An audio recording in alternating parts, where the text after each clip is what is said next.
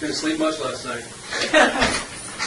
No, not that. He was a good workout, apparently. I had muscles sore this morning I didn't even know I had. Really? Which muscles? Geez, that's a good thing you didn't get a full on. Just reminds me of like those late night infomercials where you used to sell those machines that shock your abs and stuff. Oh. It's like that one. You have one or you bought one of them? No, Kimberly did. Oh, okay. But I tried it once. Just to You get rips from it? no. No, Rick, so you weren't too taken with the machine, basically? No, all the ab Yeah. shocker things, and those things are like freaking fingernail shocker. I'd just say Okay, well, Israel, we're run through the same stuff that we do every time. We're running the tape here just so we make sure we get all our facts straight. So. all right. And I just want to confirm, you didn't interrupt the meeting with your attorney when we picked up your No. report today, right? The jail today, I'm sorry. No. Okay. And you're here voluntarily, right? Yes. You understand that we can't talk about anything to do with the case involving Samantha Currier. If you do start talking about that stuff, then we'll have to stop the interview and not take you back to the jail. You understand that? Yes. Okay. I'm going to run through your Miranda rights here, and we've been through before, but we'll go through one more time. Before we ask any questions, you must understand your rights. You have the right to remain silent. Anything you say can be used against you in court. You have the right to talk to a lawyer for advice before we ask you questions. You have the right to have a lawyer with you during the question. If you cannot afford a lawyer, then we'll be appointed for you for any question if you wish. If you decide to answer questions now without a lawyer present, you have the right to stop answering at any time. Do you understand these rights as I've explained them to you? Yes. And with that explanation in mind, are you willing to waive your rights and speak with us today? Yes. One other thing, you've got standby counsel appointed in this particular matter. I believe it's Rich Currier. Yes. And it may also be Jacqueline Walsh. I'm not 100% sure of that, but be that as it may, do you want either of those attorneys present today? No. Are you on any medications or any other substances that we should know about? No. And are you having any difficulty understanding where you're at or what's going on? No. I don't think so. All right, now we're done with that. I apologize. We're going to jump in here, and the first thing I got to tell you, Israel, we talked about a little bit earlier, that stunk yesterday in the courtroom did not go over well. Well, with a lot of folks, not the least of which were the prosecutors. And that was the delay, actually, getting in here, is we knew you had some legal questions, and so we reached out for them to say, hey, Israel says he's got some questions. Are you guys available to speak to him? And, I couldn't even get one. One of them was in court. The other one said, basically, what the fuck, after yesterday. So they didn't think that was too funny. Why are they afraid I'd actually get away? Well, that would be embarrassing for them, I guess. No, it's. I don't think that they were looking at it from that perspective. Lawyers just don't like excitement. That's all it is. Well, it's more of a understanding that they thought we were kind of working towards the goal, and they're working on trying to keeping Vermont on board and doing everything. I would have sent them an anonymous letter. Yeah. And so they're kind of wondering where we're at with that. Where are we at with what's changed since yesterday? More. Yeah. What's changed for you, though? Nothing. Possibly additional charges.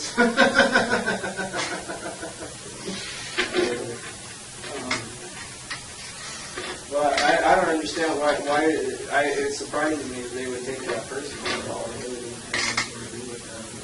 Well, they didn't. I didn't interpret it as though they took it personally. They're very concerned and very frustrated because I think in their mind we have a business relationship set up here, and they worked very hard to kind of lay out their position and the things that they thought that they could potentially do that would be in your interest based on the information you've provided. And So they felt like we had a business relationship, and they felt like the actions that you took yesterday really kind of threw that out the window. And I gotta be honest, it kind of looked that way from our perspective too.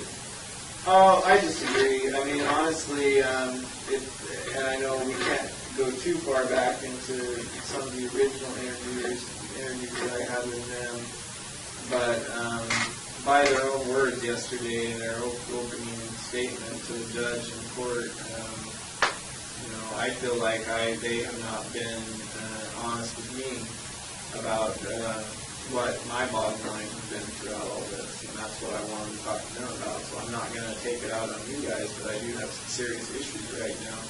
There's some sort of obvious communication breakdown over the entirety of this whole situation, and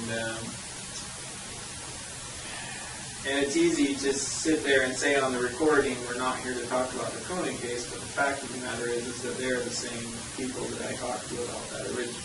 So you understand my position on that. So I understand I'm not allowed to talk to that, and I respected their wishes about not talking to them about that either without my attorney present, but I have some serious frustrations right now regarding matters related to that. So that's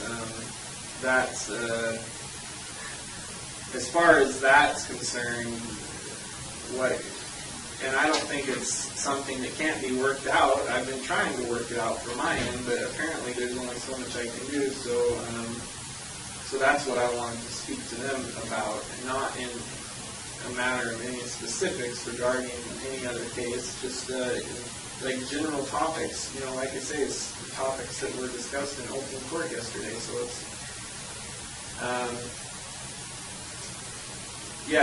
that's a frustration to me right now. They won't talk to me about those topics, but it's okay to talk about it in open court. That's I'm not buying that, so that's okay. Well, there are different rules for what can be done in open court because your attorneys are present, the judge is present, and when we're having discussions over here, we've got to adhere to a different set of rules. Right, because you have me sequestered away from. Right, I understand that. And I've been working on that as much as I can from my end. But, there really is just like a couple very simple questions I have to ask them. And I need to get a straight answer from somebody before I can move forward on it because I'm not getting a straight answer on my end. So you think they might be able to provide you with some yes, general questions about... Right. Not even questions related to the case. Just, And are you talking about the hearing yesterday afternoon or the hearing yesterday morning? Yes. Well, let's see. You had two. Yeah, it didn't. Let's see. First hearing. No, it was pretty much strictly related to the afternoon hearing. How about if you could give me the general question, we might be able to make a phone call and see if they can. Well, okay. Generally, my position has been, and I made no secret about this. My position has been that I want to talk to them about the Currier case and find out, where we stand with that. But you know we can't do that, and they can't do that right now without. Right. No, I understand that. But so we don't want to talk about the impression that I spoke to him before, and he gave me the impression that he was open to that, but only if my attorneys were present. And I said, okay, fine. I'll talk to him. We'll set it up. That was a month ago. So there's communication. Oh, I see. That's all I can say about it because they're not here, to state their case, their side of the story. But I do know what they've been telling me, and so he made it clear that, at least at that time, that he was open to that suggestion that I had, and I'm assured that. I guess it just comes down to I don't know who to believe right now because there's a hitch in the communication somewhere. No, that's true. And it's all, and honestly, I wasn't that concerned about it until yesterday, when I heard some of the things that were said in court, and, you know. Some of the things that were said by the prosecution. By the prosecution. I think it was years or so. But yeah, I mean, yeah, he was, from what he said, I was not at all happy with the, and actually I had heard a day or two before that hearing that was what was going on, and I had no idea, and then to hear it confirmed in court like that was kind of just, you know, was frustrating. And honestly, I'm not gonna get all in a tizzy about it until we can at least talk about it and find out what is going on. It's not that I'm not willing to accept people's explanations for what's going on. It's just that no one's giving me an explanation. I guess my thought on that is we've tried to do that, and we'll continue to try to do that, but just keep in mind that all of us are, you know, we're bound by the rules that are set down for us. Yes. And in some cases, the rules will be more restrictive than usual, and that's kind of what's going on, being perfectly honest. You know, because of the high profile. Well, yeah, there's that, and then, you know, sometimes there's just additional rules that we have to live by, and like the standby counsel thing, frankly, is kind of unusual. We don't run into that very often. Right. And there are some other things, and I'm not going to get into it because it's kind of legal stuff, and it's not really my strong suit, but just keep in mind that the attorneys are juggling more things than they normally would. Right. And there are things I think that we would all like to be able to talk with you about, but we just haven't had that opportunity yet. Right, and that's my concern. Are these questions that you have for the attorneys, questions under the conditions that you know we have to speak about? Are these questions that they're going to be able to answer, or are they just going to say, we can't talk to you about that because it's not related? There are questions they're probably not going to want to answer unless I have. Okay. So it's not something that they can even answer in this environment right now. Not right here right now. But I would like reconfirmation on the previous statement that Feldas had told me. I mean, he gave me that statement in an interview that was, you know, with just me, and I don't know if he was saying it as an official response or if he was just saying it to placate me, but he did say he was willing to do that, to have a meeting with me and whoever, you know, whatever counsel was required so that we could discuss things openly, and it hasn't happened.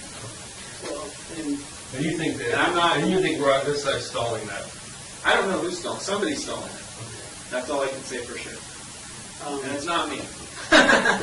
One thing we can say is neither Kevin nor Frank are the kind of guys that are going to tell you something just to shine down. So I haven't got that impression. No. They're not. And so if they've told you something, it is something that they believe can be done. And I don't always understand all the reasons why things work exactly the way they do in the legal system, but they're not going to bullshit you. It's just not their well, style. right. I agree with you, and I believe you up to a point. I mean, I'm not.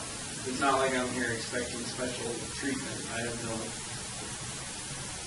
no doubts about what my part is in all this. I'm just saying that, from what I've seen and from what my dealings are with them so far, I'm more inclined to put my faith in the things I've heard from them than from certain other people. So, well, you know that they have gone through what they're trying to work out, and what I think they have worked out with Vermont is unheard of too. I think they right. Well, I mean, and we were prepared to come in and talk to you about that today, and the lawyers are just, you know, they're just not sure where we stand now because of yesterday. They want some assurance that we're still kind of going. Well, that is a good point. I hadn't even thought of it in that light. That now that it's on the news, people there are going to read it too. So. Well, and that's the difficulty that they're having. They've been conference calls talking to them saying, I thought this guy was, you know, I thought he's on board, and so frankly, that's why we went through this trouble today to meet with you today, just kind of so we can give them a feel for how things are and where we stand and what we can tell them where we stand. And this was just, you know. Yeah, well, I mean, I know it's going to be hard for anybody to accept, but especially them, I would imagine. That didn't really have anything to do with our arrangement. But I don't From my think it's- perspective, Yeah. so. Okay, but I mean, I don't think it's something that they can't work past. They've worked through some pretty miracle stuff right now, so I think this is something they can probably, they want some assurance that we're going to be able to go back down that same road that we were on, and we've made a major turn. I don't imagine this will stay strictly between you and me and people in this room, but I believe the people in this room know me well enough now to know that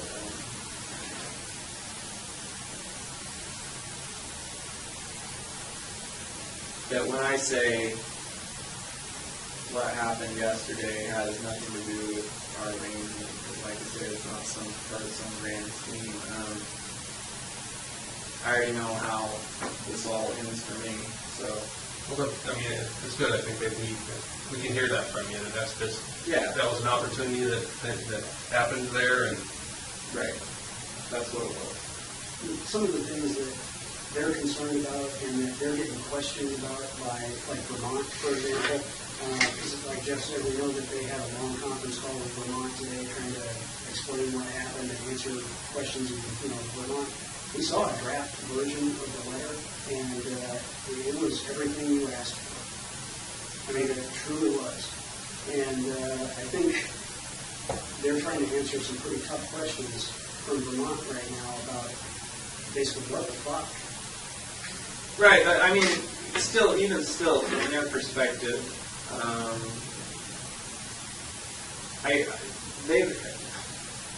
come on, let's face it. Yeah, what happened yesterday? Ooh, I'm a bad guy. I tried to escape, but let's be honest. Nobody really thought I was a good guy before that, so it's not like being escaping suddenly makes me untrustworthy. I was kind of untrustworthy before that, so. At least you have the perspective of, have an unrealistic perspective. Yeah, I'm not, and obviously, I think you probably especially know that I'm not going to get another opportunity like that, at least not within my lifetime. So, I mean, I don't know. I don't know what to tell them. All I can say is that, nothing's changed as far as my day-to-day, my reality, it's still the same. You still envision a way where we can get to meet both of our goals, where we can get what we want out of this? I think so, but like I say, after yesterday, I had some frustrations of my own. So that was kind of the catalyst that, So what you're saying is there's a couple things you need cleared up from them. I do, yeah, and I mean, and honestly, like we've talked about before, like all this other stuff, it's like little bargaining chips, whatever you want to call it, that is all one thing, but everybody knows what my bottom line concern is in all this, that I wanted this all wrapped up as quickly as possible. And like I said, it was in open court yesterday, and it's obviously not happening. So that's, and I'm, it's not that, like I said, it's not that I'm pointing the finger or placing blame on you. I haven't even had an explanation of why things are the way they are. So how do I know whose fault it is, or if it's anyone's fault? I don't even know that. So.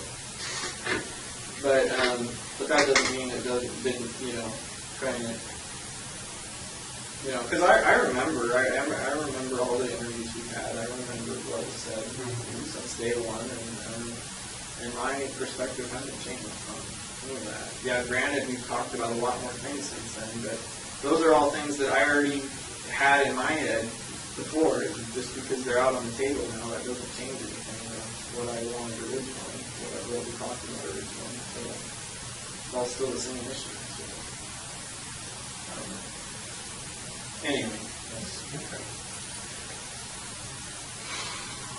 All good.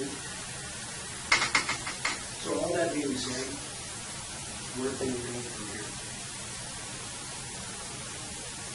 I don't know. I don't know that we can go anywhere until I get some straight answers on, what I was just talking about.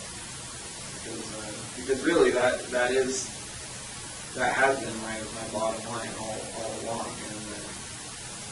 And I won't be a bit surprised. I think I know what's going on, but I need confirmation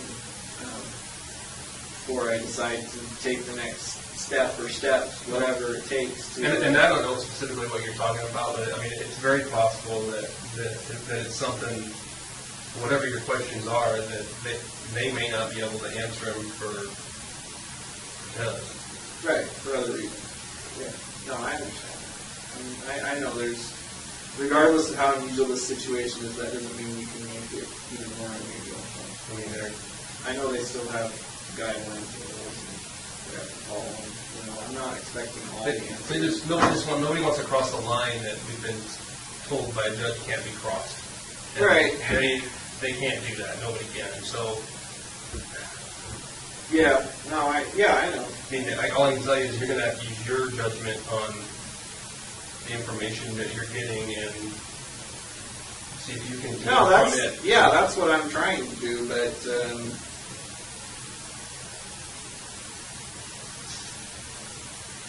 But it's not an easy thing when you get everything through a middleman, as it were. So, like I say, I don't know who to put the blame on right now. I'm pretty sure I know, but I was trying really hard to work with everybody on this, keep everybody happy. But as we all know, that doesn't always happen. So,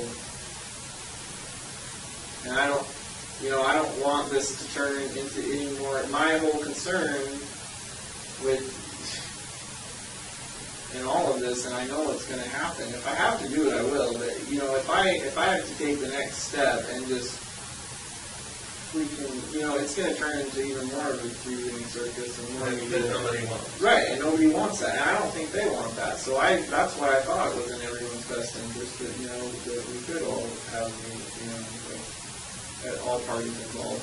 But once again, sit down and have a meeting, just like in the beginning. Like when there was no question about the legality or whether this was proper or improper. You know what? There was nothing weird or unusual about that. It was a standard interview, and there was no objections or court orders or paperwork or petitions. All this stuff that's happened since then, it seems like it's done nothing. It hasn't changed anything. I still come over here and talk to you about stuff. It hasn't changed any of that. It hasn't changed my bottom line at all. All it's done is made everything more complicated for everyone else involved. And at the bottom of that, I don't get a straight answer on anything. Well, I mean, maybe I have been. I hope I have been, at least on a few things, but definitely not on everything. Because I'm not there. I don't know. I don't see all the emails. I don't see all the paperwork. I don't hear what's said. And it's not even that I want to hear or know all that stuff, but I'd at least like to hear and know about the stuff that pertains to me and what my interest is. So. I think one of their concerns, and I think we all share it, is that yesterday's actions, regardless of why you took them, are just going to create new hurdles for them. From the standpoint of, literally they had something, I really think it was just about agreed to. It may have even been agreed to, and I just don't know it. But like I said, we saw a draft version of a letter that had, I think, everything that we discussed or wanted. So they had achieved that. And then that yesterday has now endangered that. In addition, I think they're concerned now that maybe you have a different agenda than what you told us because you were very specific. I don't want any media attention. This has created a bit of a frenzy. I gotta believe that your next court appearance is going to be standing. There's going to be nothing. There's probably going to be a lot of vigilantes guarding the door on that one. I'm afraid there's going to be, there was only a couple meet and greet people there yesterday. I'm afraid tomorrow is going to have a fair amount more media people, unfortunately. And then arguably one of the probably biggest potential hurdles now is, we know indicated that you want to represent yourself on the things for which you're not charged. And this could be a huge hurdle now that didn't previously exist. Right. I get that, yeah. These are all things that all of us are thinking about, but to be honest, they're probably more focused on it than the rest of us. We may not have thought about those things, but that's what they're more aware of. Right. No, I get that. I get what you're saying. And honestly, I really hadn't thought of it at all until you mentioned it. I was concerned about the media coverage, not really thinking about the effect it would have on the things we discussed, thinking more about, that is my bottom line. I didn't want a bunch of press and didn't want a bunch of drama. And honestly, I could have lived with the drama as long as I had been successful in escaping. But since I didn't, now I'm like, man, I really wish I hadn't created all this drama.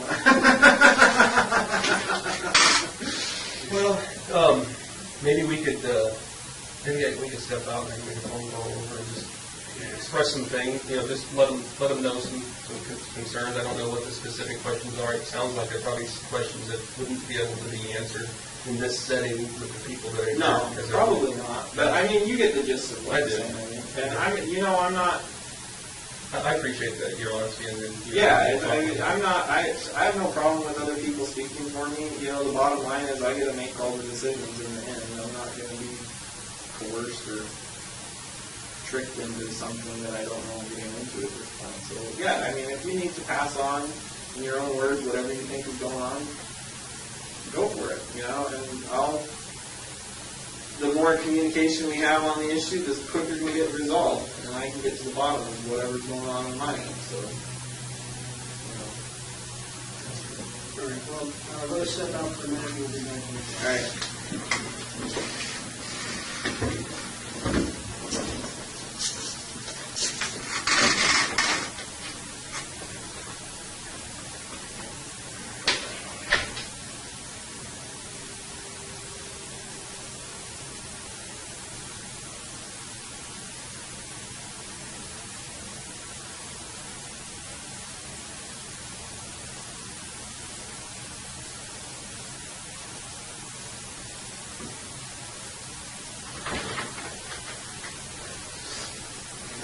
Okay, Andrew, appreciate your patience here.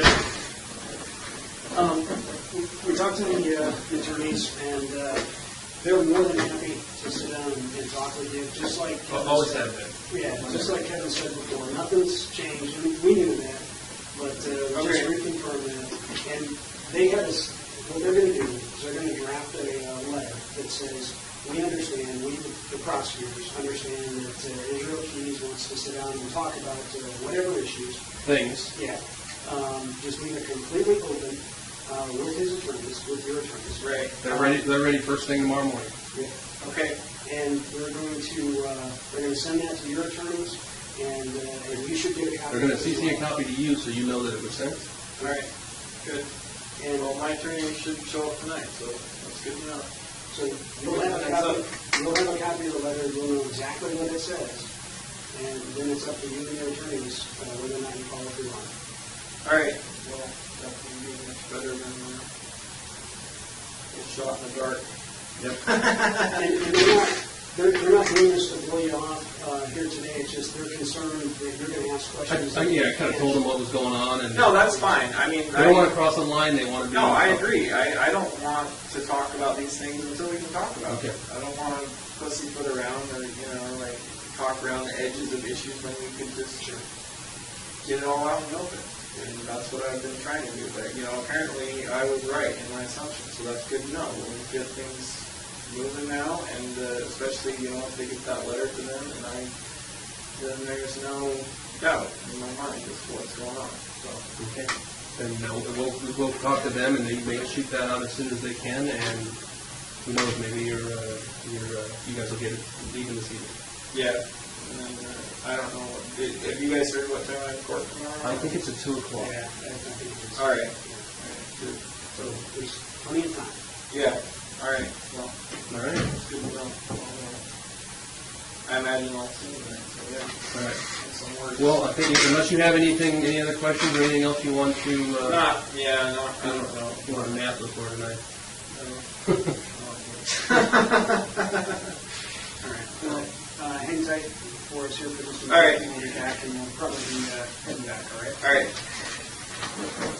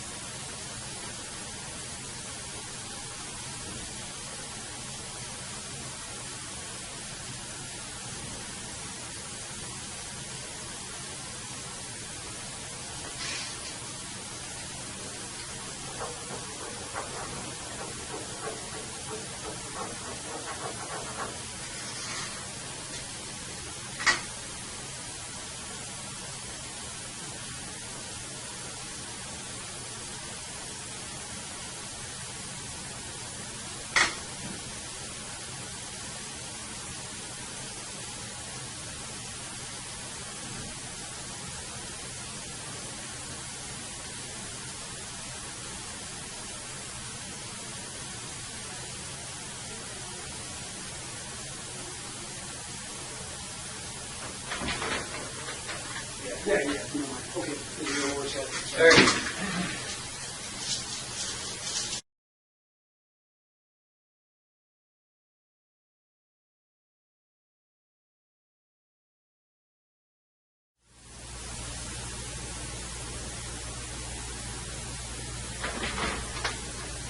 One of the lawyers got you this. Lawyers.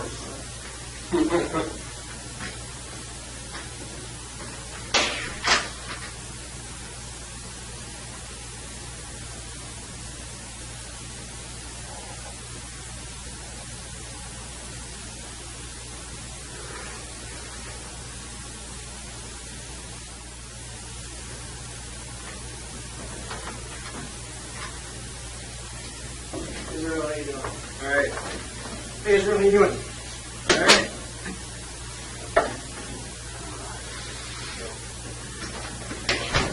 Elvis is back east in some meetings this week, but I figured it'd be a good opportunity to update you on some of the developments in Vermont. Yeah. Okay. Maybe I could do their usual advisement of the pros. All right. As you know, we're recording things here, so we got the stuff on. I just want to confirm some of the stuff that we talked about at the jail. We didn't interrupt the meeting with your attorneys when we arrived there today, did we? No. And it's your choice to come here, as always, and you're here voluntarily, is that correct? Yes. And you understand we can't talk about anything that has to do with Samantha Koenig. If we do, or if we start talking about that, we'll have to stop the interview and transport you back to jail. I understand that, right? Yes. I'm going to run through your Miranda rights here real quick. I know we've been through this quite a few times. So we'll run through them again. Before we ask any questions, you're going to understand your rights. You have the right to remain silent. Anything you say can be used against you in court. You have the right to talk to a lawyer for advice before we ask you questions. You have the right to have a lawyer with you during questioning. If you cannot afford a lawyer, one will be appointed for you before any questioning you can make. If you decide to answer questions now without a lawyer present, you have the right to stop answering questions at any time. Do you understand these rights as I've explained them to you? Yes. Okay. And with this advisory in mind, that you're willing to waive your rights as we discussed today. Yes. As you know, you get standby counsel that's been appointed in this matter. I believe it's Rich Currier and Jacqueline Walsh. Do you have any desire to have either one of them present today? No. Or any attorney whatsoever? No. Have you been taking any medications or any other substances in the last 24 hours? No. Are you having any difficulty understanding where you're at, what's going on? No. All right. We'll take care of things. Okay. So I just wanted to update you on where we were and where we are now with the discussion of the state of Lorraine in Vermont. You know, we talked about trying to get that agreement with them. Right. And we do have a letter. And I'll show you the letter and give you some time to read it. This letter is dated May 23rd, 2012, which was last Wednesday. But since this point, we've had some opportunity to discuss the contents of the letter with Vermont. They still stand by everything in the letter. And I can certainly share you emails in that effect. But let me let you read this thing. Trying to see those two.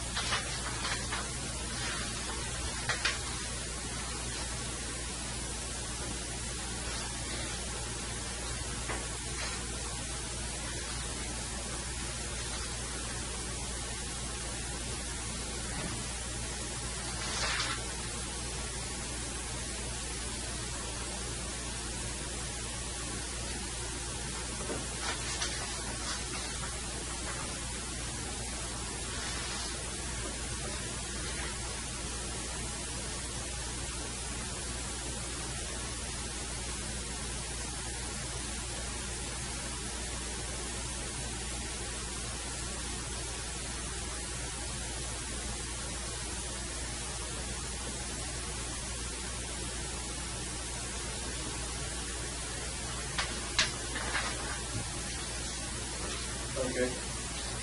So I think pretty good letter.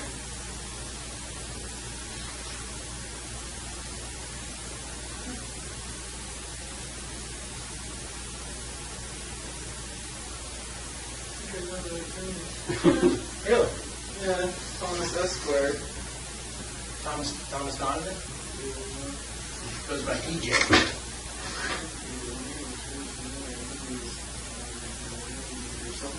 That was years and years ago. Really? So anyway, here's my take on the letter. Okay. I think it really accomplishes everything that you want and that we want. But as I told you like last week, this isn't a legal document. Right. It's not it's not like it creates rights or you can enforce it or anything. But what this is a showing of good faith, by the Vermont authorities. And Right. They're basically saying, hey, we're on board as long as Israel is cooperating with you. We agree to do those things, which Right. effectively, prevents them from running to the press and charging you under state law because, after all, they know this letter's out here. Right. So, it would be political suicide if they try to do anything with your case without just consulting with us first. So this is, in my mind, a home run. I remember last time, you said something about showing it to your attorneys. I mean, do you want them to look at this, or do you want to? If you could forward them, email them a copy of Sure. that. Yeah, that would be good, I guess. It seems that the letter is addressed to Kevin Fellis. So, that makes me feel better. Obviously, it's addressed to me. I can't really put any stock in it, but Sure. if it's a communication between the two of them, then that's good. And I also noticed that it's written by the state attorney versus the federal attorney. But you said that the state. Now, so that's the prosecuting attorney for the county or the district. That's for the state of Vermont. So she's federal. No, she's a state prosecutor. Oh, okay. So she is under the state's attorney here is T.J. Donovan, and so this is the Chittenden County Prosecutor's Office. They handle all state crimes committed in Chittenden County, which, my understanding, that's where Essex is, right? Next to Right. Lorraine. So, in terms of the federal prosecutors, they're within the Department of Justice anyway. So, we're on the same team, so to speak, as them. Right. It was just a matter of the state and locals. And, I've been emailing back and forth with these people. I can share that with you, some of it, but I just want to make clear, and you certainly, I can email that to your standby counsel, no problem. Are you okay talking about this letter today without the president? Yeah, I don't mind talking about it. I just wanted to have them review it. Sure.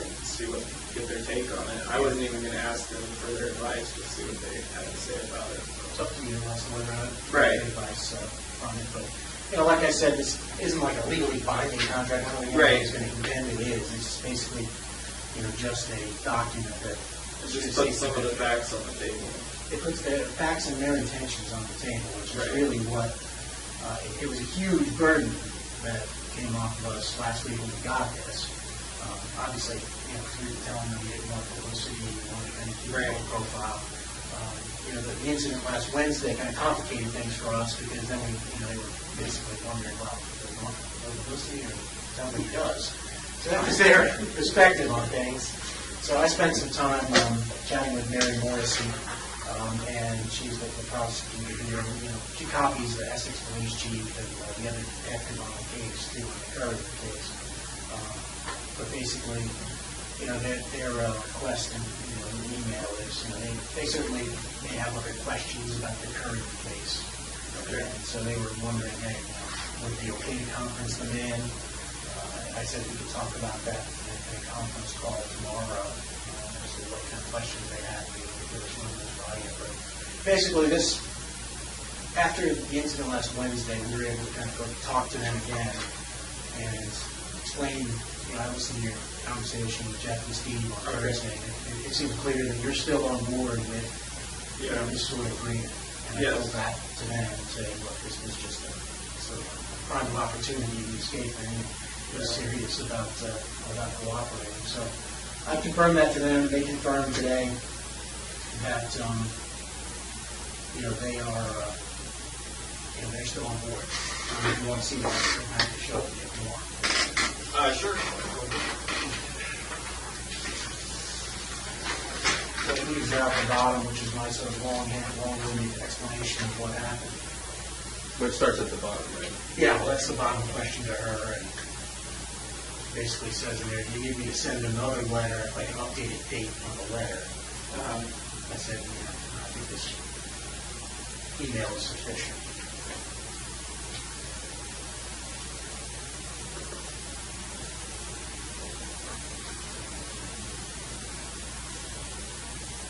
All right. Well, sounds like we're making progress. I think so. I think this is a great amount of progress where we are. I think it's going to help us move the ball forward. And just to sort of reiterate, they basically said and agreed that they know it's important to you to sort of avoid media attention, to you don't want law enforcement identifying you in connection with the Currier matter, that they're prepared to do. And they're prepared to continue cooperating. And in exchange, you're agreeing to be truthful about other crimes and other bodies. And in here, they specifically mention the name of the victim in New York.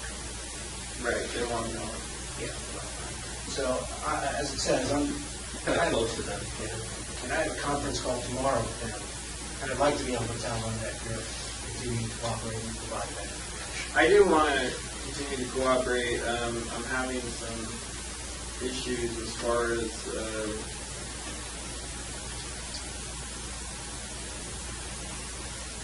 somewhat of an unrealistic expectation on my part, but I was thinking there might be a way to disclose all this information to the FBI. And to somehow ensure that we could work out some sort of agreement that, I give you all the answers on these cases and families get closure and we find as many of them as possible, and in return for that, I don't plan on being around a whole lot longer, but a really big concern to me is, my kid's going to be around. I don't want her to, type my name in the computer and have it pop up. I already know stuff's going to come up. I know that, but I just try to minimize that at this point, I guess. Is what I was hoping to do, and apparently it's going to be really difficult to get that assurance. So I'm trying to, figure out a way we can still do that.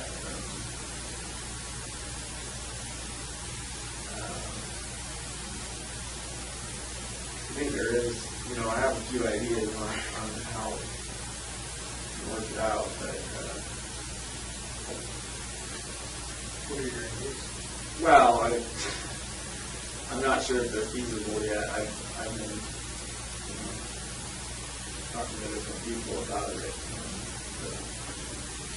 From what can happen from a legal perspective.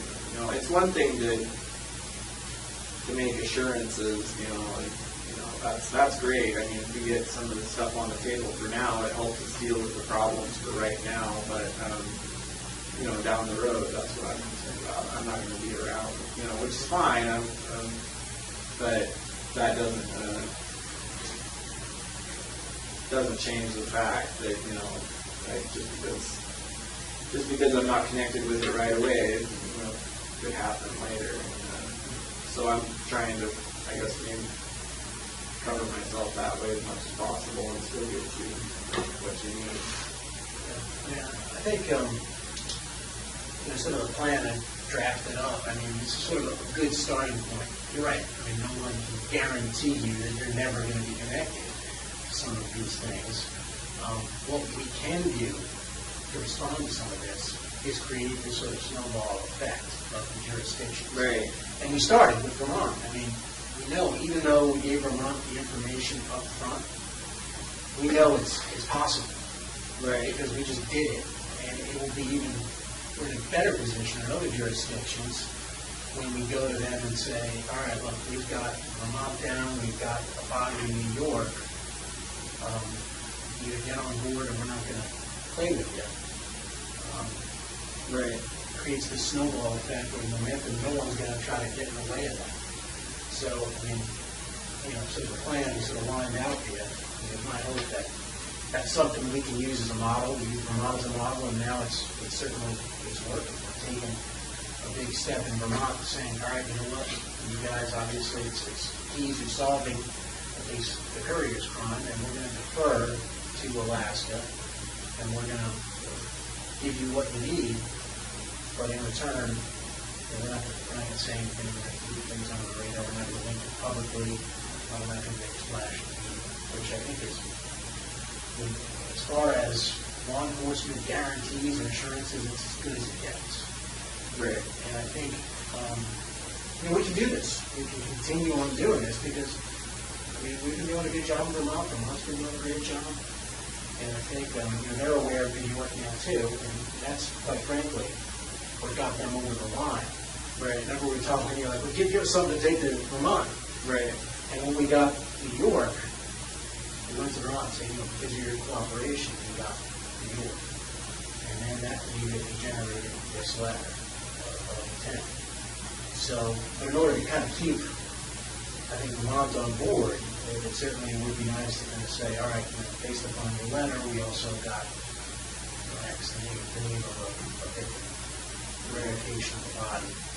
And we already have your assurance about the Currier matter. You don't have to worry about what's happening with that, because that's all tied up in this. And we can do the same thing with New York.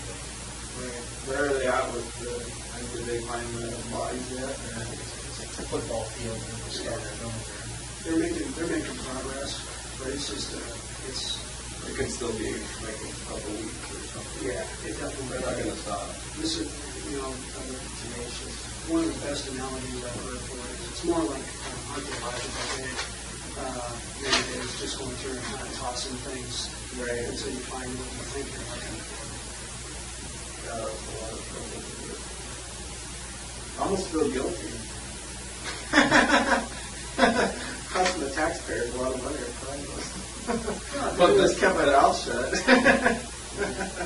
But that's how committed the FBI. No, I is. understand. They, Just well, what it we sounds did. like they've got it. They've got the area. They just got to find it.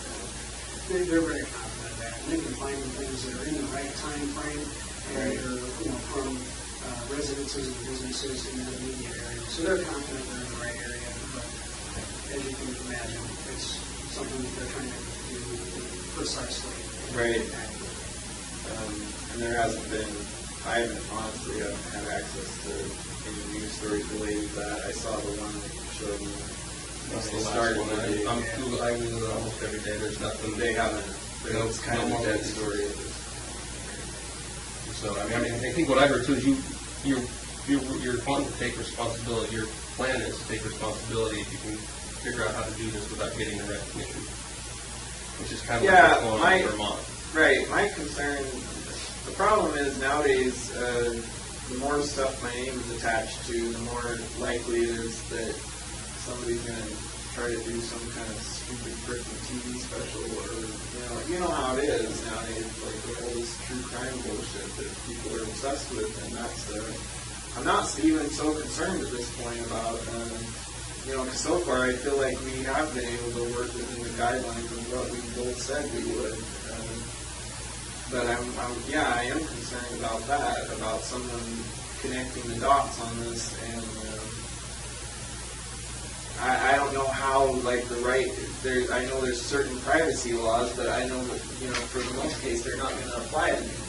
And so I know that at some point, it's pretty likely that if someone tried hard enough, they could Not so much, because we got a couple of things sort of working in our favor on this. One, it's an ongoing investigation. Right. And so that right there is going to limit the amount of information that's going to be released. And two, it's an ongoing federal investigation.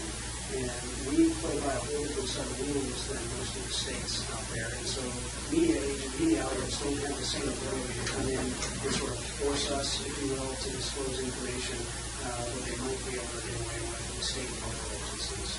Right. Yeah, I can see that they would have more to go up against. But there's also, I mean, if I'm dead, then the investigation from the federal government's point of view is pretty much closed. Not necessarily. I mean, we're going to do what we need to do to tie up the loose ends. And to the extent that we can do that with your assistance, like we've talked in the past, if we go at this as a team and we have the benefit of your information, it allows us to go hunting with a rifle instead of a shotgun. And there will be things that we might have to follow up on down the road when you're no longer in a position to assist us. But our idea is to do this with you so that it's focused, and we won't. And it's not going to get anywhere near like it is in Vermont because we've all learned from that stuff. But the way to get it like that is for us to have to try and figure it out ourselves, and that's what we would. I mean, and you know that. You know exactly what we're faced with and what kind of publicity we're all going to be faced with, and questions that we're going to have to answer, and that these other agencies are going to be asking us. And those are the things that we're trying to avoid, knowing that you're the only one that can help us keep this to as little publicity as possible. It's up to you. All right. Well, And so that's where we're at with. And the reality is, if we're not able to do this with your assistance, I can't imagine being able to do this without generating a fair amount of publicity. I just don't think it's possible because it's going to be too large and scale. It's going to involve too many jurisdictions and too many agencies. right. And I'm just being honest. Yeah. I mean, I know you've got to move along with the investigation. Unfortunately, due to my own actions recently, somewhat complicated matters for me, so not surprisingly now there's something else I want out of this. But I don't know if I'm even supposed to talk about that yet because I haven't even found out what the options are.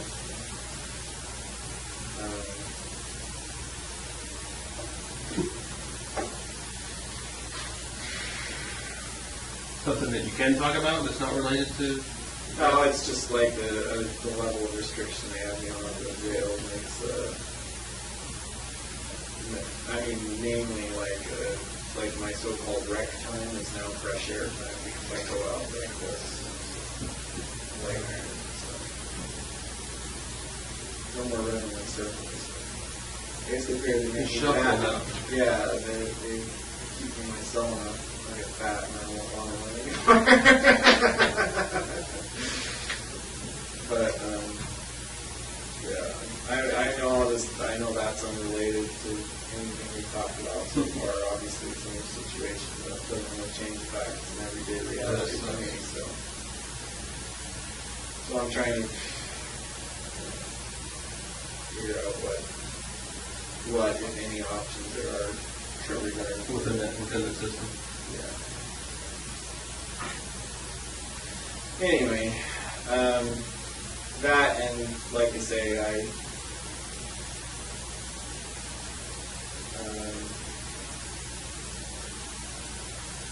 think so far, yeah, things have worked fine.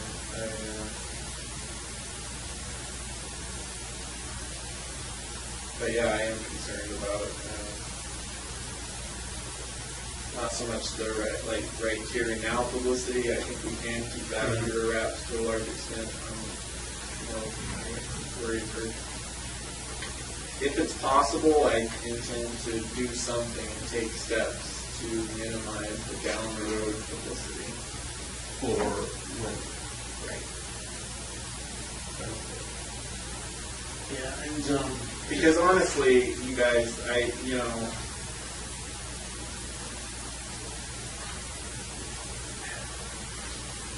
mean, there's nothing. I'm not trying to get anything else out of this at this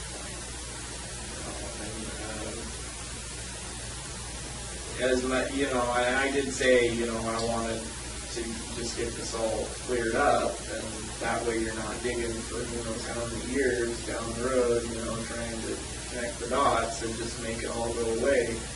But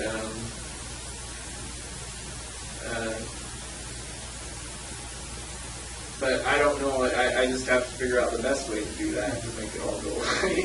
Well, make it all over. I understand that too, and I've heard you say this many, many times, but at some point in time, your choice may be the reality. Could be that Laney and everybody else knows what you did based on what you said you did, or everybody else, including Laney, is to see the fiasco and the media frenzy that is created by law enforcement trying to figure out what speculating what you did. Because I told you, on the one trip that we looked at, surrounding New York, we have 10 viable, people that are missing that we know of. Those are just the ones that are still reported that way. And so, if we have to, and we know you didn't do that, but that's what we're looking at in each one of these trips. Is we're faced with, if you don't tell us, our options are to be public with that agency because we can't ask questions and not expect questions in return. And so we're really living up to our end of the bargain, because at this point in the investigation, if you weren't cooperating with us, this would already have been happening, and the media frenzy would be crazy with us trying to figure it out, because we do have enough information on your trips, at least, to do piecework. Right. Not that we're going to come, you don't think we're going to find anything out, but we have to try. And so, and I know that's tough for you to think about in the future, is that the reality may be that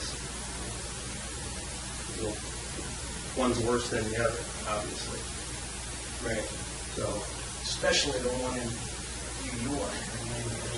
The only reason why I'm just showing you a picture is these guys at the FBI have been incredibly restrained about asking that part of the country for assistance. Because if they ask that part of the country for assistance, the immediate response is going to be, what do you have? What do you have? And so that's the reason we're not sitting here throwing, pictures in front of you and going to you first, because, we understand you're cooperating with us. Vermont understands it, and that's why they're on board. And we just like to continue that effort instead of, having this whole media frenzy too. Right. And, with respect to Laney, there is that whole frenzy that's going to be created, maybe slow down, I think.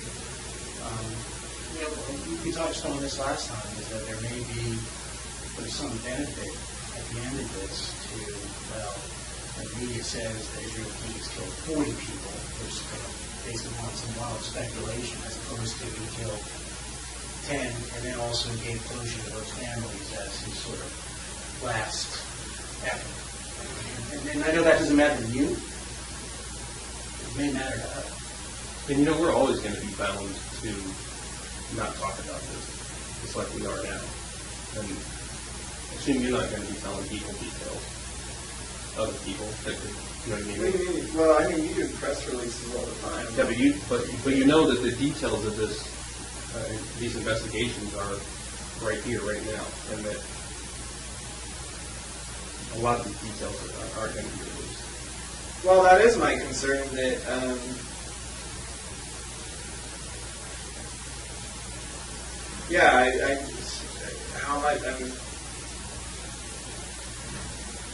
I don't know. I don't know that, because I see, I watch them do it. There are press releases that are done on other times. So. Press releases, though, are different than what I think you're worried about, and rightly so.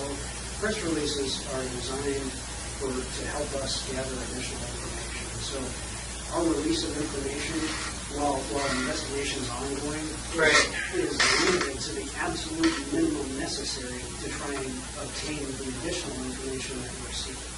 Okay. Does that make sense? Yeah, that makes sense. And as long as the investigation is ongoing, we're not going to be throwing out information just for the sake of throwing it out. That's not the way we operate. Right. Well, you've seen specials on the FBI. I mean, come on, everybody talks about our secret files and how we never give up anything, right? Yeah. There you go.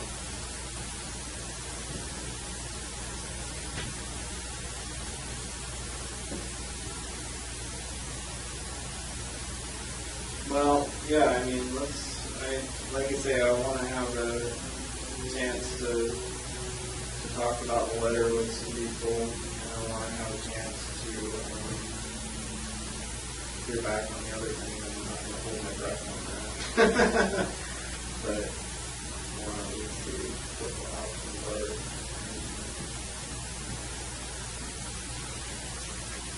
Like I say, I would have preferred to wait until they find the bodies in Vermont, but it sounds like that could be a while, so I guess as long as we have that letter from them, and as soon as I have a chance to look it over, or have a, I'll let people look it over then. Move on to the New York trip that, I mean, you guys already have, I'm sure, very good information on it. Probably have more than I remember at this point. Except. Sure.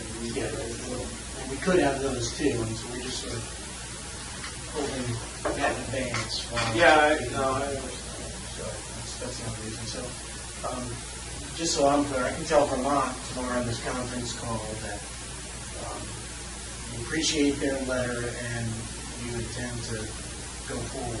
Yeah, well, Yes. yeah. Yeah. So it's reasonably Yeah, especially on the New York case, because I've already given you so much information on it. Can't really stop on that one now, so. One thing that might be helpful, and I don't think this is sort of giving away anything, but we just start thinking along those terms. Kevin is back east with a meeting of criminal chiefs, and it certainly would be nice for him to start networking with whatever criminal chief he needs to in terms of the New York network. Now, again, I don't think that gives away anything. I mean, you just told us the body is in New York. We want to start striking up relationships with whatever criminal chief he needs to talk to or will need to talk to about the New York thing, because you've already said. Yeah, but I mean, I don't want to give out any more information on it. I mean, I understand his point of view, but it's, like I say, it's still, frankly, that's going to be too much. Like, at this point, I don't want to go there yet.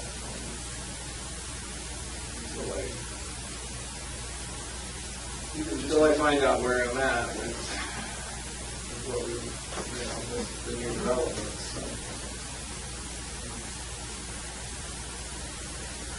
Okay, what about, I'm just thinking about his trip, because he had asked me these things.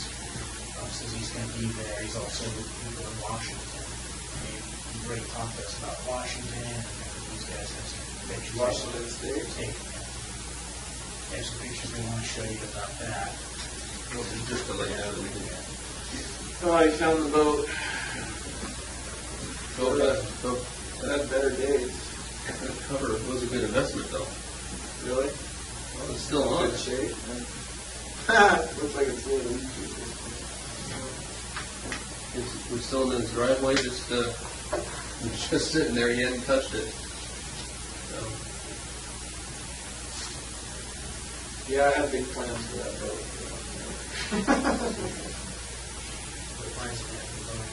Oh, I was going to bring it up here, but didn't have to bring the motor on it. But I decided it was time to leave the last one. I probably would have picked it up. Been there for a long time. Just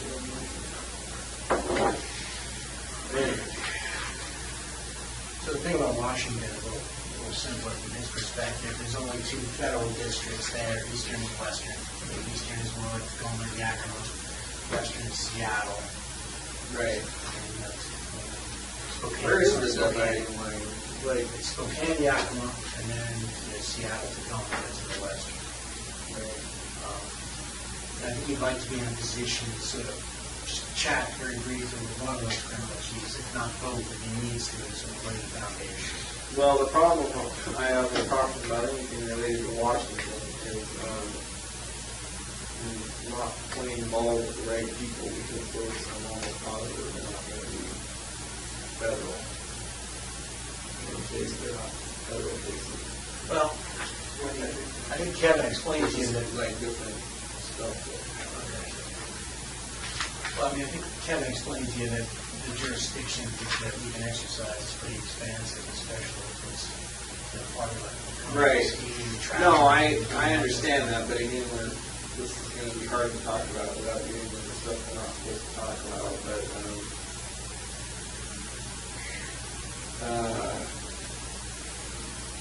depending on things, the way things pan out, things we've already talked about, then I may need those details of the Washington case that I would be better served to wait, that's where the route I have to go. You know what I mean? I think I do. I'm not sure. I think we talked a little bit about. Because there's a big difference between state and federal, it seems, and it seems like Washington might be a state that. But that's something that we can sort of start working on in the background, so we're not asking here now today, but that's something that usually does require cooperation between the federal districts, even if they're state things. So you're saying there's two There's two districts in Washington. Federal districts? Yeah.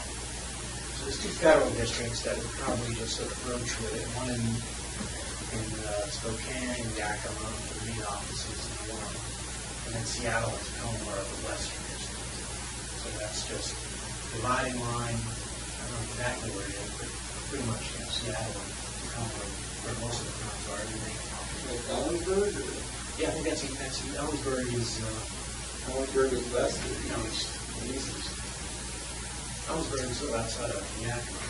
You're going to need both districts. Because I don't, Well, it's something. I mean, the good thing about Washington is we have some pretty good relationships with both U.S. attorneys there. And, both criminal chiefs. No, I understand what you're saying, but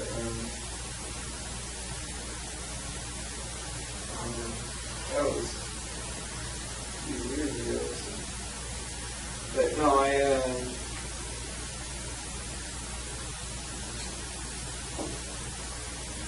it just seems like I might end up having to talk to state people there. I don't know. I don't know either, but I mean, the good thing is the federal people have their counterparts. Like Vermont was pretty connected with the Chittenden County folks. Right. We can sort of get them on board and make the transition easier. Sort of move forward in their jurisdiction. If that's the board we choose to go, obviously everyone would have to be on the board anyway. Right. So that's what's useful for him to give them a heads up. I think, Frank can correct me if I'm wrong, obviously, I think the sooner that they have that opportunity, the less likely you are to bring the drug from one jurisdiction to another, because they'll already do things in place. No,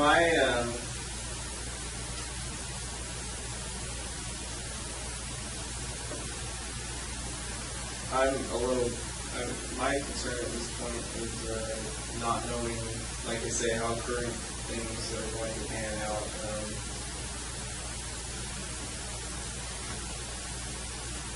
The information that I still have could come in handy if I need it. And if I give it out now, I don't think I'll need it in that respect, but you never know. I don't know what's going to happen. And if I give it all out now, particularly, anything about Washington, that could seriously compromise my options, future options. I think, and Mike was going to bring that back to me at some point. Obviously, if you take the staggered approach, which I think is probably a good one, you go to different places, we're doing one at a time. But the plan that we proposed here is to do exactly that. So like we sort of did the New York one, we make sure we have everybody on board in the New York one, whatever jurisdictions we need to, get that information agreement in place, and then we can move on to Washington. Right. Washington, basically have the same agreement, and then, it could be an option that you could always use later down the road if you don't like the way things are going. You can ask us to simply say, hey, there's that thing in Washington that I helped you on. Can you, reach out to those people again and see what they're willing to do. So there is that. I get you if you don't want to kind of, sort of give away cards. But I think that the plan that we proposed to you is sort of a one at a time, staggered approach, and we eventually get where we need to be going. And it doesn't result in this land massive. Yeah, but it is going to have to be spread out over the next who knows how long, because I don't plan on, like I say, until certain ongoing issues right now are resolved, I don't plan on giving out all these. Well, that's not true. If I get, who knows how, I don't know how long this is going to take. I don't know. My impression is that there could be a pretty wide range of time frames that could happen.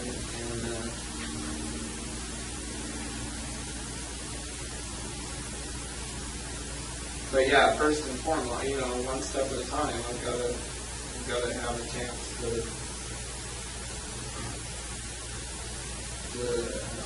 tackle, whatever new issues on the table.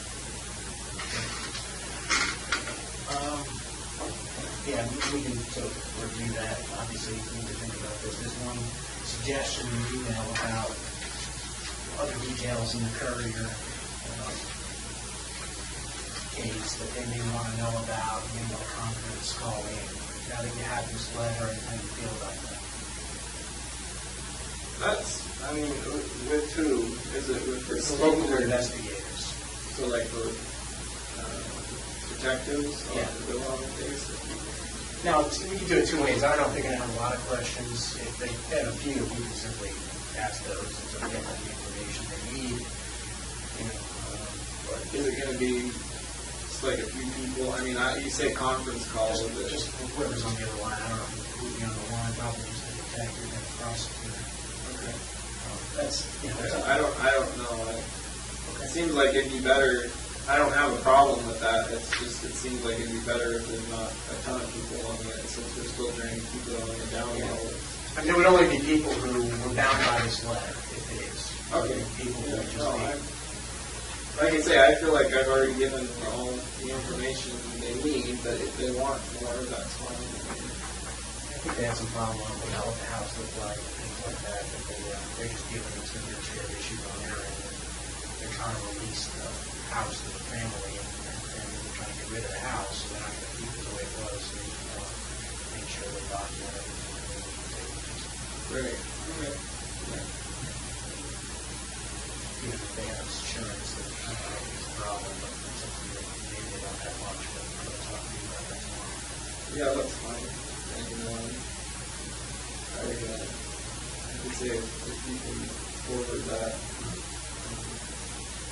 I'm actually very sure we'll have a chance to talk to them about it. Yeah. That's fine.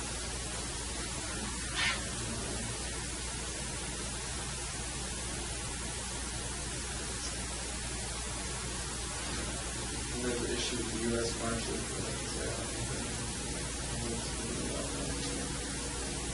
Security is a difficult thing, and they kind of basically always the mind their own business when it comes to Right. security. So it's, usually that kind of thing. I mean, I don't know, it's a difficult situation, given what happened. They're responsible for it, in custody, so they would have been pretty foolish if we got too much farther. So they're probably not going to, who knows if that doubt they're going to be open to much of your suggestions, but I don't know. I'm not going to take any of my suggestions. Yeah, I don't remember stuff. My suggestions seem to hold less and less water lately. I'm sure they're very polite about it, though. Yeah. They all seemed quite highly amused last time I was at the courthouse.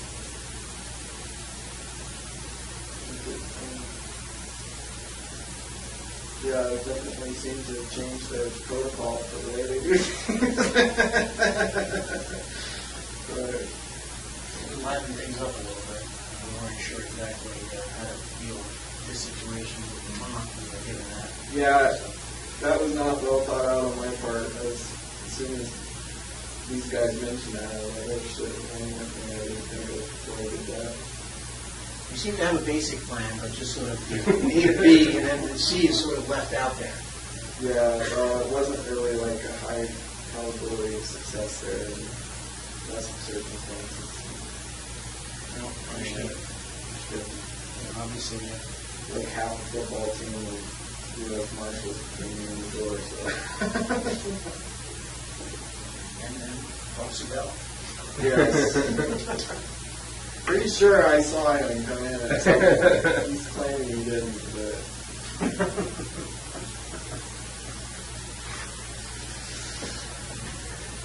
Anything else you want to talk about, or questions you have on these other matters? No, I think from my perspective, I think the letter's good. But yeah, it's, From my perspective, I'm glad they're still willing to work with, yeah, this is a home run from my perspective.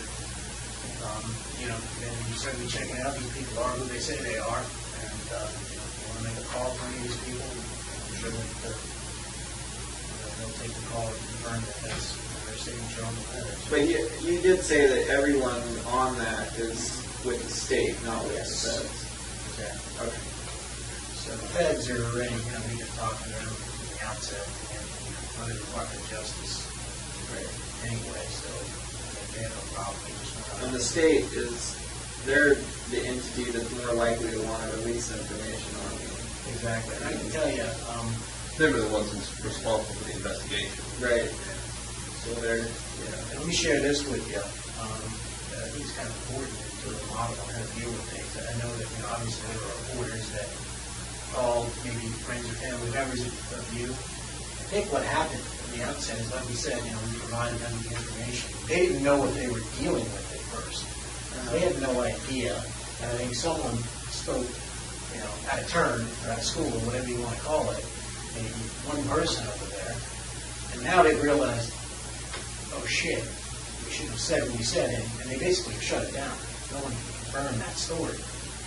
So I think it's incredibly helpful to have this sort of model going forward and be able to tell them, we want to limit the attention to New York victim.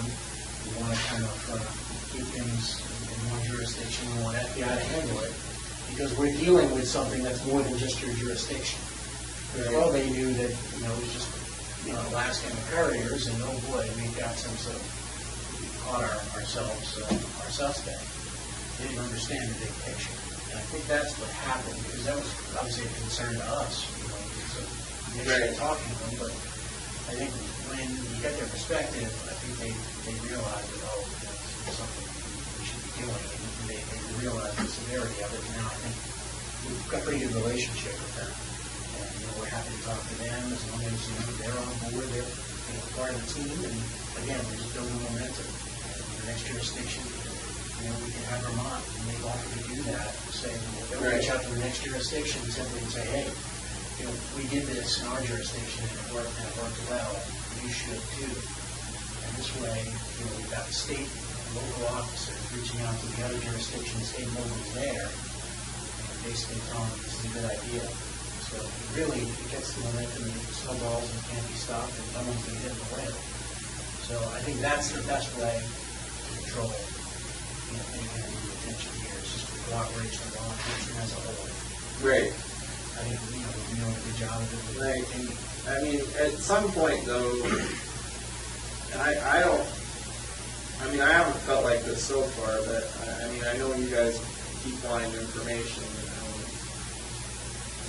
and like I said, I don't want to give out everything all at once, but I just don't want us to get in a situation where, we reach an impasse and you're like, okay, we're going to go and start doing press releases now or whatever, and then I'm going to be all pissed off, frankly, and, and then, so, that's all I ask. I'm not saying this is going to remain a compatible relationship, obviously, but, if we can keep it at least an open communication. And that's why frankly, we came over the other day and you told us you weren't in a talkative mood. And we still wanted to bring you over because we still want to keep this this relationship going. We're getting pressures. We're all getting pressures from the powers to be that control us, our bosses, to get information. You understand that we all have jobs to do, and so we just want to keep the communication open. I guess that's what I'm saying. I'm not so concerned about the people in this room. I'm concerned about people putting pressure on you to get the answers. I imagine they don't care about my agenda. They want all the answers like right now, and I understand that, but I just hope it doesn't come to that. I just hope it doesn't come to like a standoff. Yeah, I think, this is a business deal. I think, as you can explain it, sort of, it's a business deal. It's kind of strange because, obviously we all have different interests, but that's usually the case in any kind of business deal is you have stuff that we want and we have, things that we can assure you of that, is of true value to you, I think. And so in any kind of business deal, like I said, negotiations, everybody walks away from the table, not getting exactly what they want. I think, we've basically been able to manage our supervisors that way by saying, look, he's not going to give us everything up front. Okay? He's not going to do it. But we're able to kind of say, hey, but he will maybe give us one at a time and draw it out for a period of time to keep sort of the benefit of the bargain for us. And we're not expending man hours and, going through all the press and media and, other local departments. So, we're not getting exactly what we want, and you're probably not getting exactly what you want. You probably like to not give us any of it. Yeah. But, it's a business deal, and, we're keeping up our end of it. I think we can continue to work together as long as we're reasonable. Yeah, I just wanted to, I figured that was the case. I just wanted to let you know that's what I was thinking. But know that while we're doing what we're doing, our responsibilities and talking to you and trying to keep this going, there are lots of other people out there investigating trips and airline tickets and phone logs and things like that, doing what police do, and there's going to come a point in time where when that investigation reaches a point where they think they have some information that they need to act on, where that's the timeline we're going to be pushed up against. Right. All right. Having them slow down. Yeah. All right. Well, and the only other thing is on a more personal note, like I was saying earlier, my brothers are visiting this week, and honestly, like I say, that whole thing last week I did not plan out very well, but I would prefer to just try not to think about any of this stuff this week while they're here. It's not that I don't want to, it's just I guess I'm just juggling too many things in my head right now,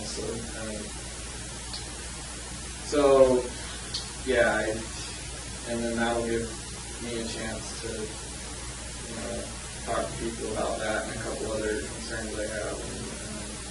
But for now, I think I'm just glad that they're still going to. I'm just bottom line is I'm glad I didn't hear about it on the news the whole Vermont. I half expected them to be impressed these actually. Yeah, no, I think it's a testament to the relationship we built over there. Yeah, so as long as we can,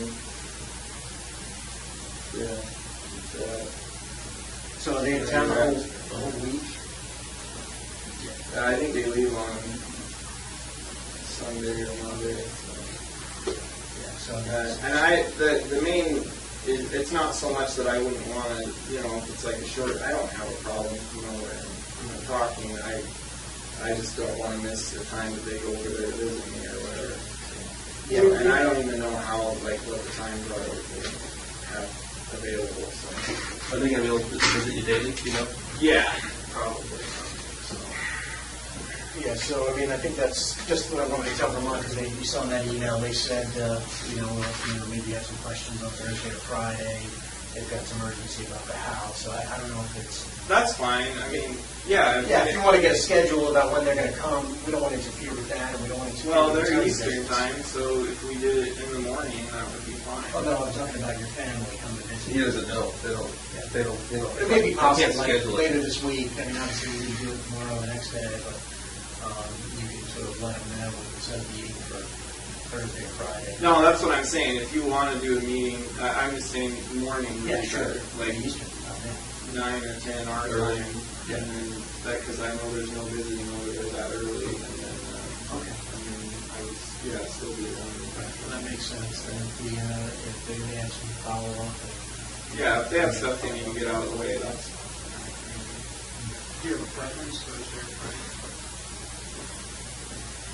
No, it doesn't. Check my day plan. So you don't get the normal exercise, so they let you have the tennis shoes and forgery that you can't run, or... Yeah, no, I just started wearing. I don't get to run anymore, so my tennis shoes, I don't lace them up tight anymore. So I just wear them. They're slippers now. They're not tennis shoes anymore. So when you start lacing them up, we should pay attention. Yeah, they're too tight for me to slip them on or slip them off.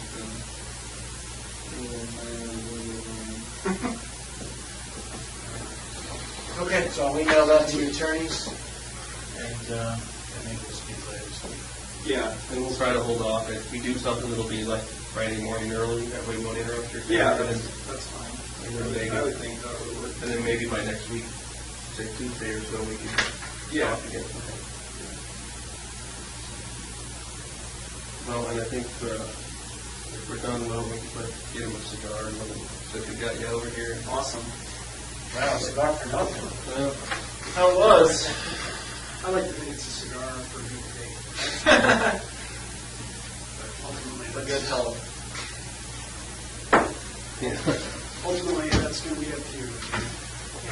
Okay. No, look, I mean, we keep working on this. We're working on our end. Yeah, we've done just about everything we can do at this stage. Hang tight, and we'll be back with you. All right. Sounds good.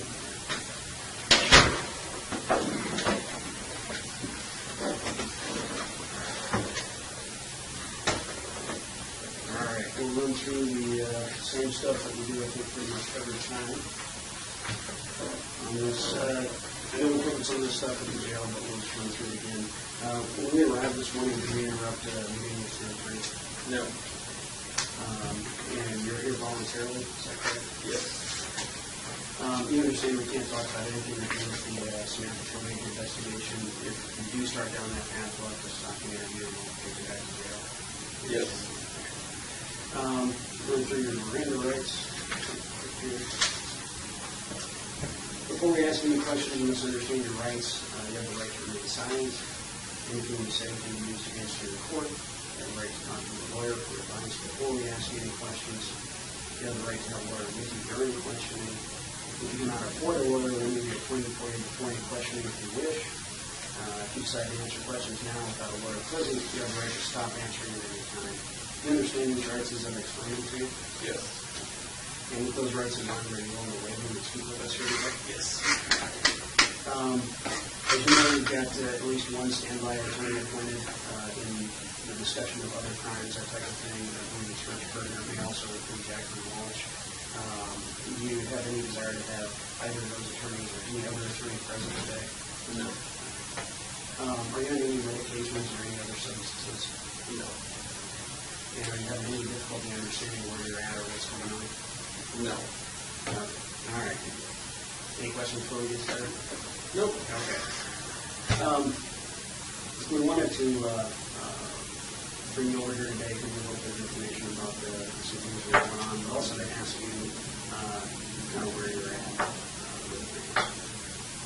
It sounded like you're kind of frustrated with things. I don't know if that's something you want to expand on at all. Just things haven't been happening for the last week. There were some things that I asked for information on, as well as, well, basically that was just and haven't heard anything back, so we'll see. I don't know. Supposedly within the next day or two, I'm supposed to get a more comprehensive visit or information or something, but so far it hasn't happened. So we're not talking anything about Samantha Corning, but I've been back east last week, and they gave me a little bit of an update, but since I've been out of the loop, I wanted to come and see you, maybe the conversations I've been having with other U.S. Attorney's offices. But before I do that, I just thought the same kind of question in relation to moving things forward. Where are you at kind of about all this? What's your take on this? Not talking about what you're doing about yourself, but where are you in regard to the discussions we've been having?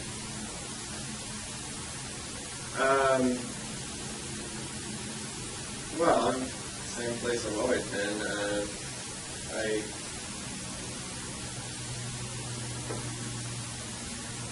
I am obviously a little concerned about giving out a lot more information, especially over a short period of time, until I find out where I stand on some other issues. So,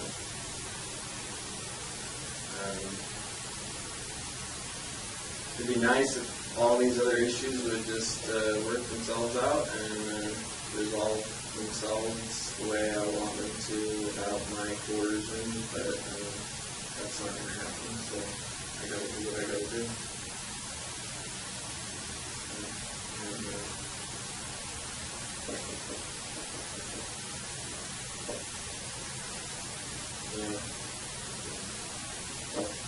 It would be a lot simpler if I would just take certain steps so that I could expound upon that a little bit more, but I'm not ready to do that yet, so if I have to, I will,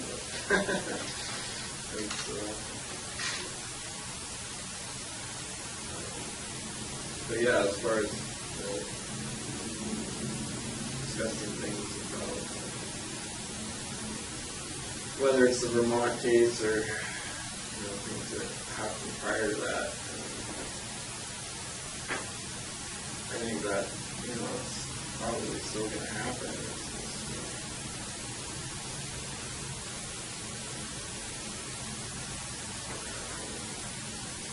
I guess the reality sets in for me as to how much more time there is passed before I may find out what I need to find out.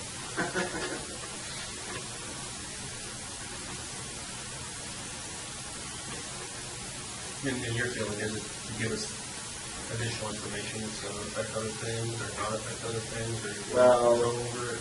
Yeah, it's once I give out the information, then it's gone.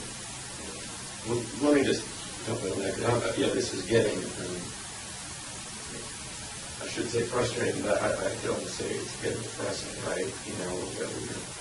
Maybe you feel the same way that you have been meeting with us now about other crimes for weeks and weeks and weeks, and I think it's getting kind of just downright depressing that we are not moving forward. And I don't think it's I'm not sure why it is. We came in here a month ago and laid out that plan that Frank Russo laid out, and because we've kind of bending over backwards from the U.S. Attorney's Office perspective of saying, look, we're going to work with you, move the other things forward that are going to need to be moved forward with all the other crimes. Right. And we all kind of understand that we're going to need to move forward. And so we thought you were on the schedule of wanting to move other crimes investigations forward. We know you want to keep the media down. You don't want to be charged under jurisdictions. We know those things. We took them into account and we came up with this strategy to say, well, let's move them forward. And we really kind of busted ourselves to do that. So we're getting kind of just, like I said, I should be saying frustrated, but I'll start with just kind of depressed about that we're not moving those things forward. And so, what's your view on that? And the same with law enforcement. This is the typical way you move forward with this type of investigation. And for us, it's frustrating, and we're doing it this way because this is the way that Israel wanted to do it. And what's your take on our? This isn't the way I wanted to do it. Well, just tell us what your take is on that. Well, my take is, I've said this before, even though we may at this point all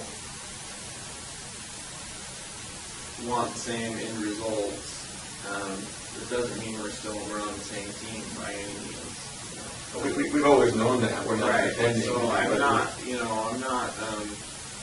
I understand that you've got your schedule, you've got your deadlines, you've got things you've got to get done. But honestly, that's of no concern to me. If we can continue to work together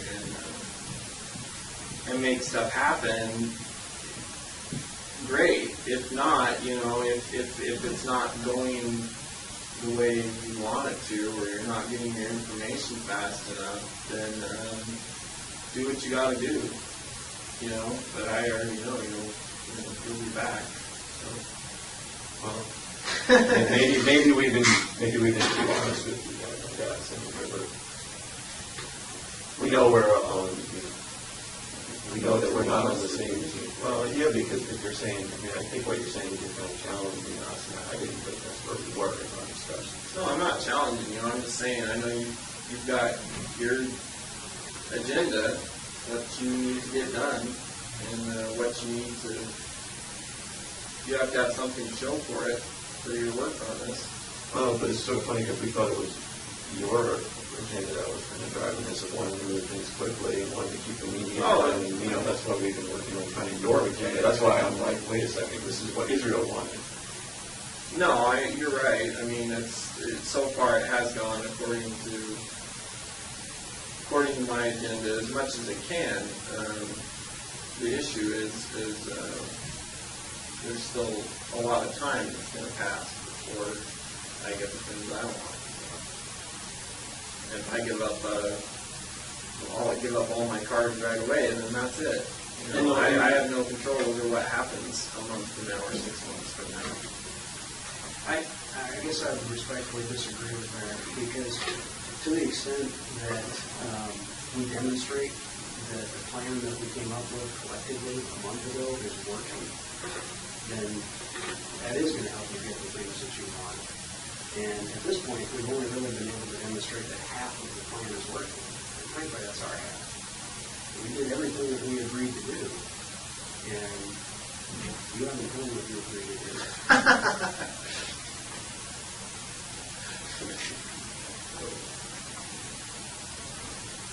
First of all, I didn't agree to do anything today. I already told you that. So,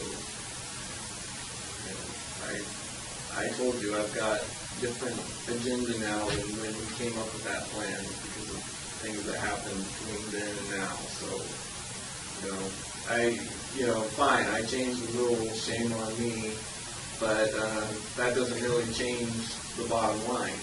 I'm going to at least find out what my options are. And that hasn't happened yet. So, I understand it put a hitch in the schedule, but, and that's not the only issue right now. There are some other, other things that we can't talk about, and that's an issue with me too. And I know that, there's a lot of debate that these things aren't connected, but to a certain extent, for me and what happens to me, they are pretty closely connected. So. Well, as we've said before, we won't talk to you about anything related to this now, but if you want to request a meeting, we right. And if that's what you guys decide, that's totally up to you and your council. Right. and we'll make ourselves available, but we won't discuss the man. No, I understand that. You said you don't want to give up all your cars. We understand that. We haven't been asking you to do that.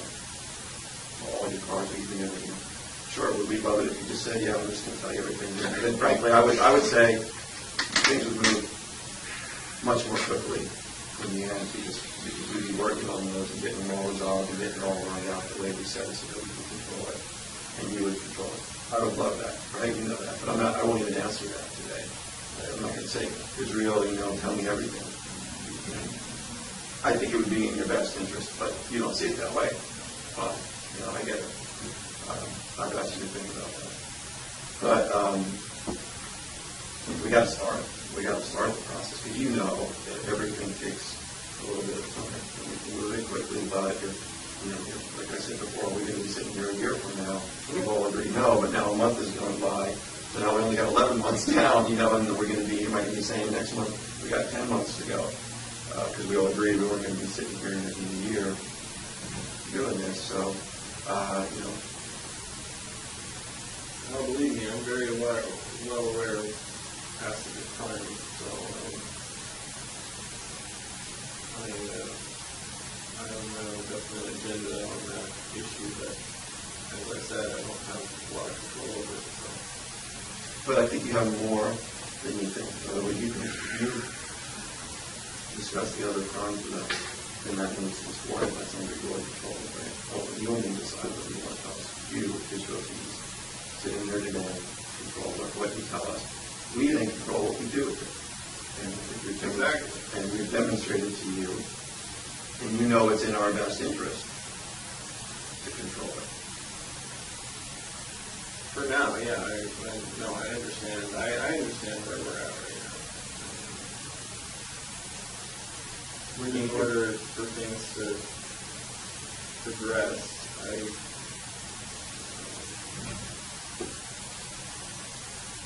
I have to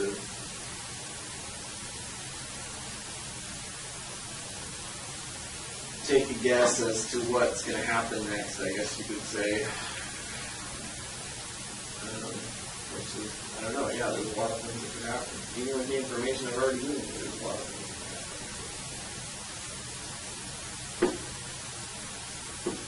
I get it. It's your schedule. I think you said it was our schedule. It's really your schedule that we were trying to work on. So we can sit here and guess and wonder what's going to happen in the future, and none of us are going to predict, right? And say whatever happens is going to. But the only thing you can control is what we're doing right now. We have a definite, concrete, certain way that we can move forward now that will definitely expedite whatever happens down the line. Because we've got all these other things to talk about. We will definitely expedite it, certain we start now. Everything else is just speculation, so we can wait and see, but time's going to move by. Yeah, no, I see what you're saying. It's like the ultimate goal. If that is the ultimate goal, that I put all this stuff out on the table, then yeah, then it's better to do it now. But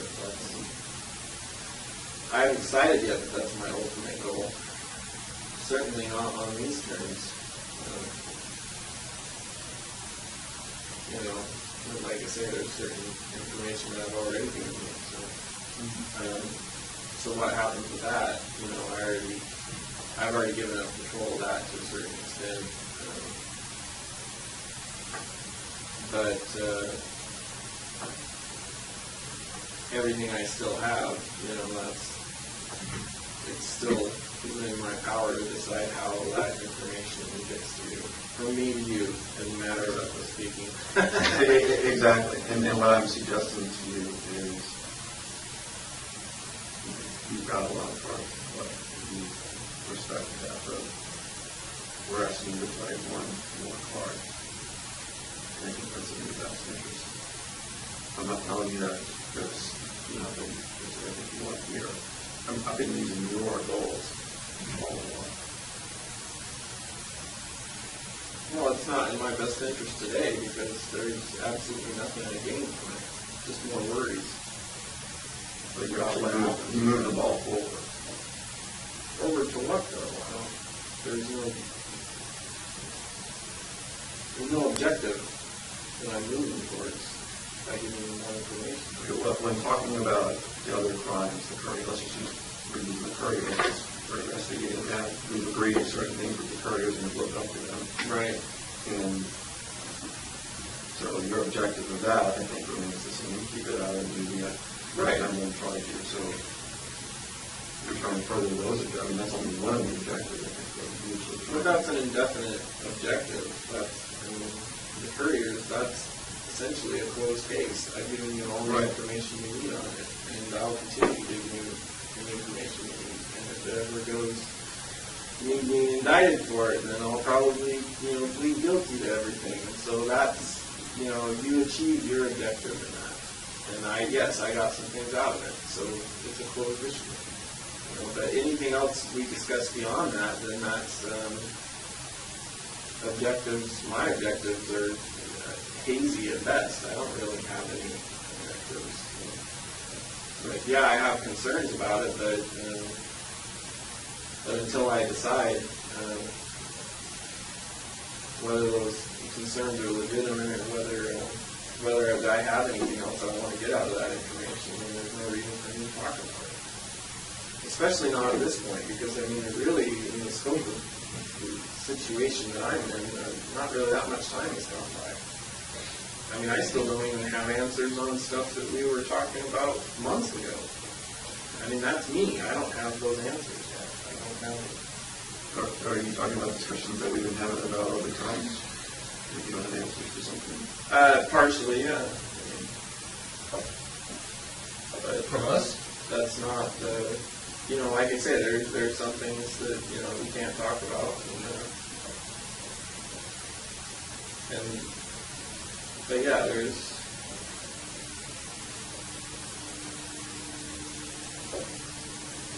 anyway, neither here nor there. It'll happen.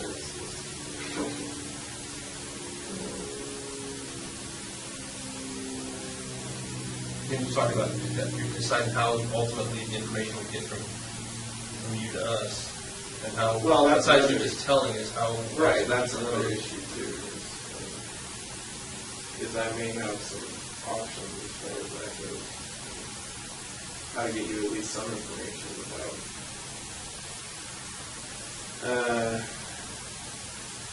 Well, and that's what we tried to do. We tried to give you that ability. Yeah, that was our idea. The plan was, you tell us, where in New York, so we can work with them, get their insurances and everything, and then starting the processes, we can even move it forward. Doesn't think it doesn't.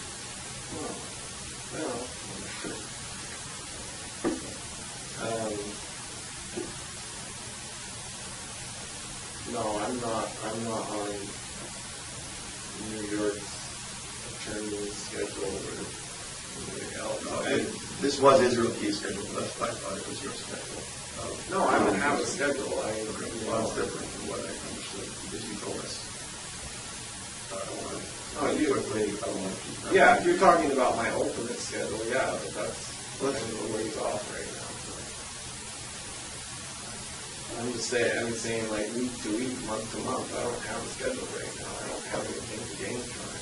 I thought you did have a schedule. When you say a ways off, now I don't know what you're talking about, because month to month is what's happening now, basically. We're moving at, we've gone from moving at a fairly reasonable pace to being month to month, and 6 months is going to pass, and then a year is going to pass, and then a year and a half and 2 years. And I'm offering you an opportunity now to move that more quickly, and I'd like to start with, not even start, I'd just like to move forward on New York. This is going to move everything, carry the pace of everything more quickly, which is what I thought you want. If you tell me differently, you say, I don't care how long anything takes anymore, then I understand that's different. No, I do care about how long things take. I just, first of all, I don't know what time has to do with any of the any information that I give you, because if you think I want to be indicted or charged with any of the crimes, then you're wrong. you told us, we're trying to avoid that, right? Right. So avoid that by controlling it. So I don't understand how giving information is gonna. Well, let's just say, what happens if Vermont says, you know, we thought this guy was operating, what if they were to say, we're going to charge him, so if they need to charge him Vermont? Well, they're gonna have to wait their turn, aren't they? Well, what happens, so how long will that continue, right? That's what I'm trying to say. That's what my concern is. Yes. So right now, we're not charging for it. What do you think? Explain to me, what do you think would happen if they do charge? If you know, we say Israel just says, you guys do whatever you gotta do, and then we would go forward and you lose control. What do you think would happen with that? Well, I assume, I don't know for sure. I assume there's a few different things that could happen. None of which are good for me, from my perspective. So that's what I'm trying to tell you. You know, is working with your goals seems to be in your best interest to move forward with New York, so that Vermont doesn't charge, because Vermont charges. that, And, you know, well, statistically, that makes things less likely to go my way, because the more the attorneys, the more crimes that are involved in this, the more likely it is that one of the states is going to get fed up and say, oh, we're trying to. you know, we've already demonstrated to you what we can do and explain how it works more. Because I don't think Vermont could take as long as they want to take if they charge. You know, they can take their case as long as they want to take it. And, you know, what happens then? To your goals. To your goals. What happens to your goals? If I Vermont- assume that puts me in limbo until they get their crack at me. At least I've heard of that happening before. I don't know. So, do you want that? Of course I don't want that. You already know what I don't want. Well, that's why I guess we're just miscommunicating. I thought that's what I understood it, and that's why we offered you this plan to control how things progress with Vermont and just using New York as a neighboring state, right?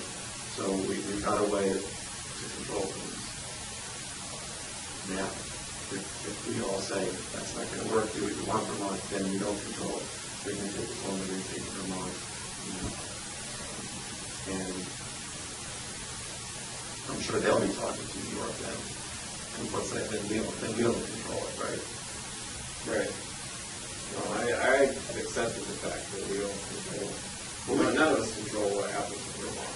Well, I think I thought Or you do.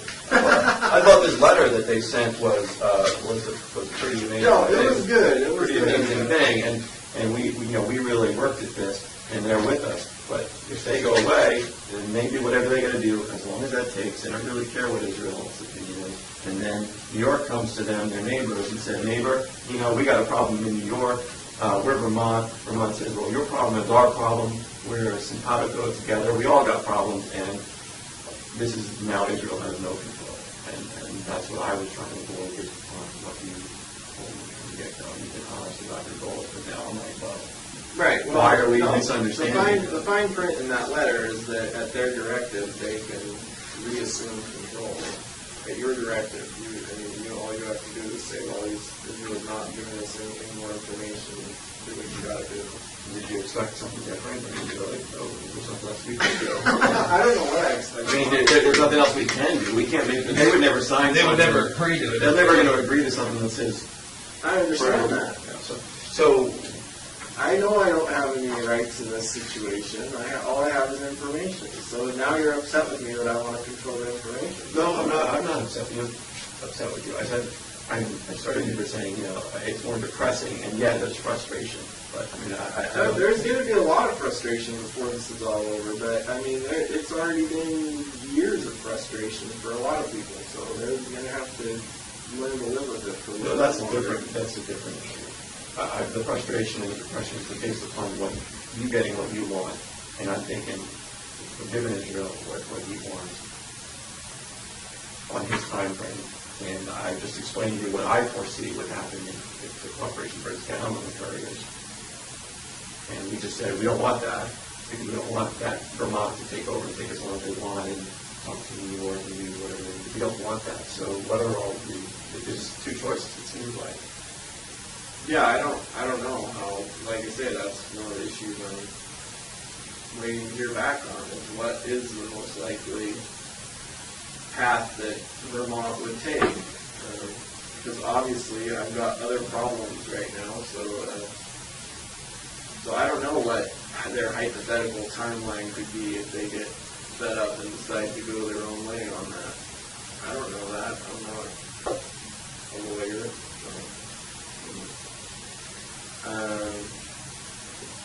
Yeah, like I said, I'm sure there could be a whole range of things that could happen with that, the information that I've already given. Well, normally, state prosecutions or other federal prosecutions don't move that quickly.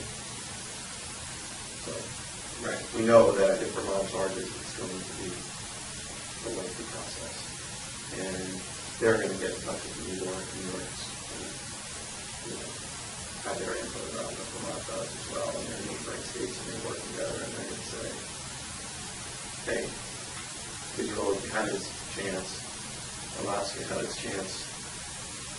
They said that they were moving forward. I'm just trying to link up to what I foresee related to the Curriers. That's alternative B as far as I'm concerned. Alternative A was following on the path we've been following. So, doing nothing is a choice. Doing nothing is basically saying I choose alternative B, which is the longer road and the less control. I think A and B is goes hand in hand for law enforcement. I've told you many times what option B for law enforcement is, and I know you say we'll be back, and you may be right, but at some point in time when people see that there's an impasse, then they're going to say, well, let's try it. And you may be right, maybe we're not going to find anything, but we have to look. We wouldn't be doing due diligence if we didn't try. Right. With the investigative leads that we do have. So A or B. And I know the B is just huge public media and public-wise. And I just don't want to damage any relationship that we have if we have to go with Plan B. Well, I mean, if that's the only option, It's not. I mean, it's not our only option right now. Right? We have Plan A. We thought.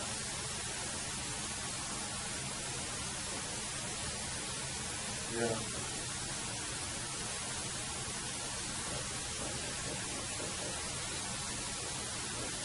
I mean, you realize that. You realize that this isn't going the way, this isn't going like a normal investigation. There's certain things that we would do in this type of situation that we're not doing.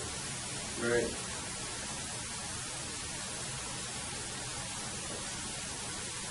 All those are very public and very unpleasant. And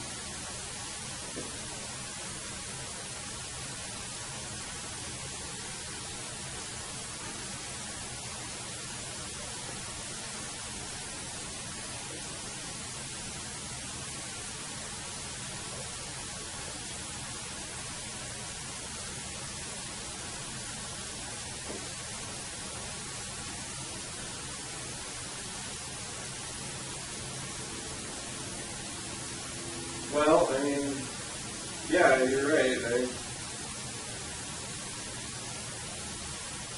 mean, if that's what it's come down to, it's like either I give you information today or you go your own way with it. But if that's what it's come down to, you do what you got to do, because I'm not giving up any more information until I find out what's going on. A couple more issues.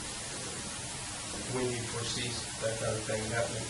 Well, if it doesn't happen this week, then there's going to be another meeting. So are you telling us that we can next week sometime we can hold off and next week sometime address this issue? Yeah, we're here one way or the other next week. Yeah.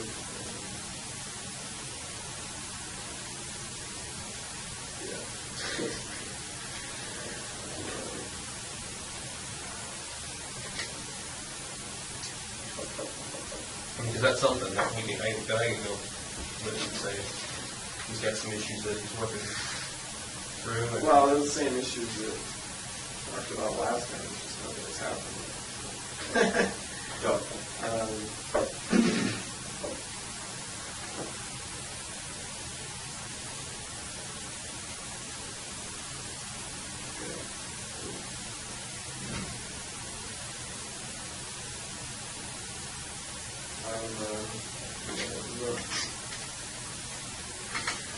I'm hesitant to tackle all the issues on my own. I thought I was going to have some assistance, but If you want assistance to be done, everybody's told you, you get whatever assistance you want, and that's your business. Right. And we're not gonna, just be really, I want to be really clear, that is up to you, and that's your choice. To do that, is, we all want to make sure we have every opportunity to do that. So if you want that, do it. That's Right. our business. no, That's clear. We've just been coming to you, being honest about where we are in the process. No one's laid down an ultimatum yet. We're trying to avoid that. that's good. That's what I want to avoid too. I just thought if I came in here and You can see we're not, I mean, we're telling you that you're smart enough, you know that it is what it is. What I'm telling you, what he's telling you is the reality of this. Yeah. You know, I mean, we're not, Yeah.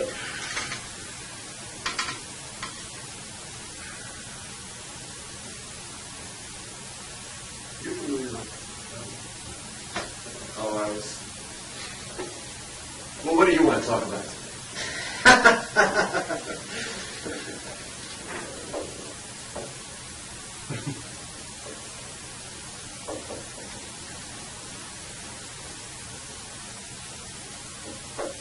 Just thinking that hypothetically,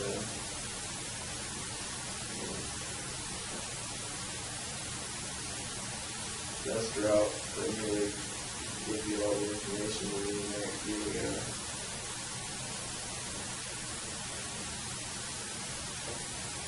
kind of like a last minute kind of thing. So I'm not around for the aftermath. Well, you think that's realistic? Do I think it's realistic? I don't know. It seems to me like that would kind of be my call. Well, but, I mean, like I said, if Vermont goes forward, it's not going to be your call or our call if Vermont does. They don't have any reason to move your pace. Yeah, I know. You know what I mean? And right now, we're working together, so. Well, I know. I kind of doubt Vermont is going to well, play that game. I doubt they're going to, I mean, I'm telling you from even the U.S. Attorney's perspective, that I doubt they're going to play that game that says, we're going to move forward in Vermont, really quickly on the Curriers, make sure that gets all wrapped up, and, we're going to give him what he wants, and then because we think at the last minute he's going to cause everything. or I guess that my opinion would be with it, the issue with doing it, something like that would be, would you be able to provide us with enough information that we need, and would that leave some kind of doubt the way it's being done like that, rather than up front cooperating every step of the way and giving us the details that we need to make the closure, rather than right there at the end when all we're getting is maybe a name and a place, and we might not be able to complete the closure all the way, and there might be some, I don't know, it's just food for thought. Would there be? Right. No, I understand what you're saying. My concern isn't so much of that. My concern is about keeping things under wraps for the duration of my incarceration, however long that may be. And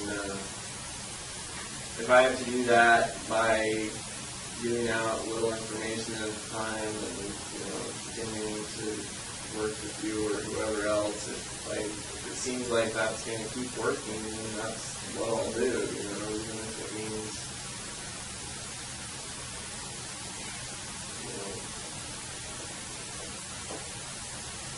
more drama that way, I guess.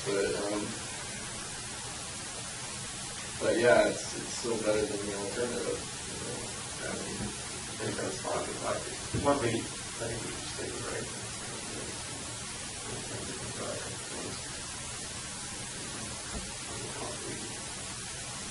You need a bathroom? Yeah, I could.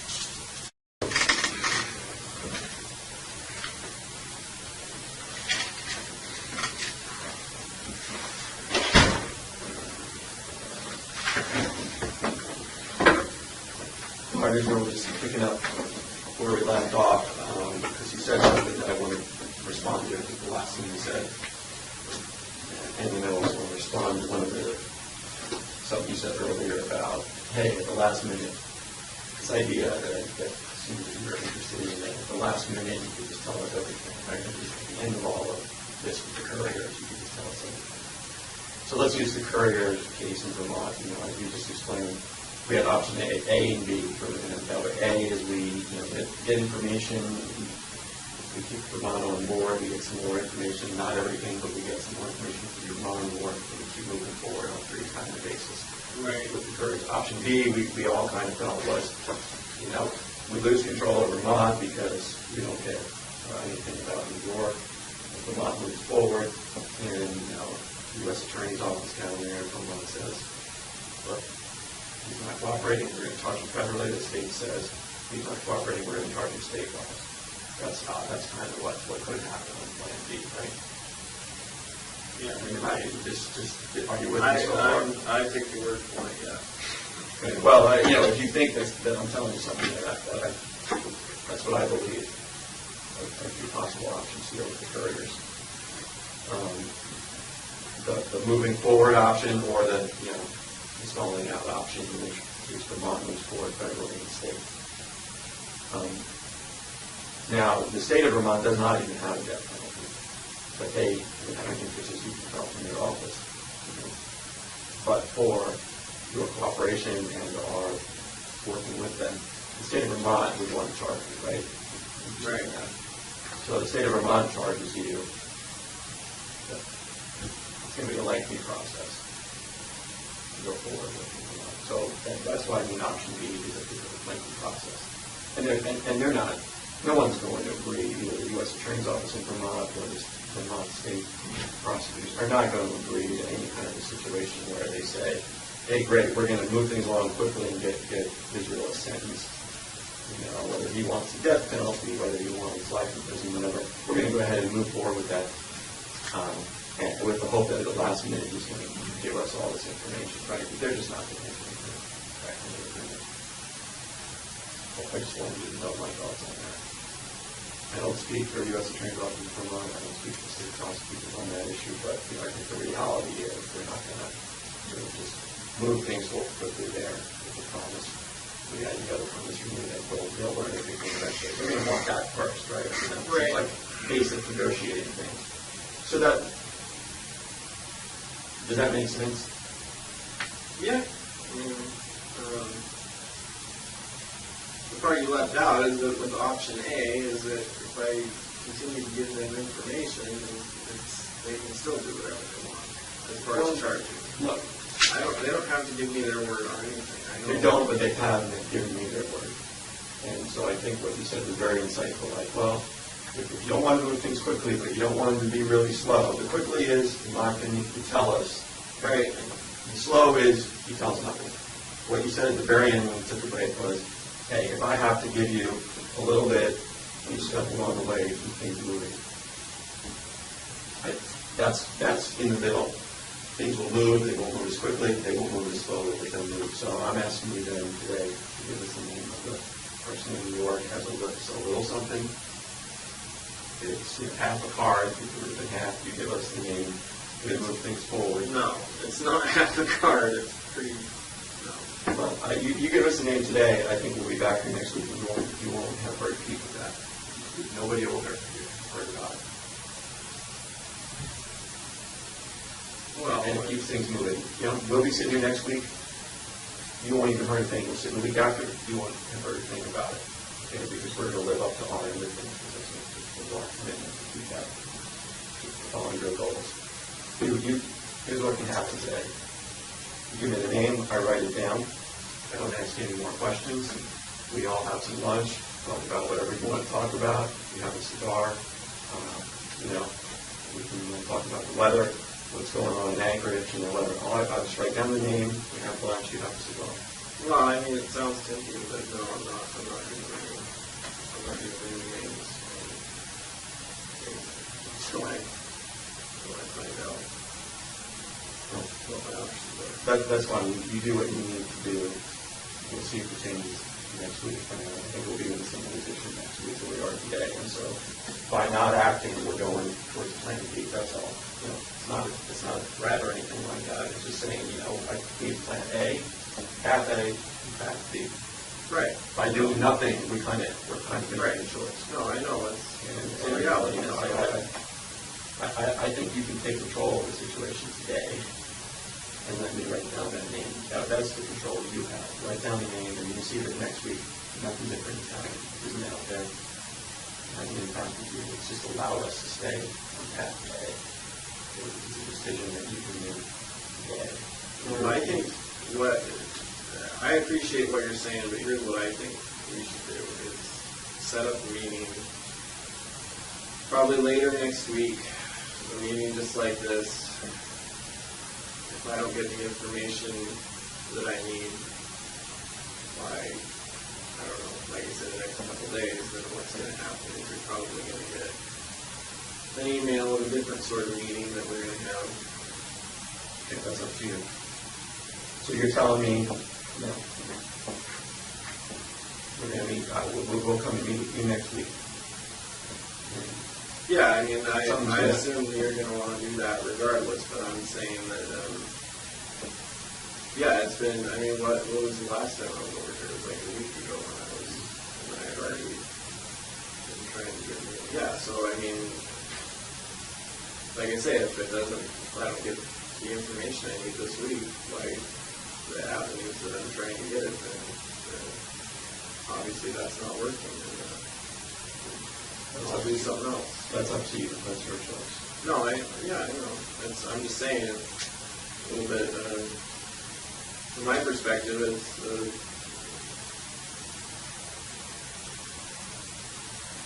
there's several different things going on. I mean, we're trying to keep them all related in my head, and then trying to keep everything moving on all of them separate from each other, but still in the same direction is not an easy task, apparently. But, yeah, that'll at least give me some more time to get the information that I need. In the meantime,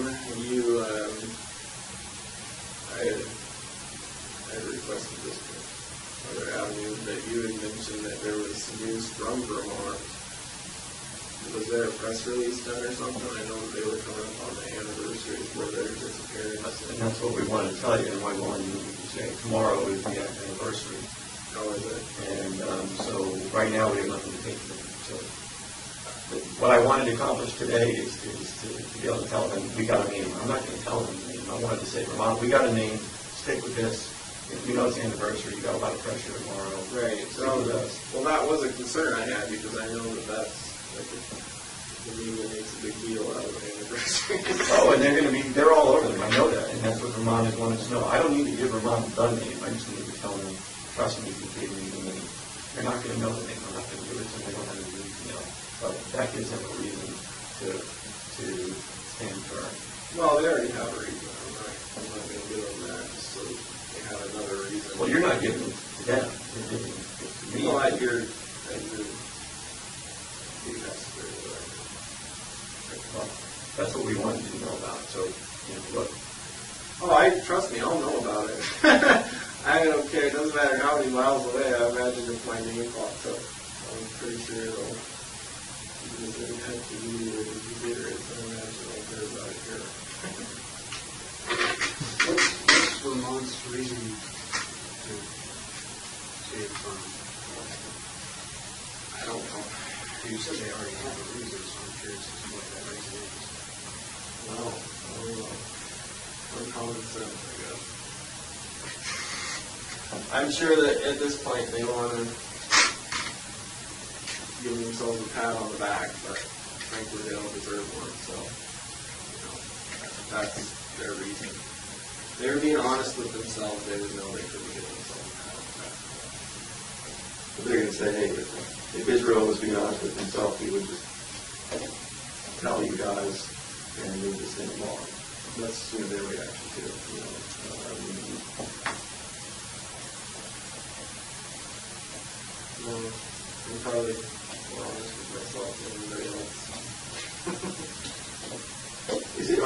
just looking to hide, I mean, are you looking to hide the information? Is that what I'm getting at? Yeah. You're looking to hide it.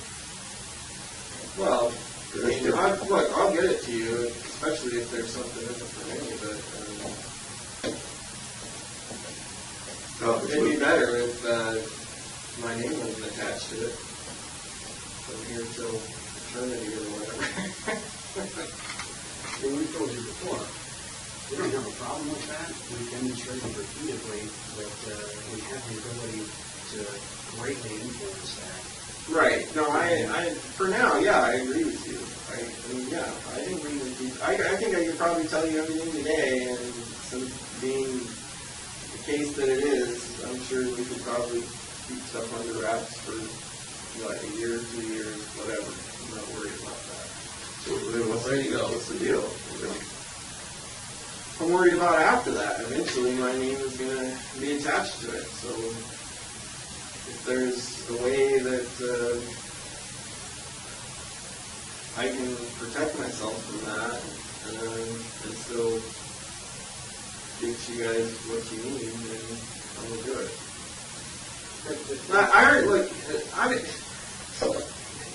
I don't need to be punished for these other things that I haven't talked to you about yet, because all these other states, they can't prosecute a dead man, so it's like, what? Right, but do you think anyone's going to really, you think Vermont charges for the trades, you think they're really going to give you the death penalty knowing that there's more things out there? Do you think they're going to say, right, let's so move forward? see, I know, You're in a catch-22, my friend. I already fucked up. You're in a catch-22, and we're offering you, what is, I think, your best bet. That's your call, buddy, but, you're in a catch-22 because Vermont U.S. Attorney's Office, Vermont State isn't going to rush forward and give you what you want, knowing that there's more information. Yeah, right, they can't give me more. Well, they could charge you federally in Vermont with the current acting resulting in the Curriers. They haven't done that because they've trusted us that we're coordinated. They're not going to rush out there and give you some sentence, whatever it may be, while there's still information out there about unsolved crime. We're offering what I consider, that's your catch-22. I wanted to make sure you understood that, right? No,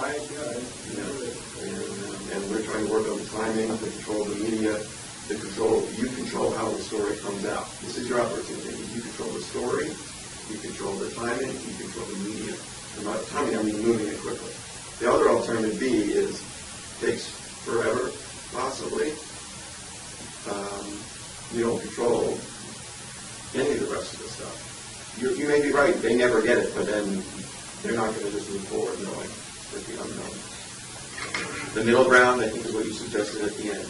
You give me a name, I write it down, you have lunch and a cigar, and we all meet again whenever you want to meet again. And you're not going to hear anything about it between now and then.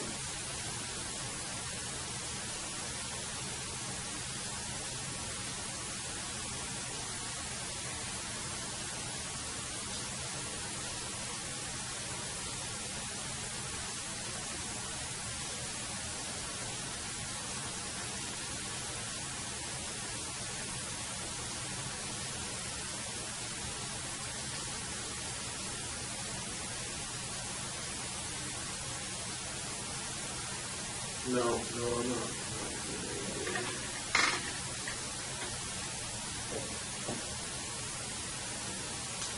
Is Washington a better state?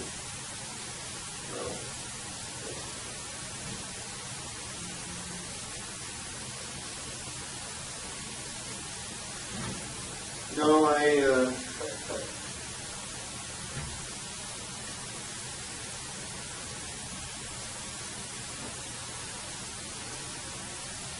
clearly tackle one thing at a time, but I don't want to go into that bigger trip anymore until I find out what's going on.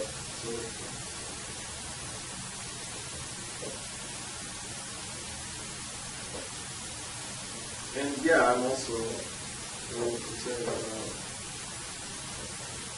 what they say tomorrow. It'd be interesting to see if anything comes out. If they're able to resist the temptation, Do you want to have any control on it? I don't have any control. I could tell you everything today, and they can still say whatever they want. I mean, Yeah, in theory, that's possible. Do you think they would? Do you think that if I have no idea. Do you think if I go to them, call them after we get a meeting and say, piece of information, meeting, I'm not telling them what it is, but just let them know to the end of it, do you think they're really good? My suspicion is that no, they wouldn't say anything about it if you told them not to. I'm just saying,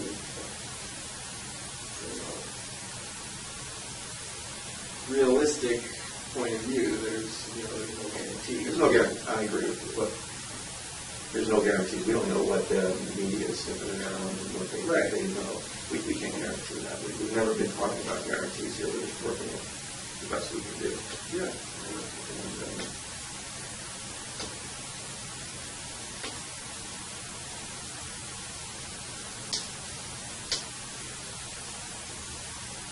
And once we go creep towards Plan B, Plan A might not be, will be more difficult to get back on.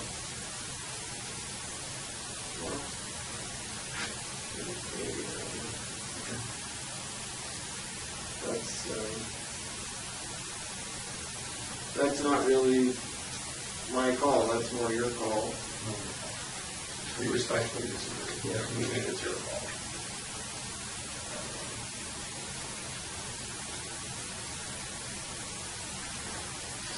I can't do anything with me. It doesn't invite the goodwill of the other people who can say, these people are talking, we're getting a little bit, we're moving in the right direction, we're going to stay on Plan A. Other than that,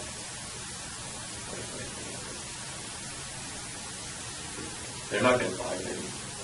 They're not going to find the body from what we told us.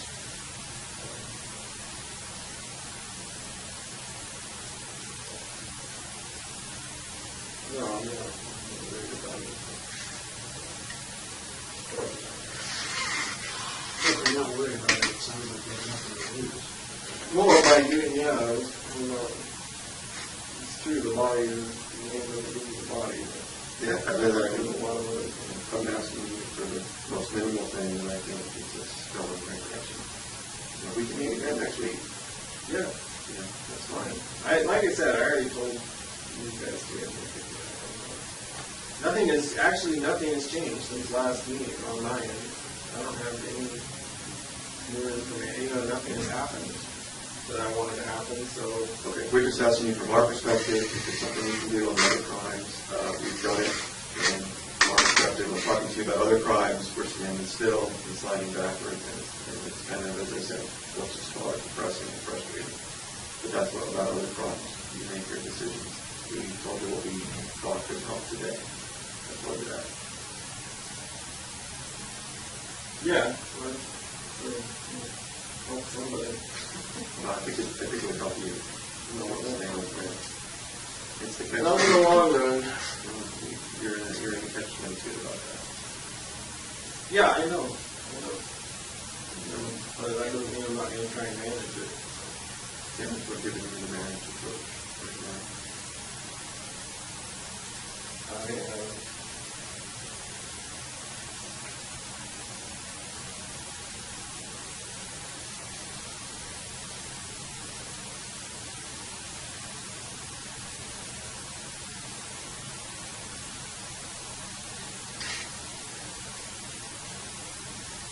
It's just unanswered questions right now. So.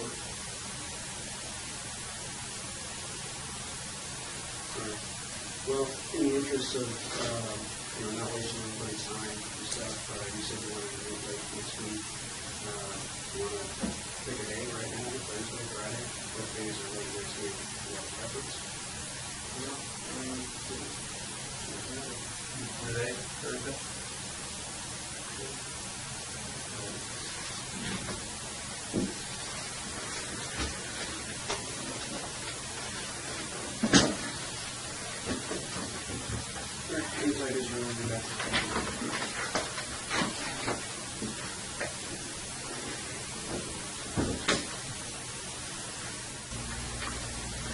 Morning, Israel. Morning. How you doing?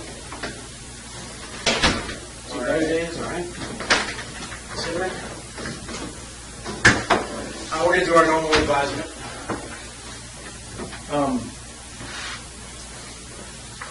I have to read your rights. First thing I want to ask you is you didn't interrupt anything over at the jail for any meeting. No meeting with or anything. You have the right to remain silent. You understand that? Is it? Yeah. Anything you say can or will be used against you in a court of law. You understand that? Yep. You have the right to talk to a lawyer and have them present with you while you're being questioned. You understand that? Yep. If you cannot afford to hire a lawyer, one will be appointed to represent you before any questioning if you wish. You understand that? Yep. You can decide at any time to exercise these rights and not answer any questions or make any statements. You understand that? Okay. Also, I understand that you have standby counsel for crimes other than felony, Mr. Currier and Ms. Welch, and possibly Mr. Lorraine. Would you like any of those here today? And we're not here to talk to you about the felony case, just crimes other than that. Okay? Okay, I think they had some things to discuss with you. Obviously, they wanted to chat with you about some things, and then I wanted to kind of talk to you about where we are on the Vermont thing. Yeah, they wouldn't let me bring my copy of the letter, so there's definitely some things we need to go over. Okay, well, I've got a copy. Who wouldn't let you? Jail? Yeah, Okay. They don't like it. So they go carry stuff around with me. You guys want to chat about what you need to chat about? Afraid of a paper cut? You need to mark up the letter, so like you have some requests on it. No, yeah, I mean, we can just go through it. Okay. I already went through it. So you have the letter here somewhere. Extra copy for you too. Yeah. I just wanted to let you know, I know you weren't real concerned about the vote, but I told you when you left last time that I'd give you a list of what was actually taken from the vote. All right. And what they do is they print out a receipt. They don't have the actual receipt. This is just an internal document, but I can show them right here. Perfect. Total of 19 items. Some of those are swaps. They're not actual things. Right. So, unknown materials, these I'm assuming were like pieces of thing, or like stains that made with blood or something like that. That's just because that's based on where they were taken. I mean, it's generic. Fibers and fragments, same kind of thing. I don't know what that is. Ask about that ball or the material. My guess is it's probably here. Hopefully the lab will know. That's why I call it a ball of unknown material. Maybe you could shed some light on that if you know. You know what the ball of unknown material I'd is? have to see it. They had possible gold fragment and other material twice. Two different things were taken. There, rope, anchors with a line, other rope, swab, and that swab was taken from screws. These were all in the back area by the carpeting. And there's the back by the corner. Repairs were more swabs. Same kind of thing. This was that piece of carpeted wood by the trim at the still pump. So more rope and then just the cable cuts. I think they already probably had these before they talked last time. So those are all so that's what they took, and then eventually I'll get an actual receipt paper if you want that together. Questions about any of this? Okay. Copy of this. Okay. So we'll mark it up. Okay.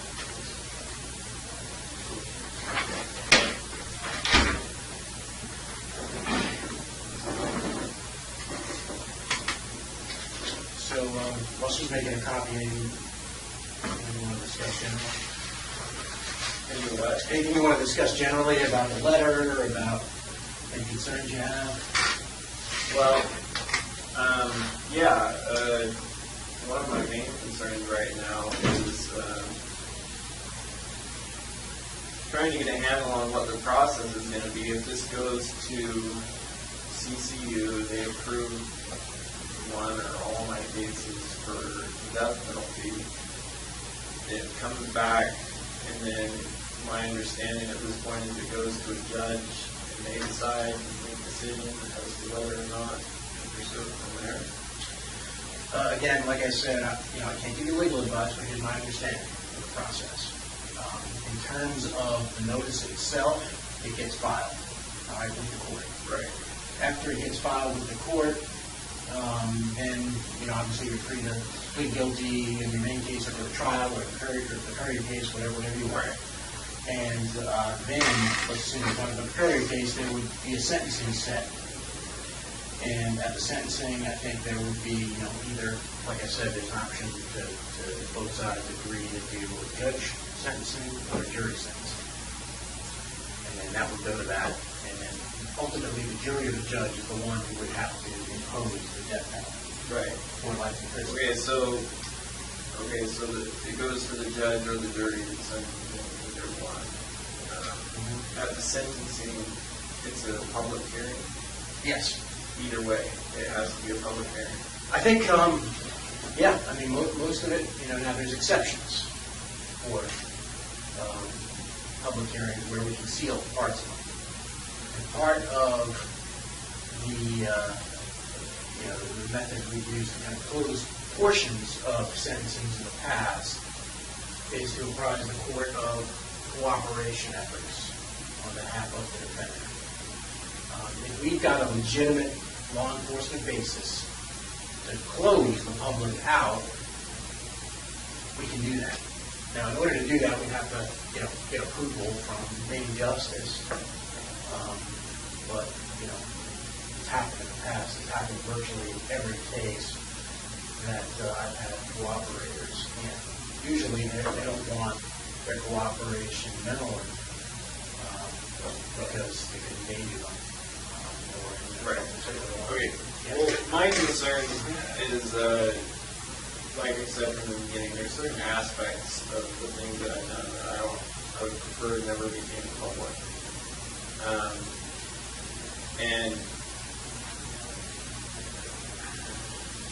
from what I've been hearing lately, at something as serious as a death penalty hearing, they want to review all of the evidence before they make a decision. You say they, you mean jury. Okay. Jury. And obviously, in everything we've discussed, there's a lot of that. I mean, if they're going to review all the evidence, then that's primarily going to be interviews that we've done, in which that information is going to be in that evidence. And so if it's a public hearing, it's going to be, all that's going to become public, and that's exactly what I didn't want from the beginning.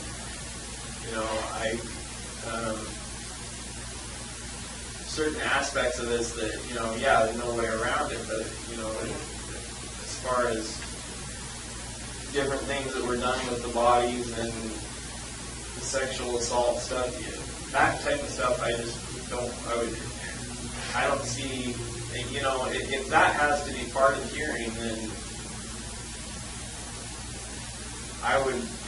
we got to figure out something different.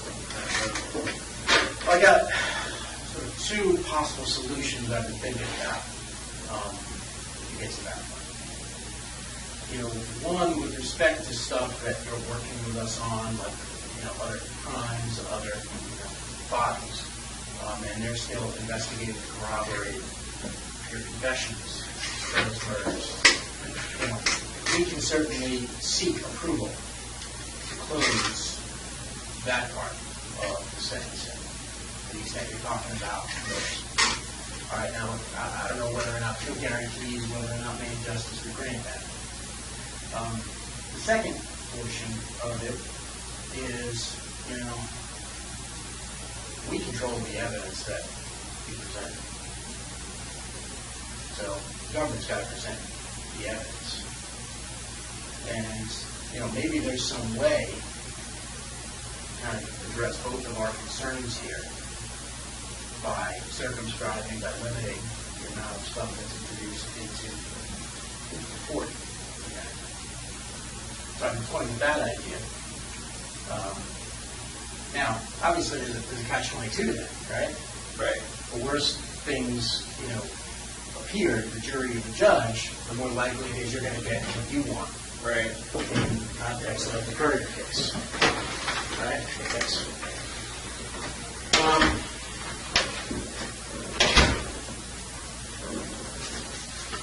But I think that there is maybe a way around that. But in order to kind of get around that, what we have to do is we have to have at least the basic information on all the murders you could commit. So basically, it's not like, hey, we're sort of going with quantity rather than quality of the murders. And if we can corroborate those, I think there may be a way to kind of get you what you want, but also, obviously we get what we want then too. That would have to be part of the negotiation. Now, these are just thoughts I've had, but... Right. Here's the problem with that scenario is, like you said, I might get what I want. You definitely get what you want. Well, I mean, look, I think you said it before in other contexts of, if people hear the things you've done, I don't think any jury would have any doubts about what they do. Now, I can't promise what a jury is going to do. I can never do that. Right. That was me operating under the maybe somewhat naive assumption that as long as I was giving you all this information, there's no reason for it to become public. Whereas I already know that if you go out and you find all this stuff on your own, all kinds of stuff. Well, maybe all kinds of stuff. I mean, it would have to be a numbers thing. I mean, right now, the way we're going now, let's assume we don't ever strike a deal on the Currier thing. Then I think it does become public, some of this stuff. Then we're forced to kind of go your way, and you're forced to go your own way. We've got to go our separate ways, and we've got to try our cases. I understand that. I think now is the time to sort of strike a deal that would encompass all of your activity. And then part of that, broker some deal about, what we can introduce and what we can't. Well, this is another problem. This is why I was pushing for a different type of meeting this week. But, obviously there's other things going on that I don't even know what's happening. So, and I know we can't talk about it, but that's an issue for me. About other things that are going on in the right. process. Yeah. And I don't know what's going on. So. Yeah, I mean, obviously I can't help you with that. That's no, I know, and that's a problem. So, I don't know what else to say about it other than that. But in regards to the Currier thing, I went through that letter several times, and there's nothing. First of all, I was pretty ticked off just thinking back about the way things played out with the whole Vermont thing in general. I remember specifically before we even had, before I gave you the location of that house or anything, I was like, I'll give you the location of this house, but I don't want the locals involved. I don't want. I didn't see any reason to bring anyone back there in that area into the fold, so to speak, as to what was going on, because they didn't have any clue anyway. And next thing I know, there's like articles in the paper, like this big dig site going on. There was a lot more discreet ways to handle it. So you got your information, they went right away to the lead investigator on the case, and my name got leaked out somehow way back then, and then, months later, you never find anything aside from what I gave you in the first place, and then my name's attached to it anyway. Let me tell you a little bit about at least my perception of the report there. And I'll tell you a little bit about the realities of law enforcement. The FBI just kind of went in there and simply said, like gangbusters, hey, locals, you stay out of it, we're handling it, we're not telling you what's going on. That would be a political nightmare for them, okay? Given that they had the information and another agency was investigating. They couldn't do it. And I think we've talked about that numerous times since then, that Vermont was a test case. And, I think we've learned a lot from Vermont. And we understood that the way that was handled back then, we'd have to avoid in the future to keep both sides happy if we were going to get continued information. So, that's why, that's the whole reason that we initially came up with, this letter, is to handle it a little bit differently and get Vermont to sort of get on board with us. So, we're successful in getting the letter. Obviously, some things happened that, we were disappointed with too, about the name getting leaked out. Yeah, we're not happy about the way that was handled either. In fact, there was a rift between us and Vermont for a while, and we weren't giving them information because of the fact we heard that it got leaked. And so we were, angry at them. We had like a video conference session with all the investigators from Vermont and all the prosecutors from Vermont and us, and kind of hashed things out. I said, obviously there's been some problems. They agreed that, look, they're on board with us. They've obviously got to consider the needs of the family, but, I think we hashed things out. And, things have worked much better, especially like recently. To be able to control that press conference on the Curriers in light of the possible settlement of other crimes, I think was a pretty remarkable feat that we were able to accomplish. But what I'm trying to do here is, all right, obviously we can go with this. That was the way they even said in this initial letter that they would defer to us as to what charging would happen. And that was a way to kind of put the lid on things and kind of keep going quietly. All right, I understand you can go with this. So, what we're trying to do now is just simply revisit that another way. Obviously, that opportunity's passed us by, but there's still this opportunity on the table. And, I think the longer we wait on it, the more problematic it becomes, because I've been avoiding calling Vermont since, this week. I've just basically said, hey, he's obviously getting some advice on the letter, and I haven't heard from them since Monday, Tuesday, and I haven't called them, because I know the next question is going to be, all right, where are we on the letter, because we have to do something. So, this letter is an effort to try to keep everybody in line, keep Vermont in line, get you, to some extent, what you want, and get us what we want. It doesn't give me anything I want. It doesn't give me anything that I'm not going to get anyway. You just said Vermont is chomping at the bit now. They want to see me indicted for this. In their jurisdiction. Whatever. The whole deal originally was that I would be charged federally with it, and now you're ready to just hand it over to them and let them charge me. So I don't care. If they want to charge me, it's pretty clear at this point I'm not going to get what I want, at least not, I'm not going to get a straight answer on what I want, and apparently I misunderstood the way the whole process works from the beginning, so all the information that I've given you now is probably going to get out anyway, so whatever. First, there's a way to kind of avoid that right now, and that's what we're working with them, and that's why we're negotiating with them. But in terms of letting them, have the case, that's not really our intention, but what it is the reality of the situation is, they understand that, when they initially were involved, that you were cooperating, and then you decided to slow it down. And, right now they can charge you and put pressure on the feds to give over the evidence. And that's the reality of the situation. Yet, can we sit there and say, no, Vermont, we're not giving you whatever evidence we uncovered with respect to, the Curriers?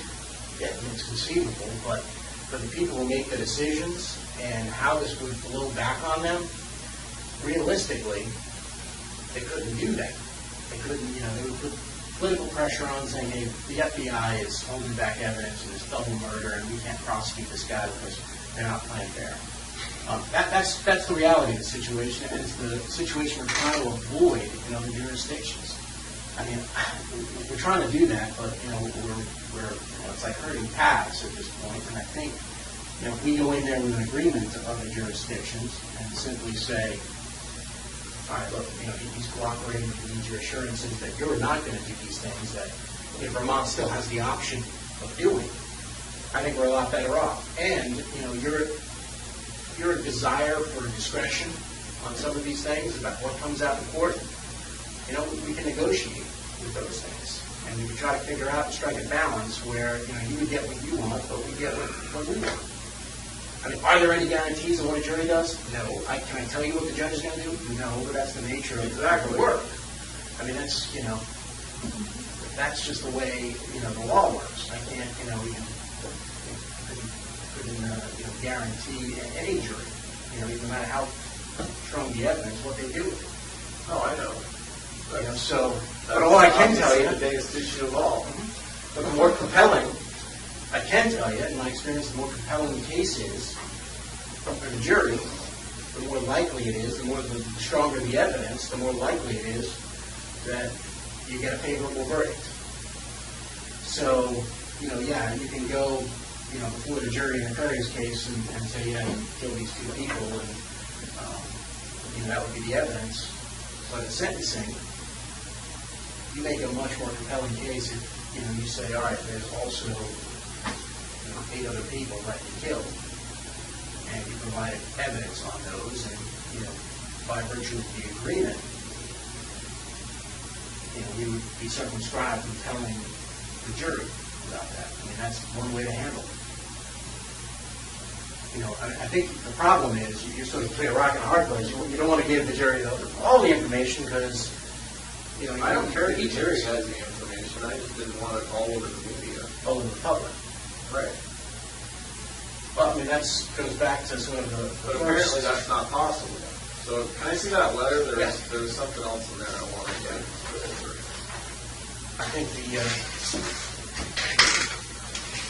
like I said, there are law enforcement exceptions to keep things sealed from the public if we're still investigating it. We just need to get approval of it. And it's something we can put in that letter, that we seek approval from Maine Justice to keep things.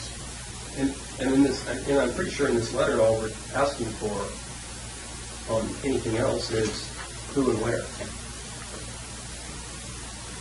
The details. Yeah, I know. I see that. So you you control that information by telling us just that. Right. But the problem is with some of that, it's going to give you more than enough that if this doesn't work out in my favor, you're going to keep playing connect the dots, and I'm going to keep getting bounced around from one jurisdiction to the next. It doesn't happen with this. No, it says, prior to any plea agreement, I provide the total number of victims, jurisdictions, which in turn we can review. Oh, it doesn't say name or date, but Or even specific locations, it just gives us a jurisdiction. That's just so we can get their agreement. That's all that's all we're asking for before that. It's purposely set up that way to protect you. right, but the problem is I already know that you know where I've been for the last 8 years, so it's not. You're not giving up anything. So you're right, that's not a lot of new information. It might just corroborate some of the stuff that we have, and it gives us the ability to go to them and get them on board. Or walk away if we're not willing to get on board.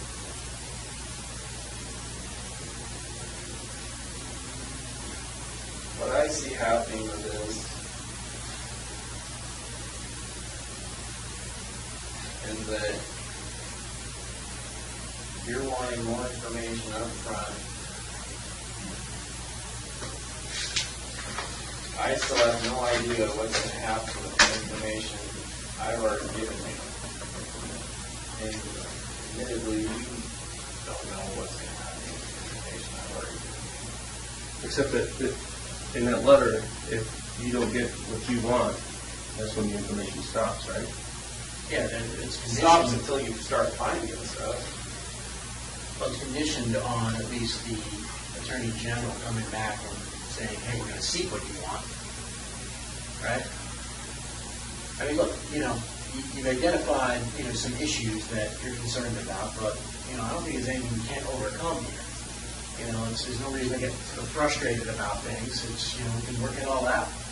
You just identify. Oh, I know, we can work it all out. I just don't see what the big time crunch is, that you want all this information right now, and I still don't know what's going to happen with the stuff I gave you on day one. Well, I think the problem is we need that information to kind of keep Vermont's on board rather than have Vermont go public, and once Vermont goes public. Vermont already went public. Yeah, but they didn't really get picked up.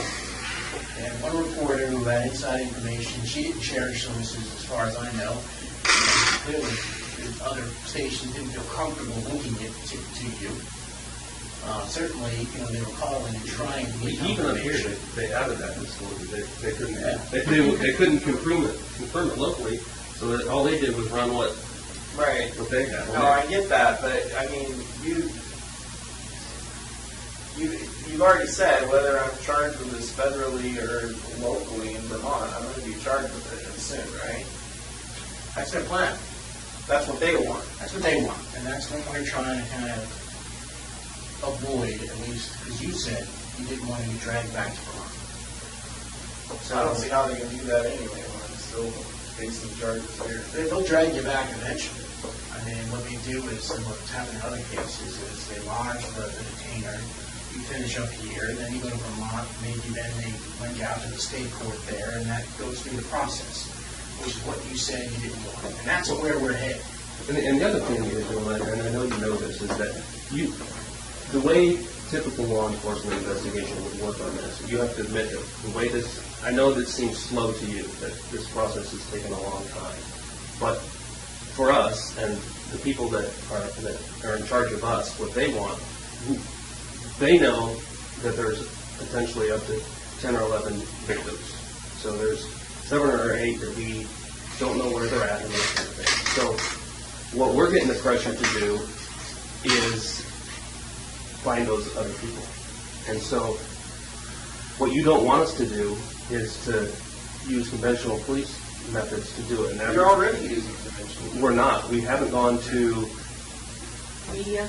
we haven't gone to local media places and said Israel Keys was here on April 10th of 2009. He committed this Tupper Lake bank robbery. He killed somebody in this area, and they're buried here, and we need the public's help in finding out if they saw him or his vehicle, and this is the vehicle, and this is the license plate number. That's what a typical police investigation would do. We know you don't want that, because the first one of those that we put out gets on. You don't want that either. You're right. You're right. We don't, because we want this cooperation that we have, and that's why we've been delaying this. But the pressure is getting increasingly with Vermont. We're getting calls from Vermont also, since they ran their story. The colonel of the state police there is getting calls from other families in that area who now think Israel Keys could have killed their family members because he killed somebody else there. And so that's what we're looking. That's what's going to happen in every state if we use conventional police methods. And we want to keep it as quiet as you do, because we want the information from you, because we know it would be the most accurate.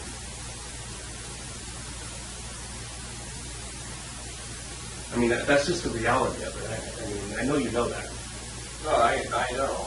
But you know as well as I do that you put my name and face out there and dates out there all you want, but we're talking about stuff that's happened at least 2 years ago now. I know, I realize that, but that's the only other way we can do it, right? I don't know. But I'm just saying that I'm getting a little bit ticked off at what's happening with the information that I've already given you, and I see no reason at this point to keep giving me more information, because I don't know what's going to happen with that. Once you have it, once they have it, these different jurisdictions, it's their information. Yeah, I understand that, but then I lose it. And you guys, and then, Vermont, New York, whoever, they do whatever they want with it. And like I say, the whole process is, I'm getting a little bored with it. So, I mean, you're annoyed with that one, the way I was saying. Quite frankly, I'm annoyed with you, because you had it in your power to stop it right here. And I came up with this plan, and you could have done it. And if you did it, we wouldn't have had the problem in Vermont last week, because they wouldn't have the authority to say. They had already leaked my name to the press. But they had time nothing that else. that letter was out. They had nothing else. And, they leaked it, but they had absolutely zero until they had the corroboration of the press conference, which, by virtue of this letter, we would have had more sway in telling him, no, you can't do that because he's cooperating. Here's what he's already done, and he's lived up to his end of the bargain. So that's the reality of the situation. You blame us for the situation. I'm I blaming do you. blame you. I told you from the get-go, before I told you where the freaking bodies were left, I told you that I didn't want the locals involved. And the first thing you do is make a big scene, do a big freaking archaeological dig right alongside the main road. All right, fine. You've agreed in the past, if we're being honest here, that we've handled that situation as quietly as possible. And to whatever extent we could, we shut people's mouths, and the only problem was probably one cop that didn't get the message early on. And that was because... No, I think you need to back up to your recordings. Because I remember the conversation, and I said I didn't want the locals involved in it. And I know now I talked to the guy. I talked to the lead investigator. Not only did you involve him in that, but you took him to New York to dig up the guns. You had him involved from the very get-go. Well, the only reason that guy was involved in the conversation is we were sort of planning on going with this at the time, if you remember. Okay, and that was sort of by your... You went and got the guns before that letter was written. Yeah, we were trying to... I mean, that lead investigator, like I said, politically, and maybe the FBI can explain to you, you can't just simply walk in there and say... Well, you told me you could. I don't think we did. I mean, Back up to recordings. Yeah. You know, I'll go look at it and I'll listen to it, and I'd be happy to kind of share it, but I think what we said was the FBI would lead and handle the case, and that's what's happened. No, you said you would control it. Yeah, to whatever extent we could, we did. In fact... And I'm saying I'm not happy with the extent that you've controlled it. You haven't controlled it at all. And we realize that. We can see that. We're not happy either. I think that we're Look, I know it was more than one thing that caused the whole thing to get out of control. I know that if the house had just still been there and it had all just been neat and wrapped up in a couple days without doing a freaking landfill dig, yeah, it would have made it easier. But that's not. The fact is, there are different things that happen the way they happen. And now I don't know what's going to happen with all this information I've given you. And you know I'm not just talking about the Curriers. Well, that's why we're here to negotiate. You know, look, you have stuff you want, we have stuff we want. Yeah, can we promise you absolutes? No. I know that. Just like you can't promise us absolutes that we're going to find these people. So who knows whether or not we'll ever be able to kind of, give closure to their families. I mean, it's up in the air for us too.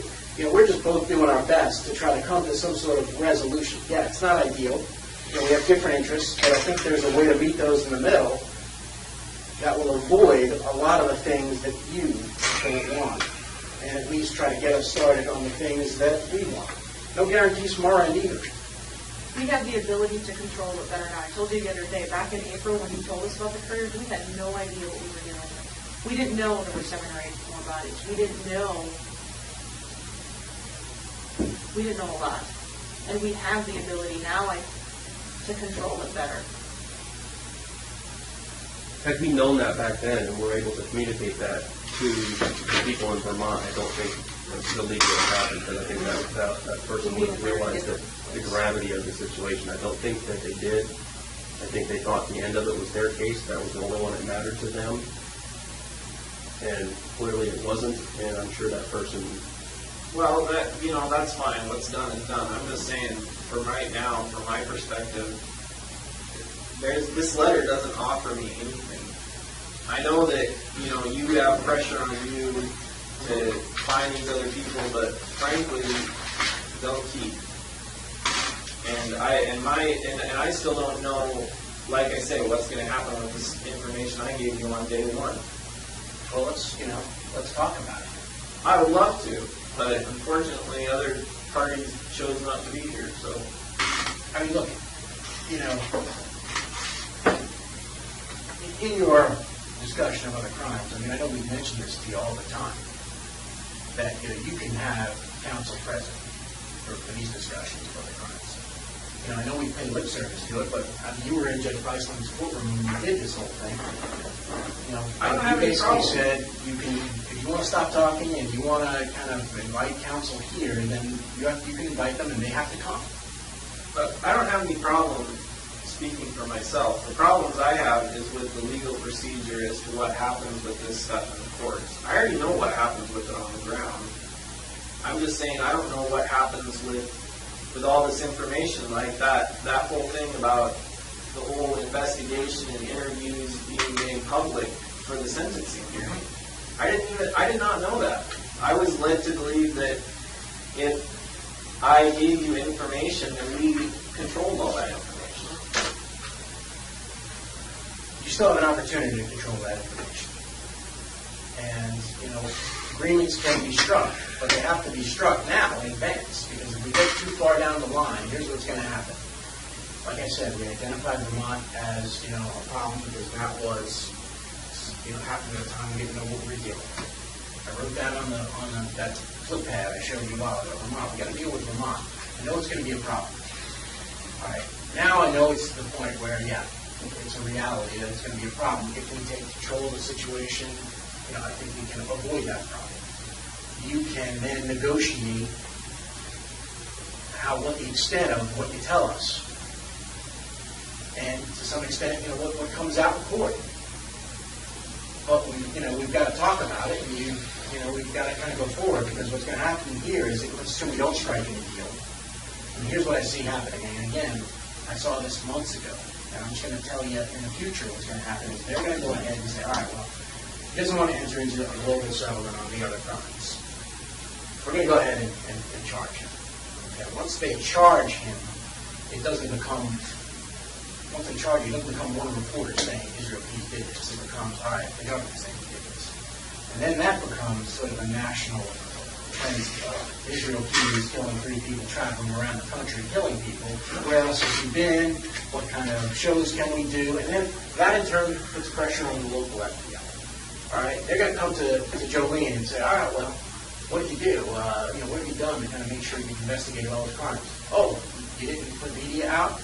You're sitting there talking to Israel Keys, you're trusting him, and you didn't do the necessary things that we see fit. That's exactly what's going to happen. And they're going to say, you go do it. And it's not going to be up to Jeff Bell or Jolene Bell and Frank Reeser or Ken Fellows. Like I say, I think that's going to help the idiots, because, like I say, we're talking, I've given you all the information that first of all, no media exposure, even if I hadn't given you all the stuff on the more recent ones, would have helped. I don't think it would have helped. I don't know. It maybe wouldn't help, but it gets your name out there and it's something connected with things, which is what Right, that's why I gave you that information. But, now you're talking about wanting to put my name in the media, which is the one thing I didn't want from you. Don't want to. But it's going to happen, is what you're saying. I'm concerned it's going to happen.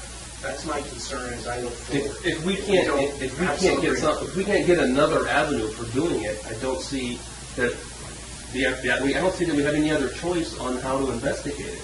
You could just hold off until I see what happens with the information I've already given you, and then you still have an open line of communication. If you do that, I have no. What incentive do I have if you after all the information I've given you, you run to the media and put all this crap out there for my family and everybody else to see, and then at some point down the road, we still don't have enough to find out for sure that he did this, that, and the other thing, but let's go back and talk to him. Do you really think I'm going to feel like giving you more information? From our perspective, you have to see it sort of the other side of the coin. What guarantees do we have that you're going to give us the information? I don't have any guarantees. Exactly. Just like you don't. So we're trying to reach an agreement here where we both have some assurances that we're bound by in an agreement. So we're bound by. I don't have any guarantees, but it's pretty likely you're going to get the information. But why do you say that? Because it looks like I'm stuck here in a little while. Well, what incentive will you have to give out the information? I don't know. I'm sure things will come up. Right now, you guys got me on pencil restrictions.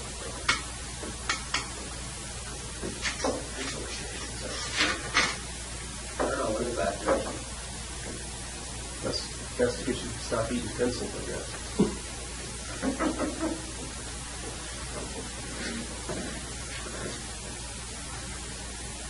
Look, I think,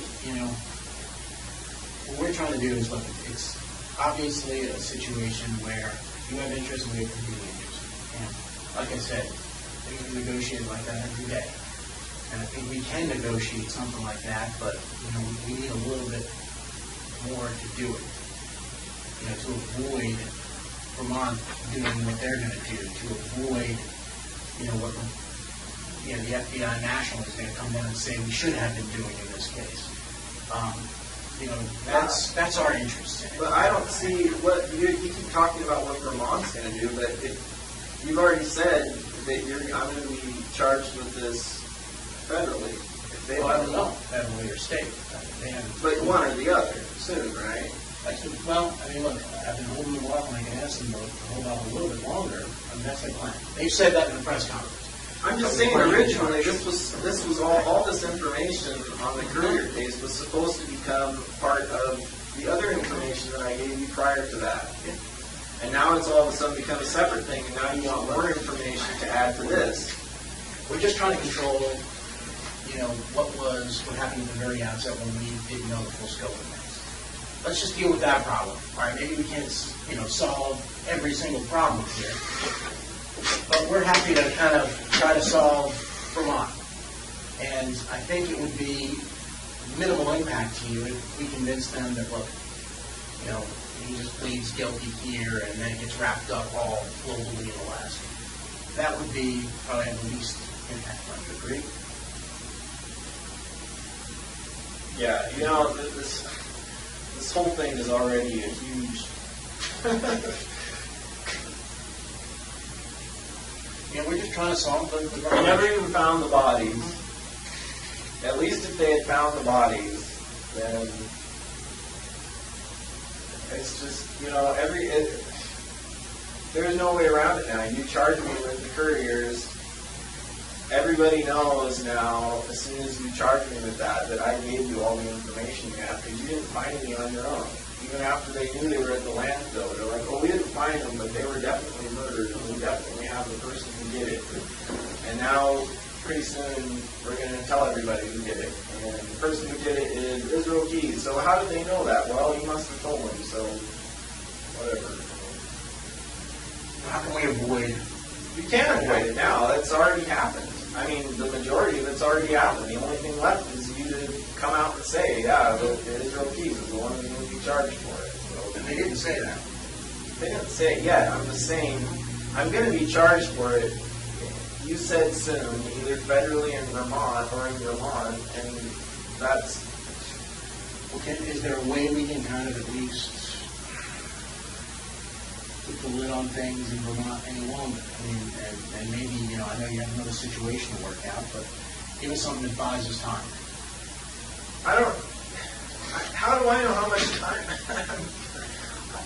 First of all, I'm not buying any time because they already did a freaking news story on it, and you've already said they're chomping at the bit to charge me now, so, But if we can get something from them and simply just say, hey, hold off, or for some other sort of, deal. I mean, look, obviously our preference, I think yours is too, to wrap all this up, globally with all the other times.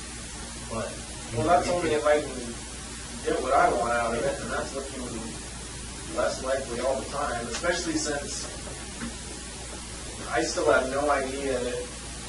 It's been freaking months since we first started talking, and like I say, I still have no idea what's, like, in the broad scope of things, what is going on or what is going to happen or how long each of these things is going to take. I have no idea. I haven't been able to get a straight answer on it from day one, so. I can tell you in terms of the Currier case, because all I did, I put it out here, you set the deadlines. I would put deadlines in here, at least for your edification. You can put more deadlines. You can work on, the language. You can work on how much is out. There's no deadline. I mean, the only deadlines are events that happen. They're not days. Well, I mean, I said there's a couple weeks from the events, and then there's, seeking expedited review. So that's, what I've been working on. It's not like, we've been sitting here just, calling back to Washington, D.C. and asking how can I screw Israel Keys. I've been trying to kind of, pulling my hair out and figure out a way to kind of resolve this dispute and settle everything where, you have the best chance of getting what you want, and we have the best chance of getting what we want. So I've been dealing, like you said, Vermont, what happened, we had to do what we're going to be. We would have done a little differently. But we didn't know the full scope of things, and, You know, it is what it is. We can't rewrite that. What we can do is we can change the future as to what happened. And we'll change, we can change the future as to these other things. Because, you know, right now, your concern is that you go to court on the Curriers and then all these details come out that you don't necessarily want to come out, right? With everything that I Yeah, told. okay, with everything. Right. We keep going the way we are and not agreeing on different things, then yeah, I think stuff like that's going to happen. So you're sort of between a rock and a hard place. Hey, you know, if you don't agree globally, you can stop the flow of information to Vermont. They'll use whatever, they'll exert whatever influence and they can kind of use your confessions against you. Right now, before that case is charged, you're in a position of power where you can negotiate. All right, well, here's the deal. I'll give you this other stuff, but here's what I want out of it. And your information is, you know, valuable now. I mean, it's valuable to you, it's valuable to us. It's only valuable to me as long as I still have it. I don't, there's nothing. But the value is that it will be in the agreement and we're bound to the agreement. Yeah. And the value is also, you know, that they would, you know, they would use it in capital crimes to justify whatever decision they have to make there confidentially. So there's that. You know, this other stuff in terms of limiting the amount of information, you know, yeah. You know, if we keep going the way we are, then there's no agreements and who knows what people will use. But there's a way now to kind of... Well, you should know because you're the one I gave the information to at this point. What I'm saying is that if we sort of strike a deal on it and it limits what we're, you know, we are bosses, like I said, they're going to tell us, hey, you know, you have to present all this information in court to justify whatever decision the jury's going to make on him. But if there's a binding agreement that says otherwise, you know, at least then we have a reason not to, and then we're bound not to do that. And that could avoid the negative consequences that you're concerned about. I mean, I think there's a way to do it. I just don't want to shut any doors here. Well, I don't either, but you know, the problem is I think you're trying to open all the doors at once, and I still don't even know what my door number one. So What do you mean open all the doors at once? Because I don't... that's what this letter is asking for. You want, you know, to an extent, as much information as you can get, and I still have no idea what's going to happen. You know, if this doesn't work out, from my perspective, then you still have your information, and then I still have no idea what's going to happen to me. So. But I think up front, all we get is jurisdiction. If I... Until you We make are, assurance. Yes. because we already know the numbers, right? So, yeah, all we get up So front all we're getting is where? And not even a specific where, just A jurisdiction. Eastern District. Not a year, not anything else. Not a name. It's just to fulfill your needs to kind of simply say, hey, I don't want this to be a problem and I just- get it I want. I mean, if I'm going to give you any information, I would just rather have something that's tangible that I get for it. Well, I mean, let's talk about it. I mean, again, there are no promises, but, Well, you know, let's... it's not a promise, then it's not very tangible. Well, it's tangible in that we can, you know, show you what we're going to do. Some of this, like you said, is out of our hands in terms of judge and jury, or I get but that. hey, you know, tangible is a letter from a jurisdiction that says I'm not going to prosecute you. I mean, that's tangible. I'm talking about something that says,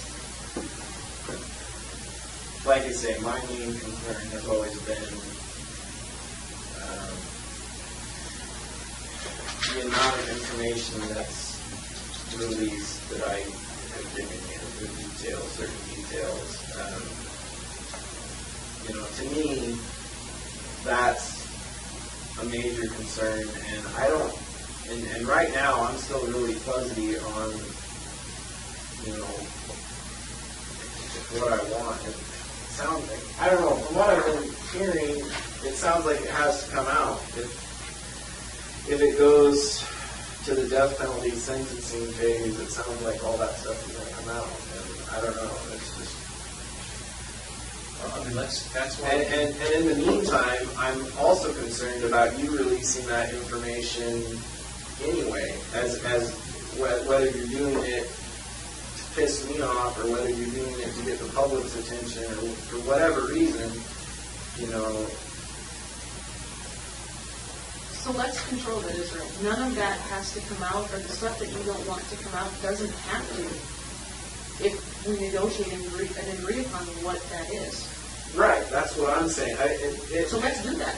Yeah, so it's not, you know, look, I didn't write that letter to say, hey, take it or leave it. I mean, I gave it to you, let you review it, you know. Agreements are negotiated all the time. What would you like to see in there that's not? No, I don't know, because I don't even know what's possible at this point. All I know is, you know, with all the information that I've given you,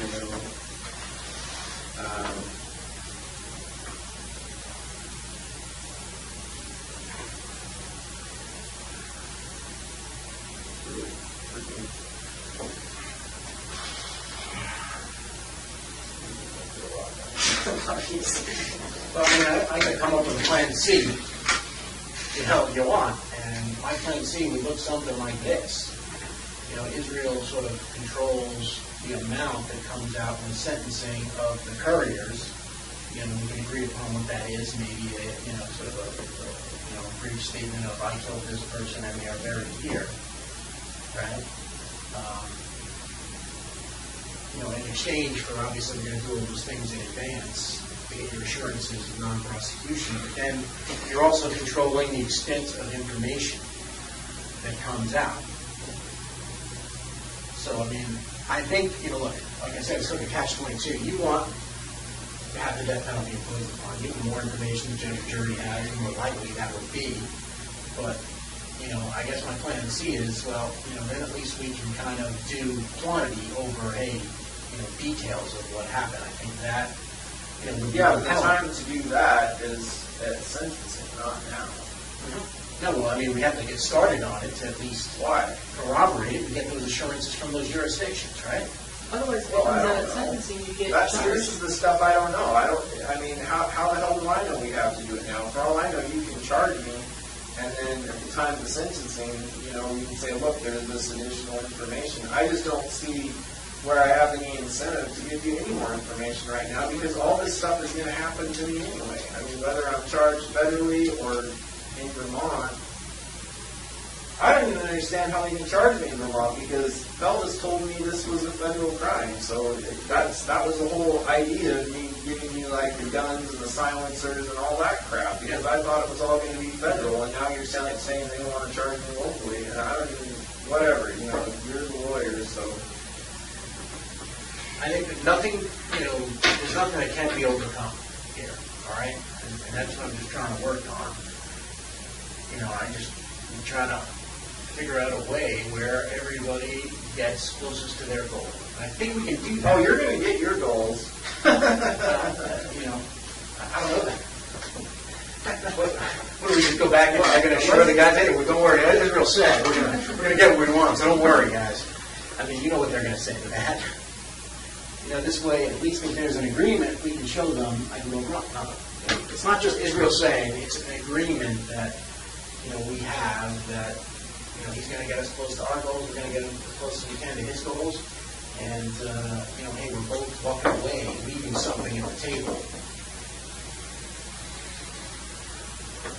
Jurisdictions are walking away and leaving something at the table. I mean, we'd have to get those assurances, and, you know, that's something that's going to take time. And that would prevent you from the detriment of getting dragged around, which is something you told us you want to avoid. And I'm just trying to keep it together. Right. And I think this is the that's best another way. concern I have is, you know, I give you this information, things don't work out my way, I still get dragged around. How do you figure? Because if Plan A doesn't work, then all these other jurisdictions are going to go to Plan B and charge me separately for everything that I've done. Plan A, though, before we even get to it, would require them to write a letter saying they're not Saying going they to wouldn't do it, do it. right? Well, it's not on here now. I mean, Well, we can put it on there. I mean, look, that's a starting point. It's a 3-page letter, not even. Like I said, that needs to kind of go into a more comprehensive agreement. But, don't get frustrated with the terms. Everything is, you have some other concerns you identified today? We change the letter. We work on it.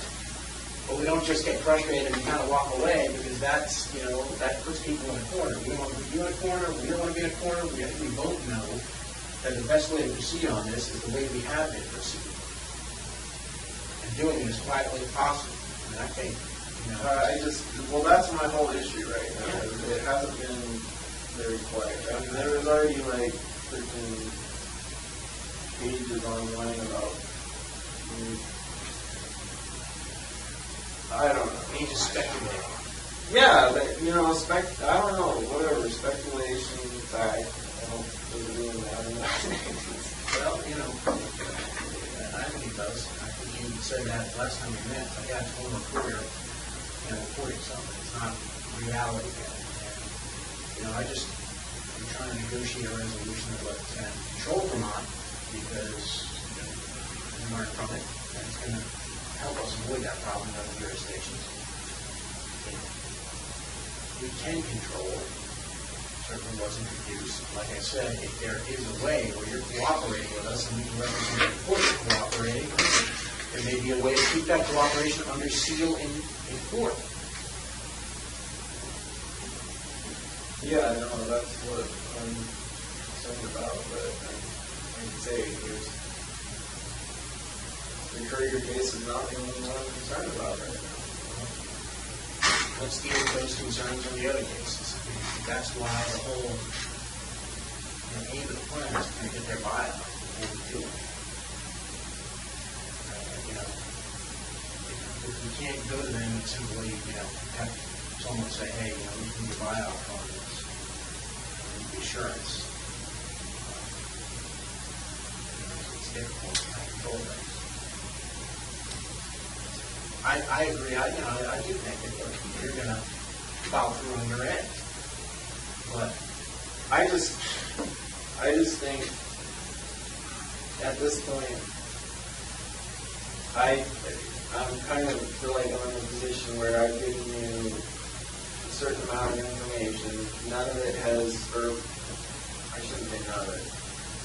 About half of what I thought we had an understanding on, from the very beginning, hasn't worked out in my favor. Granted, some things haven't worked out in your favor, but I just think at this point, I just don't see what incentive I have to tell you anything else.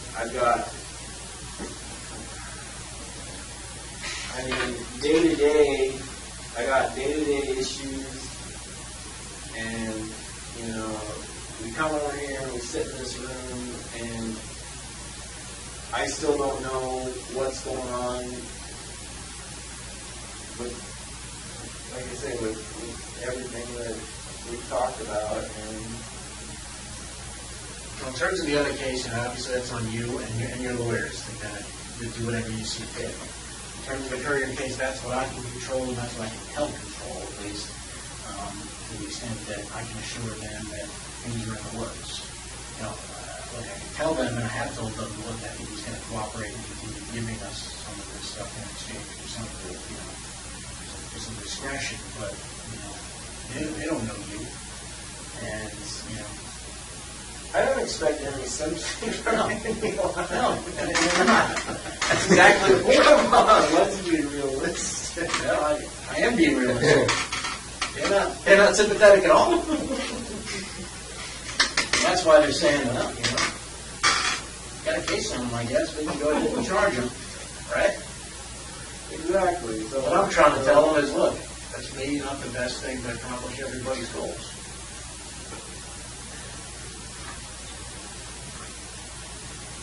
And if I have something that I can take to them, I can maybe, just put that off. So that's all I'm trying to deal with. I think there's a way to kind of circumscribe and limit the information in court. I think there's a way to write that in the agreement. I think there's a way to do a global settlement. But if you want to put a Band-Aid on it, as they call it, and let's try to deal with the Vermont situation, I'm amenable to doing that too. I don't know.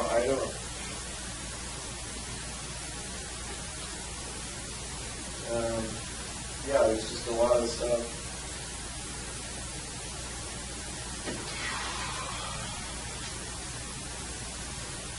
Well, Why is it carjacking? Anyway, you took their put them in the car. is that because it was their car and not mine or something? Yeah. So if it had been my car, it would have been kidnapping or what? Yeah, it depends on the method of the kidnapping. It's a weird carjacking.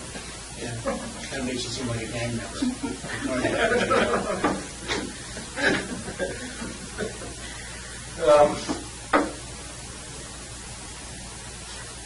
I'm just trying to think about Vermont, maybe how to buy time over there. I don't. Like, they've already released enough information, they're going to get hounded endlessly until they release my name now, so.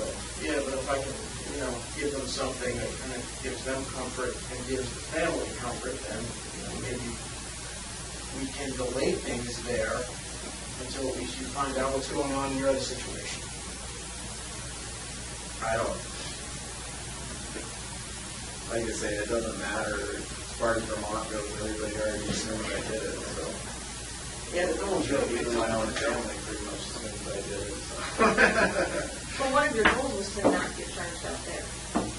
That was one of the things you told us the other day, is that you didn't want No, I to go don't. back there. So that is something that we can still. So ideally, what would that say? You said there were some, how would you have that read? What information would you have released about you control everything beyond the Curriers because you only tell us whatever you want to be released. What would be acceptable to you to be released that you think would meet your goal in this case? And like Frank was talking about, quantity.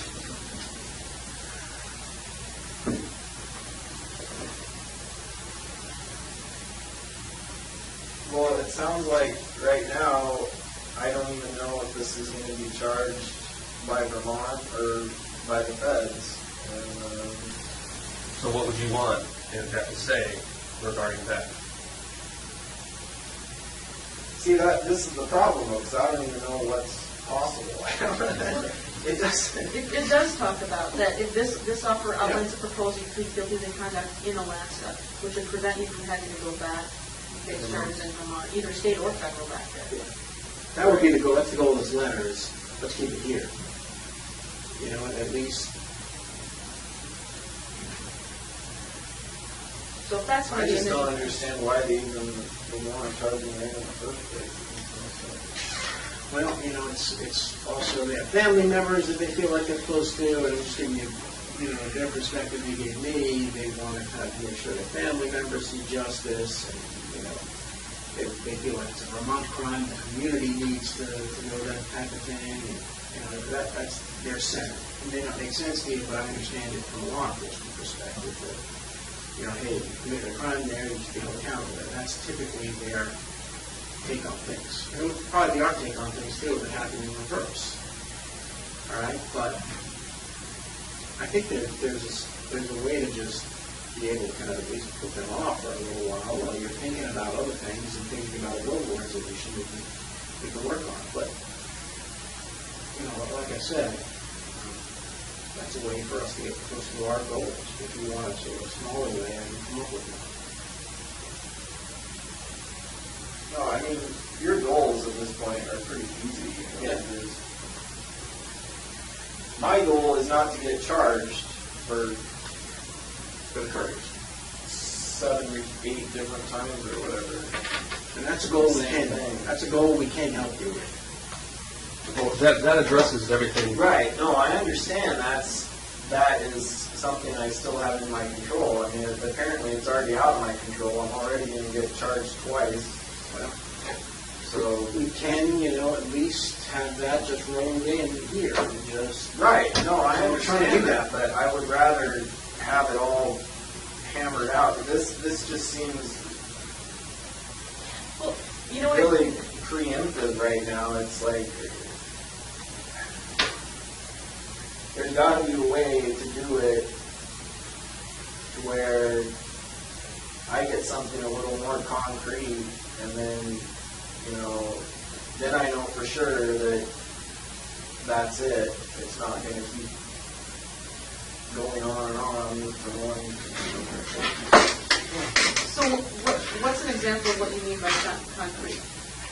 Like, what would you, I guess I'm not clear on what you want. Well, that's within our control. What could we put in there in writing that is? I don't know that there's, I don't know. I don't have. What types of ideas that would you like? I mean, like just plain ideas that we can work with. And I think I have some thoughts on, a couple of different ways we can try to work on this. I just need to know what your concrete ideas are, because, that's what you want to have. I mean, I try to write that with your goals in mind, based upon the flip chart of what your goals are, and, I think I try to satisfy those. And, to the extent you have other goals and other ideas, then, we work it in.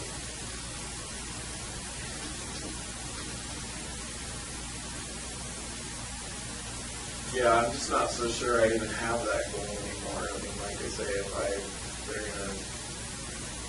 it means looking for the death penalty is going to make this into a bigger circus than it already is. And they're going to take all this information that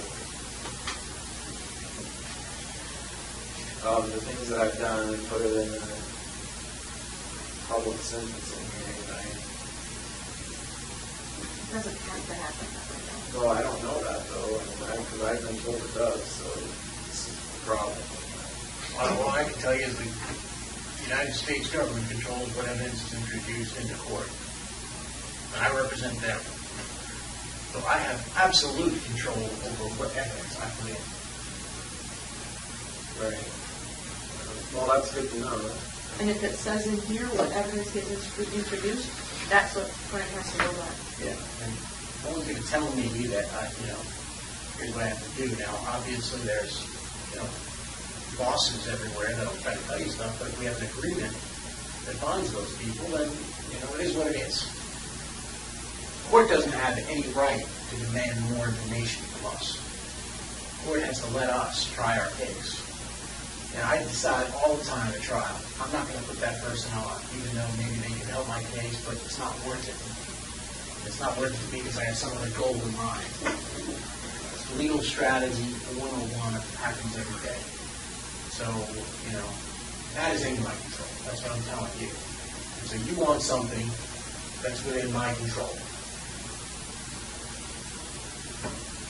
It's as simple as that.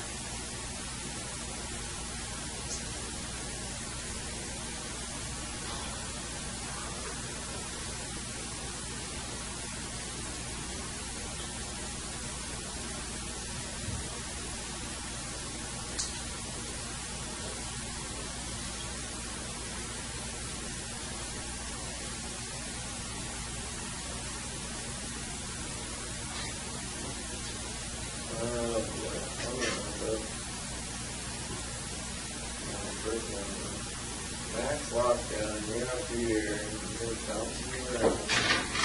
Doesn't have to be that way. Color premonition. Doesn't have to be that way. We're trying to avoid that. Everybody in this room, I can tell you, is trying to avoid it being a circus. We're just trying to get what we want, let people know, our bosses, that we're getting what we want. We've got assurances. We negotiate what we want.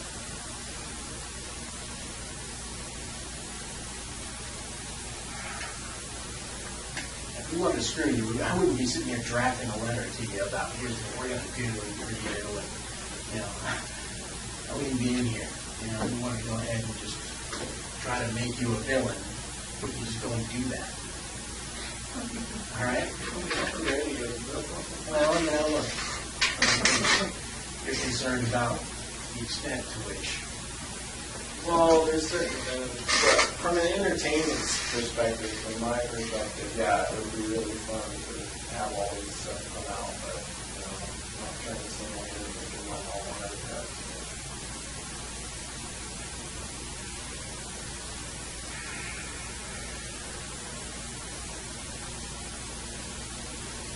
But I still think there's gotta be something more that I can get out of giving more information, because I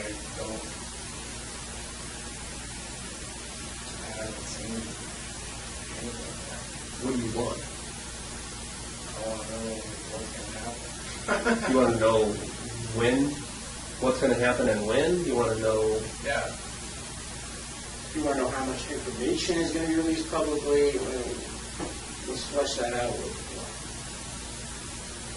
Well, first of all, we can't talk about it. And that's the biggest problem. Secondly, if there's this problem with Vermont that they already have enough information on who they want to make it public or whatever, one way or the other. Honestly, I don't really get it. I don't care if this Currier thing gets charged in Vermont or gets charged federally. Because right now, it's not, either way, it seems like it's just going to keep dragging on. And I've got other more immediate concerns.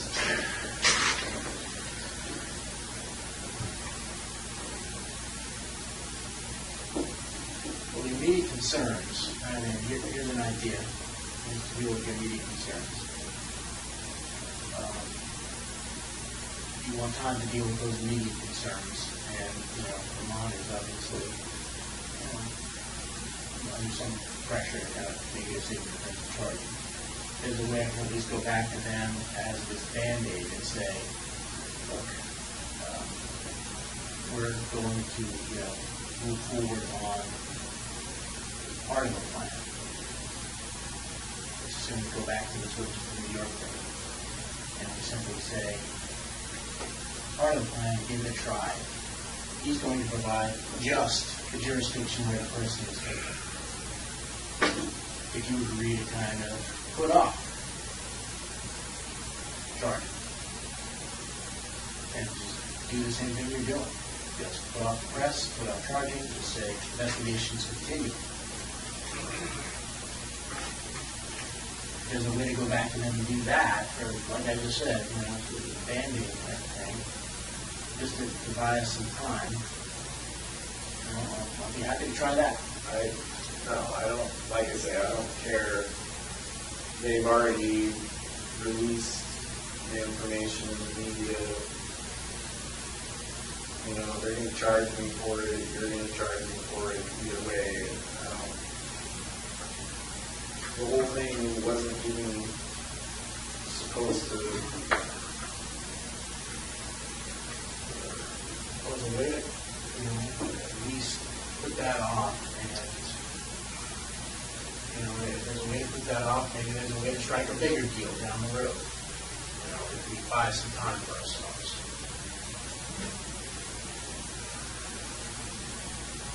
And obviously that would entail, though, getting the assurance before you gave any information. So, look, it's a Band-Aid. It allows you to get an assurance, but it also buys you time to think about your own goals and what you want in the future. It also gives you a chance to see if this plan can work, which I sense is part of your concern.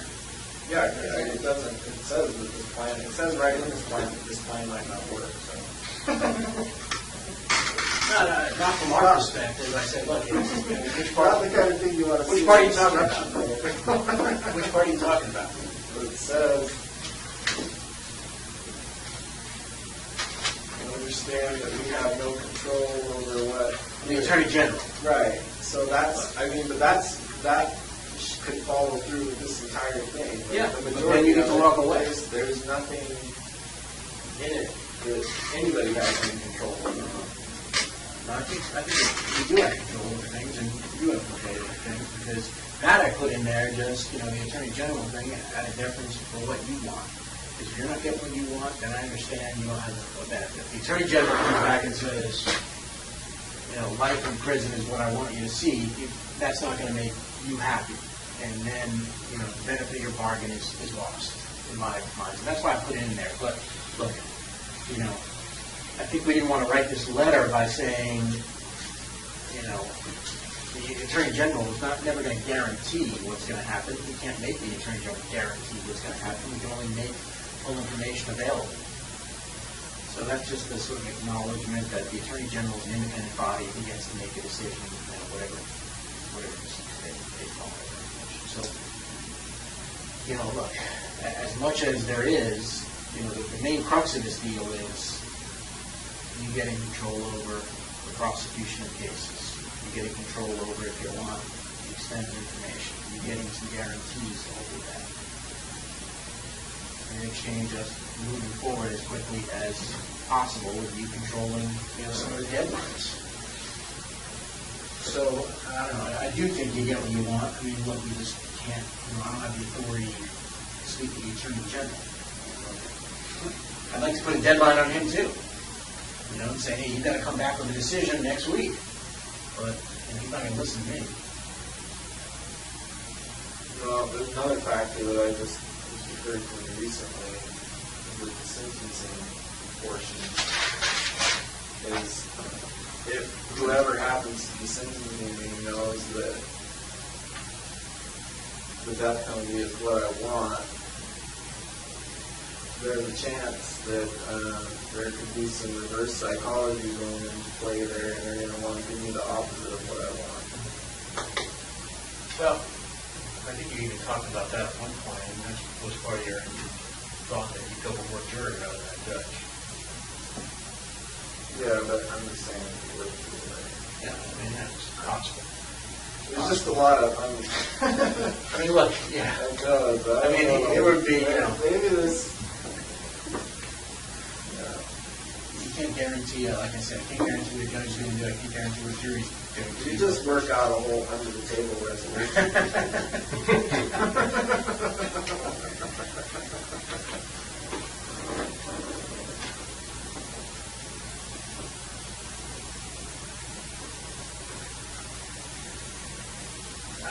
The other way to look at that, though, is if you think that's a possibility, that reverse psychology, I mean, I guess if they think you have something still to offer, maybe that would be an option. But if not, then, I mean, they still think there's information to be had, whereas if we had an agreement where all the information was going to come out, I think that might be less likely. You know what I mean? Yeah. I mean, that's one reason I think they could look at something like that.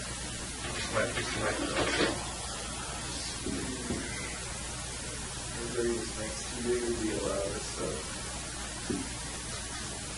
We're trying. Bigger problems in the world we could be worrying about right now. Well, this is, one problem a day. This is sort of the problem that we all have, and we're trying to come up with, a solution that we get both of us get closer to one another. And that's what I've been working on. I'll come up with another plan. I'm happy to kind of keep working on it. I'm happy to redraft the letter. I'm happy to kind of call whoever I need to call. But, I think I don't want to close the door on things.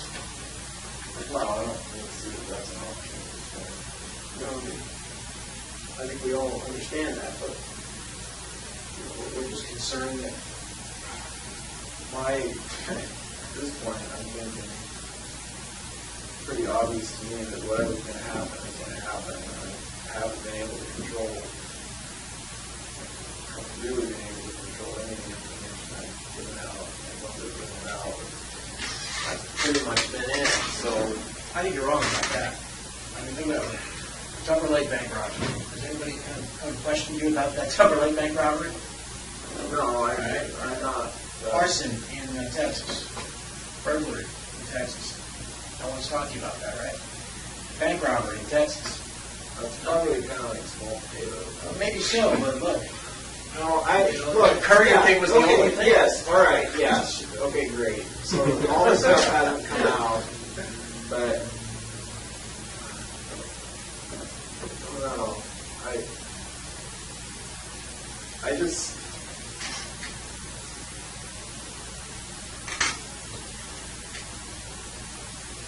I just have some concern with these other. First of all, like you say, I can't see that there's anything for me to gain from this point. It seems like whatever's going to happen is going to happen regardless. Again, I'll disagree with you on that, but like I said, I think we can control it, and you're right, yeah. There was one cop in Vermont who spoke when he shouldn't have, and, yeah, we got to eat that. Sorry about it. It wasn't, that was not planned. Well, like I said, what's done is done. Yeah, so, but with the exception of that, I think you remarked before that you've been impressed about the level of discretion that we displayed. Yeah, no, mostly I was referring to the Alaska stuff, but yeah, that's great, that's fine. And the Alaska stuff we have to obviously more control over, but, the other jurisdictions we're just trying to control now. I don't want to get in a position where I lose complete control, and we lose complete control in this room about what happens in Vermont. That's just sort of what I was thinking about in terms of, how that is trying to kind of keep things under wraps there and kind of them joining back together with us to go back to almost that letter. I thought the letter was going to accomplish that, getting us where we need to go. And so I'm just trying to figure out a way to kind of get back to there. I think that's where we want to be, where it just says.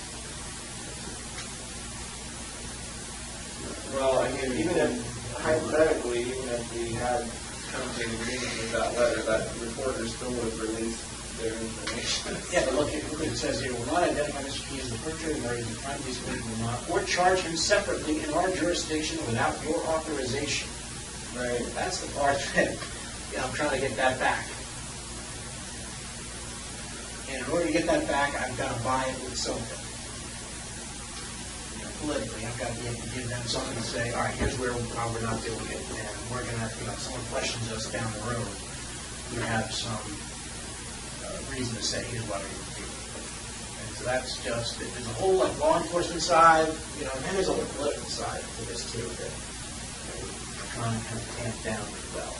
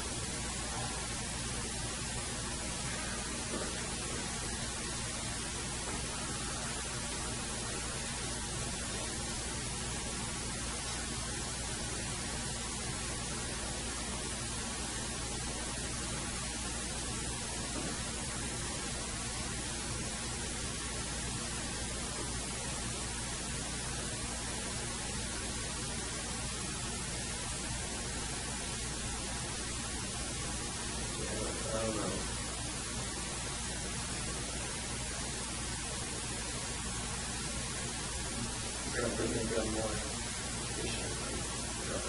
Well, I think you're certainly, you're good at planning In stuff. what way? You're good at planning stuff, and that's what I'm trying to do here, is simply come up with a plan. Seeking your input on the plan. You're a planner and organizer. We can use Yeah. those skills now to work towards a different goal here. Yeah, You know, there's only certain things I like. I'm trying to plan, and I'm trying to, give Vermont some more glimmer of hopes of accomplishing a bigger goal. If we can't accomplish the major one, where we have to kind of redraft that letter and get some more concrete terms, and we want to see what happens, fine. Yeah, I don't even know. Like I say, I don't even know what's possible. Well, Apparently my peeps didn't want to be here, so. Well, and they can be here if you want. That's the, Remember what that says, is that if you want them here, that they will be here immediately, I think is what it says. Mr. Currier is supposed to come on a quarterback. I thought you were always just reading that, so you can prove me how to get the show. You had a what? No, I mean, that's your right, that's an option that the judges have said, is if we're here and you request him, we give him a call, and according to this, the judge's order, he has to come immediately. I don't even care if it'd be nice if one of these times having Well, I mean, I think he has it highlighted as exactly what it says.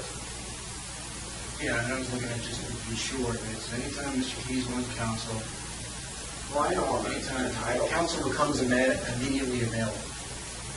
That's what it says. I understand that. Counsel becomes available immediately. So, that's up to you. If you want to discuss other crimes with counsel present, if your other counsel, standby counsel, Mr. Currier, we can arrange that with him.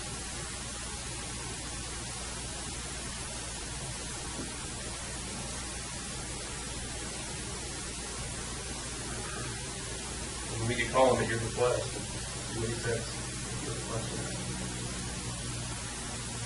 Well, already requested it. I don't know. Like I say, it was supposed to. Well, you didn't request it through us, just to be clear, right? I'm just saying, If you're requesting that from us now, we're going to stop now, and we're going to say that we're going to make that. And we'll call him. God, yeah. I mean, I don't know. It sounds like there's nothing else we can talk about unless. I want to kind of obey the court order in the letter. If that's something you're. I don't know what else. I don't know what else you have to offer me, and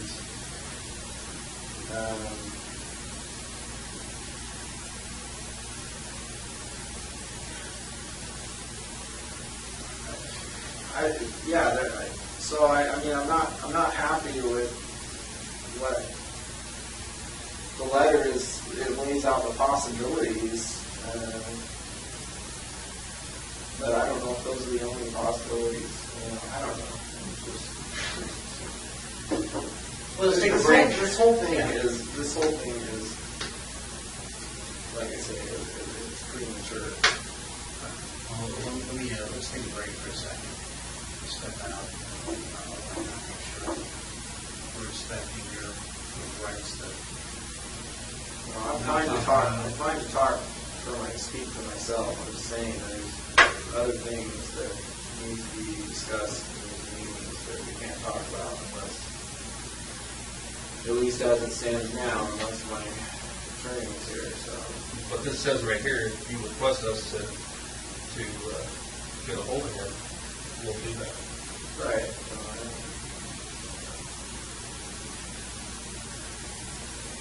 So I guess I should ask just for the record, do you want us to do that?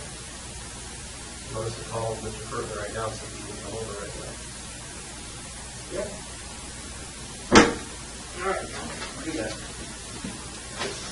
You have to take a leak or anything? Yeah. Okay. Actually, we'll go that's out here and we'll get to.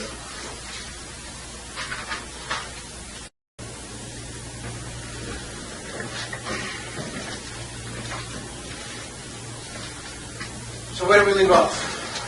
What's going on with the crime case? All right. Here's what we have. Capital Crimes has the memo. All right. We went in last week. So there was some, I think the U.S. Attorney was a little bit hesitant because there was some concerns that you didn't want to sign the agreement. The agreement she wrote to, The one negating the first. yeah. Yeah. Right, but when we spoke in the last meeting we had when we were all there, and it was on recording, and I said I didn't want, that wasn't supposed to be on the table in the first place. Okay. And I asked Phil this and that at the end of that meeting if there was anything else he needed, and he said no. Yeah, and then what happened there is we went back to the U.S. Attorney, and her impression was she said, look, the original one was in writing, so I'd like it to be in writing as well. So she wrote another letter, and obviously, you've seen this. And so it basically said, hey, just like the comfort of it. And then there was a court order as well that basically prohibited us from doing anything with capital crimes until Judge Roberts reconsidered that. And so we got that rescinded, but then after that, we wrote a bunch of other letters seeing whether or not that was still your intent. Because the U.S. Attorney was very concerned that you might want to change your mind, and she didn't want to welch on a deal that she had promised you. So it sounds like the short story is you put in your memo and you did not recommend the death penalty. I can't tell you what U.S. Attorney recommended. I'm prohibited from doing that. I mean, I can just give you, you've probably seen these letters that she wrote. I saw a couple of them. Okay. So she wrote a couple letters, and then I wrote a letter to confirm, and the last letter basically said, in the first paragraph, I don't know if Mr. Currier wants to show this here. I was already seeing all the letters. So the last letter was, Mr. Currier did not say that Mr. Keyes has changed his mind. Mr. Keyes still wants U.S. Attorney Leffler to make her recommendation unbound from any promises contained in the March 30 letter. I have conveyed this information to U.S. Attorney Leffler. So that's where it stood. So that was the last piece of the puzzle there, and then she decided, okay, I'm going to send my recommendation after that. She sent her recommendation in. So they have it. This week they wrote back saying, giving opportunities for a conference. I think Karen mentioned this to you, Rich. You told me you were going to give me Yeah. potential dates. We have 4 dates for conference, and that's an opportunity for your lawyers to meet with capital crimes and present information about mitigation, about not seeking the death penalty. And those are August 6th, August 13th, September 4th, and September 17th. Those are the 4 possible dates that we have. And the procedure is, I understand it, is they invite your attorneys back there, and they get to argue that the death penalty shouldn't be imposed. That's what you want. I'm not privy to your discussion, so I don't know what the discussions Hypothetically, what are. happens if I don't have any attorneys? Do I get to be at the meeting? Well, I think obviously whatever, that's between you and your attorneys, but your position, I think, is made known through your attorneys. That's my understanding of the process at this point. So your position has to be made known to the Capital Crimes Review Committee through your attorneys. And I don't know whether, what your discussions were, but I don't know, Rich, if you plan to try to present mitigation. It sounds like you still don't want mitigation in that case. In other words, you seem like you still are on course for the. Well, I would just tell you, these are complex issues. We're still exploring all this. I don't know if, we talk about this with Israel all the time. I don't know if he completely understand all the procedures involved in the gravity of this type of decision. So, we're in ongoing discussions, private discussions with Israel. Sure. He's Well, ready. but like I was saying before, there's a lot of aspects of the Cohen case that, if it were to go to sentencing, death penalty hearing, that I wouldn't want to be public. Same as with the Currier, like we were saying earlier. But I have no, it doesn't matter what I sign or what deal we work out. It sounds like there's no way you can give me any assurance as to whether or not those issues are going to come up in a year. That can be something, as I told him before we got here, we can discuss in the context of the Global South. He's concerned about the details coming up in open court. All right? Now, to the extent that, we want to limit that, maybe we can do that in a global agreement in exchange for, information about these other homicides. And that's what I was suggesting to him. I'm sure you see the letter I sent to him saying, we can maybe go with this process and get some assurances from him that he wouldn't be prosecuted by state authorities. And he just brought up this point, well, I'm concerned that the details are going to get out no matter what. They've already been out. I mean, did you see the video from Vermont? I mean, the whole 6-minute video about everything? Of what? The Curriers and... I mean, I didn't think that they came out, it was one news station reporting it. Yeah, In fact, and everybody that I know of has seen it. But it's basic information. It's not the details that Israel's concerned about, I don't think. And none of the information that he's concerned about getting out has gotten out. And he's talking about the details of the crimes, not His the crime. family saw it with writing, and that's the whole purpose. Well, that's a concern too, but I mean that, as far as the Vermont, and that's another concern I have, somewhat, is it, hypothetically, if I give you details on other crimes in other states, what's ultimately going to happen? At what point does that information become public knowledge as well? Or does it? Does it have to? What's the procedure for that? Is there some way we can work it out to where if I give you this information, it stays sealed or at least limited release or something? I don't know. I don't even know what the options are. It just seems like in Vermont, as soon as they had the information, they, of course everybody wants to know, and it's going to be the same everywhere else too. So I think we can work with these other jurisdictions by getting those assurances. As I've said before, Vermont was something we weren't really sure about the scope of things. And now that we are, Right. I think we can proceed better to kind of get assurances, at least in the local jurisdictions, that, A, they're not going to prosecute you, and B, any details you release, at least are not published. right. Now, in Okay. terms of what comes out in court, that was your other concern, right? Right. Well, I mean, not that's- just what comes out in court, but I'm also concerned about the Cohen case in that, it's a high-profile case up here, and what's going to happen is, as soon as it gets to the point where I plead to that, then all the media is going to want, it's going to be the same thing. They're all going to be clamoring for details, like what happened and all of that. So what efforts are going to be made to control that, if any, and I'm suggesting to you that we can come up with a global agreement which effectively limits what we put out in public in exchange for information about the other homicides. So if we don't put that out in a court of law in public, the media wouldn't learn it. So that's my suggestion as sort of a global thing to wrap Koenig into Curriers and everything else.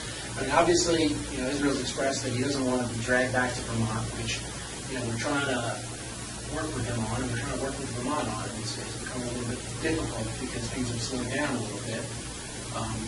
We'd like to wrap that in, keep him here and keep him in one place, but we're going to need some sort of assurances for them that he's going to continue to operate, and that's what Vermont is wanting. So, in order to kind of... I don't care about what comes out about the Currier. I guess my point is, I can try and limit the information that comes out on all this other stuff, but if the details of the Conan case come out, it doesn't matter how many other details we suppress on the other front. And that's what I'm suggesting to you, is sort of a global settlement where there's an agreement to only go into certain details of the Coney case and the Currier case. Even though you told them about them, there's been no limitation on those. We now put limitations on those. And we put but that's what I want to make clear before we go any further on anything, is to have something somewhat concrete in writing, saying that information isn't going to come out when the time comes, that I do plead guilty to the Coney case, or whatever happens. But whenever the next release of information to the public is, whatever else we've been working on becomes null and void if all of a sudden there's this flood of information about what happened in the Coney case. And I pled guilty to it, and then it doesn't matter. And in return, for not introducing that information, we want information about the other murders. I understand that. I don't care. Like all the other, anything else, it doesn't matter that much. What I would suggest is, I've talked to Israel about a global settlement. Let me see if we can, because I think definitely going to need counsel to understand, to know what the global settlement is. I'd like to work with them and see if we can come up with something everybody can agree to a global settlement. Yeah, no, and that's what I'm working towards too. But I need some time. No, I agree. I just need to know what the demands are, and that was the first time that's really, obviously it's not in the letter, in a level of detail. I'm happy to work something out and try to get approval for what I'm suggesting.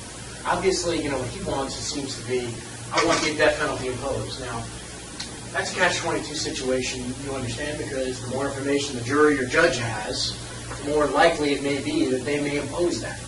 All right?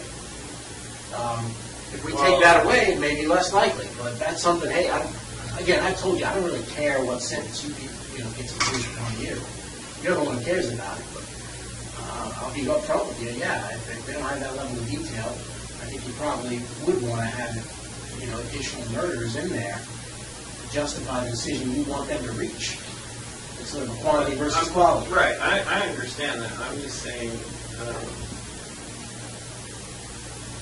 yeah, so they have all the numbers. That's fine. But that's the only thing they need those numbers for, is the sentencing. Yeah, no, it would only come out at the sentencing, but we'd have to get something in return. Right now, yeah, we know about how many people you killed. That's pretty clear. That's not a problem. What we want is the information about those murders. And it could be, look, briefly, initially to protect your interests, to simply say, I killed this person in this jurisdiction and kidnapped them from here. And, that would satisfy our goals, and would also satisfy your goals, I think, too. But again, I think we both have to figure out what we want to get out of this. It's possible to limit that information that's presented, I think, in a sentencing hearing. Again, I have to vet this up the chain, but we can limit Currier, we can limit Coney in exchange for the information about the other. See, this process with the death penalty on the table is a whole new thing for all of us. But we have handled many cooperation agreements where there's a sealed death to a plea agreement, where proceedings are closed, where information is not made public in order to protect, somebody who's cooperating, or in this case, protecting the family of somebody who's cooperating. And so that's something that I'd like to discuss with you. I don't see any. Yeah, so that's something that, is sort of a plan A of things we can do, is hopefully put everything under seal and justify it by, one, safety to your family, and two, the fact that these guys are still going to be confirming the information they're providing, and they don't want anybody to interfere with that process. So some of that, again, as Mr. Currier said, it's getting into death penalty, but it's in some ways the same as what we always do in other types of cases involving cooperation and stuff goes under seal. And that's what I'd like to talk to you about. Yeah, I just,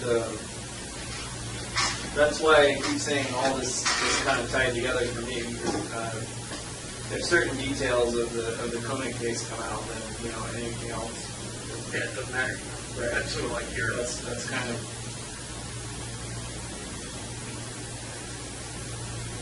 worst case scenario, than everything else I did before that is automatically going to be just the facts. it's a fair point. And the problem I'm dealing with, and I'm telling Israel this, is the problem I'm dealing with in Vermont, and they feel like they're unbound by any loyalty to us and what has been done for that case, because there's no assurance that things in the future are going to be done. What I'm trying to do is kind of put their charging decisions off and try to give us some breathing room to figure out how to wrap all this stuff up rather than give it the jurisdiction perhaps the real. I still don't know how I can even make any kind of decision on this if I don't even know. First of all, you say you can't tell me what your recommendation was. I made it clear what I wanted it to be, and so you're expecting me to make decisions on it. You say you made it clear. I mean, you didn't sign the agreement, so that wasn't exactly clear. It is verbally clear. Yeah. Is there a reason you didn't want to sign this? I didn't get it.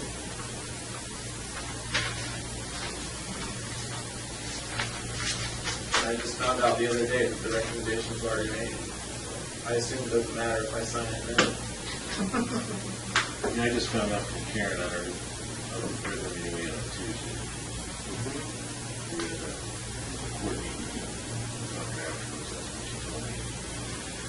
She had already sent in a recommendation. Yeah, I mean, she can always sort of change her recommendation. No, I'll sign it now. I was told that, it was already done. It was. The recommendation's already in. And to me, I don't think this is valid anyway. You know our feelings about it because you complied with your agreement.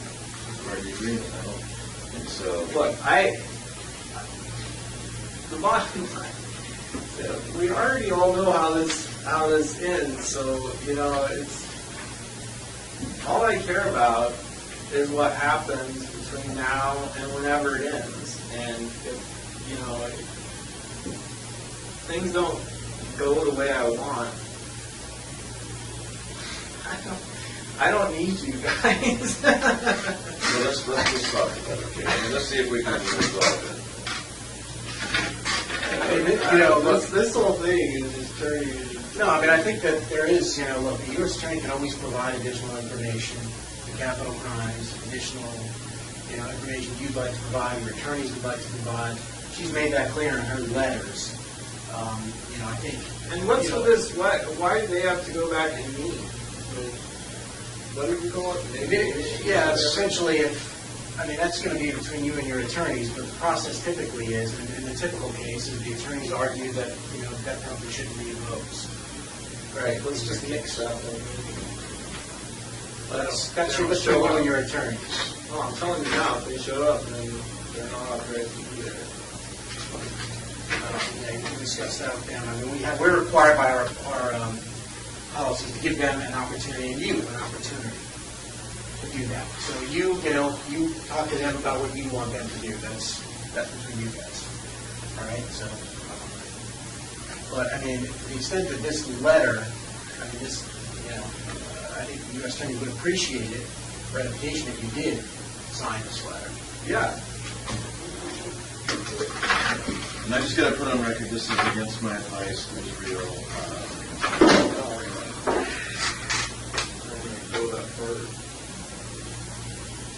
Have you read that letter? Make sure you understand it. Yeah. We're on the same one. Have you seen that before?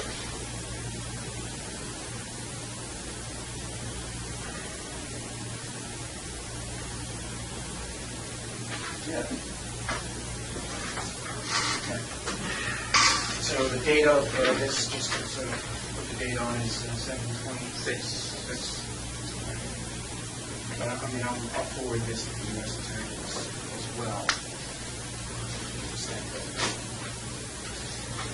But I think these dates are pretty quick, and they're, you know. What's the first one, August 5th? August 6th.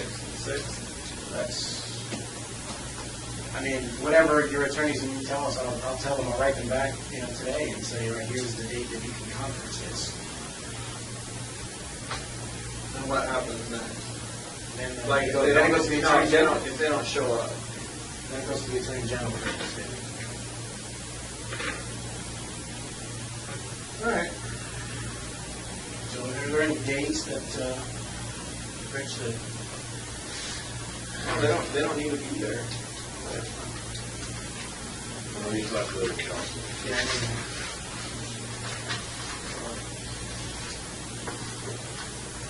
If I'm gonna be there, they don't need to be there. I'll ask them about, yeah, and then I'll ask them about what the procedures are and whatever, and then maybe, you have a right to kind of teleconference, and I don't know what they do in these types of situations. Yeah. So that's where Coney is. I would like to explore this idea again of this global selling sooner rather than later to be able to kind of control. Let me talk to him this afternoon. Yeah, we can talk about it, but I mean, I want to make it clear that from here on out, the Coney case gets incorporated in whatever information is exchanged. Any information I give you is incorporated into that, to whatever happened on the Coney case. So you'd like to go So that I have control over what information is released in that, and you know, we can do it on like a piecemeal basis. If I feel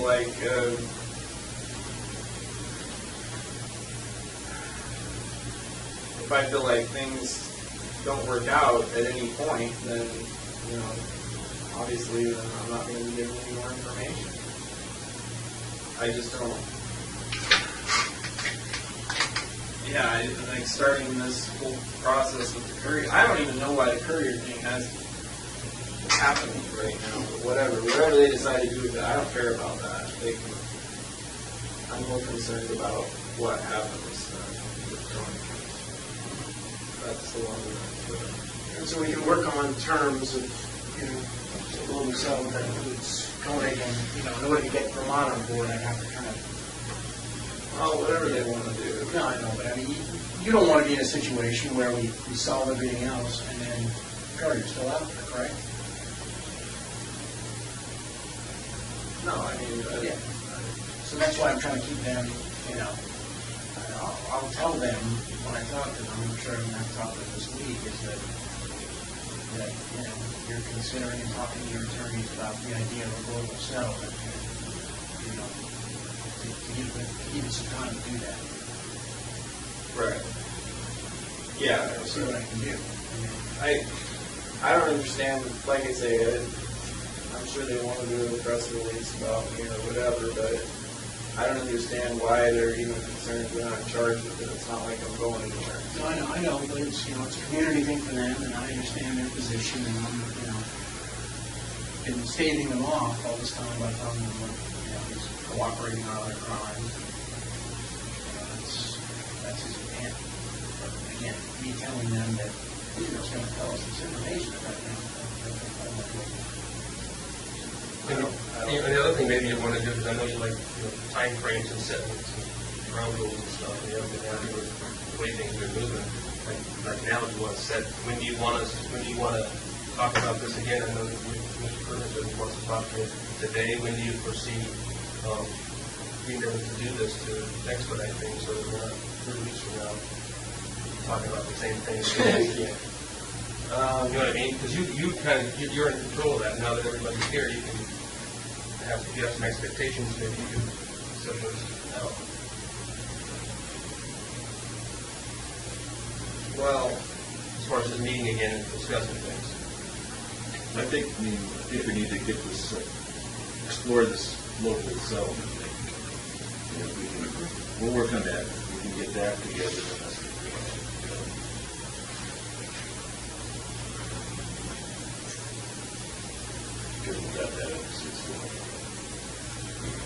Yeah, no, I think would be certainly helpful, and that's those sort of things that we've been working on with Currier.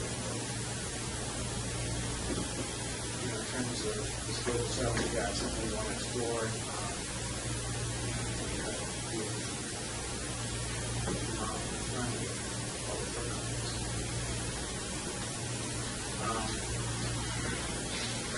Well, I mean, that's What I can say, at least it sounds like, you know, I can advise capital times that August 6th is sort of a workable date if it's planned to change. Well, I mean, for me, in my schedule, September 17th would be work. But yeah, I don't know exactly. It doesn't even have to happen. So why do we even need a date? Yeah, I mean, Why does there have to be mitigation? I don't understand. there's no. You just said there doesn't have to be, so. It's just a date, an opportunity. We don't want to deprive you of that opportunity, but you don't want that I opportunity. didn't get to go, so if I got to go, then yeah, let's do it. It's clear, it sounds like obviously you don't want any mitigation presented in the code. Correct? I'm not interested in any dates in the coding days, anything added to it that's going to complicate it. Whatever you have to do, just get it moved along, do it. All right. Well, I'll talk to Capital Crimes and pass along your views on it, and as well as the view of you'd like to be heard on it. I don't know. Is that true? Yeah. No, if there's some sort of mitigation that's set up, I definitely want to be part of it, because that means I didn't know about it. I don't know if there's a procedure for that. Maybe there is. I'm not sure, but I can ask them about that. Being working with Apple, in the meantime, I think we explore the global settlement. You're talking about the one. Initially, when I wrote that letter, Rich, on July 16th, right? Well, personally, I would make it counterproductive. Yeah, I understand. And I incorporated a little more concrete deals in July 20, which you had what? The July 16th letter on the global settlement. It's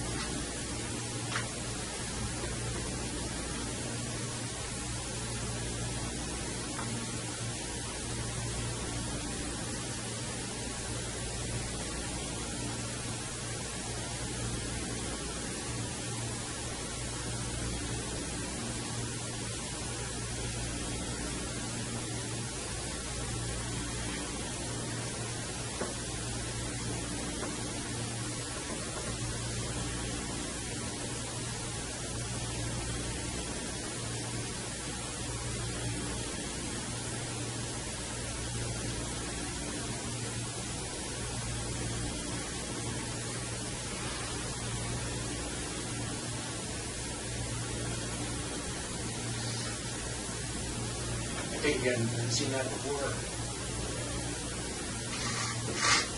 I think that was written before the stuff in Vermont. You know. far as things. Well, it makes a lot more sense to do it in the coming case than Currier. Yeah, that was written on, I think that was like a Thursday or Friday.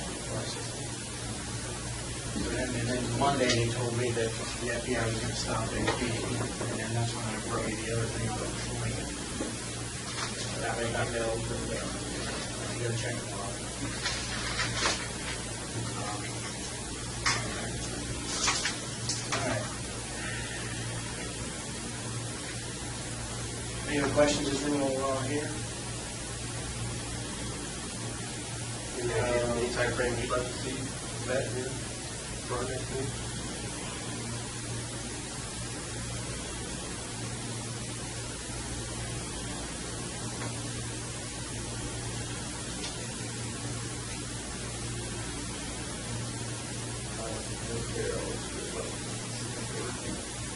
Let's talk about it.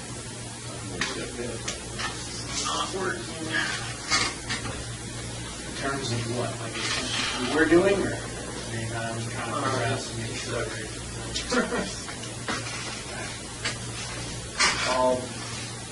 You taking it back down? When he's ready?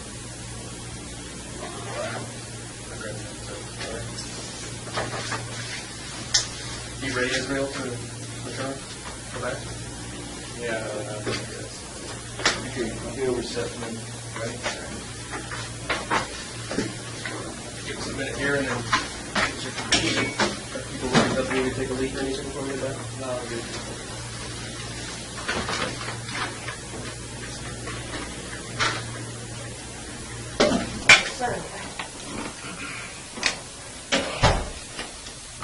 We came in, we're just going to start by advising you, giving you your mind and Right. and then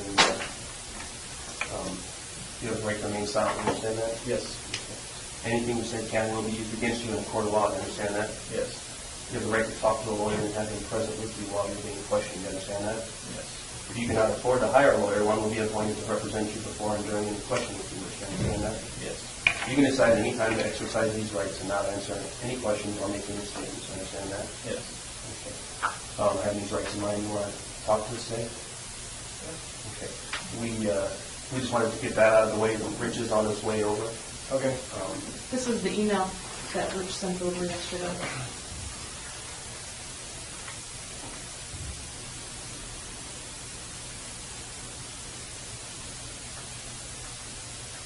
All right. So he is on his way. Anything you want to say while we're waiting? We shouldn't be. No, but we can talk to What did you eat? candy bar or nothing. Are you done with the newspaper already? What did you swear off those candy bars?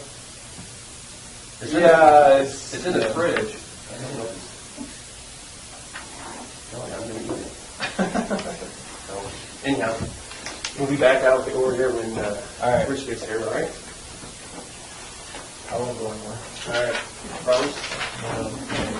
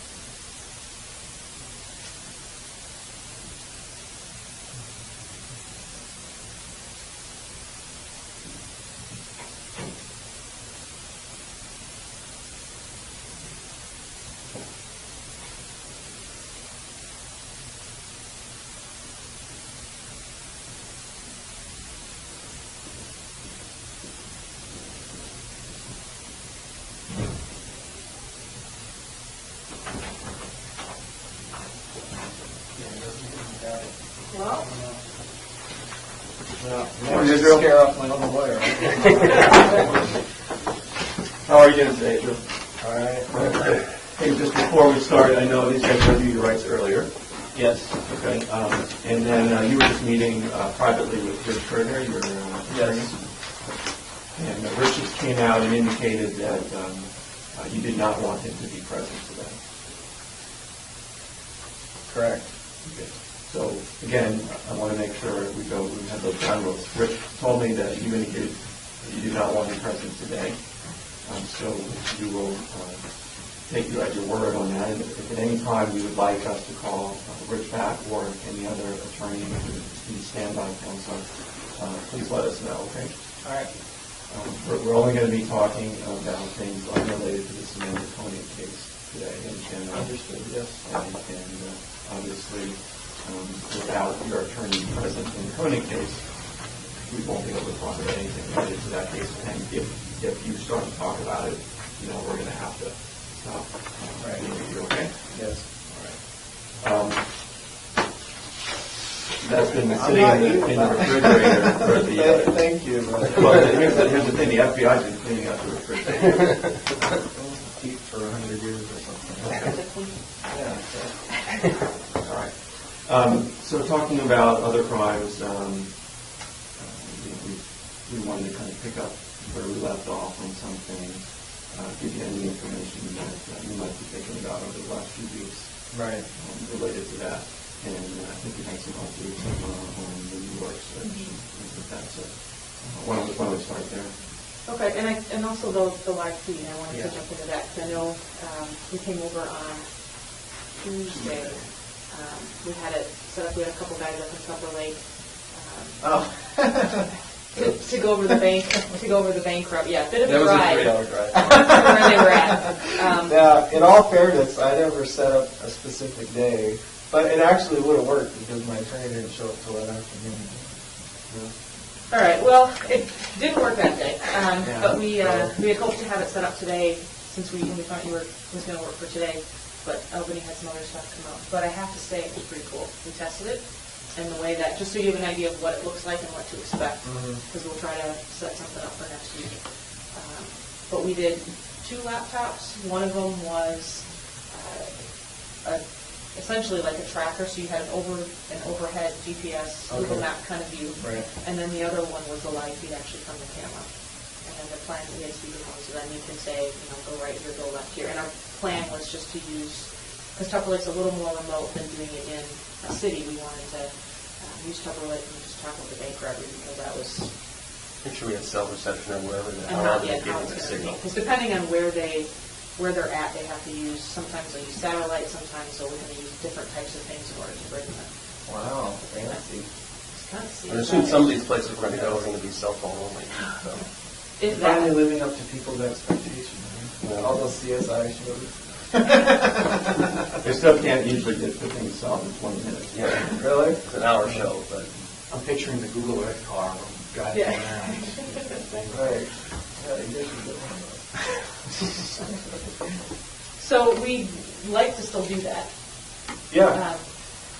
And I don't have a day yet. I don't know a There's specific snow day. there yet? Probably.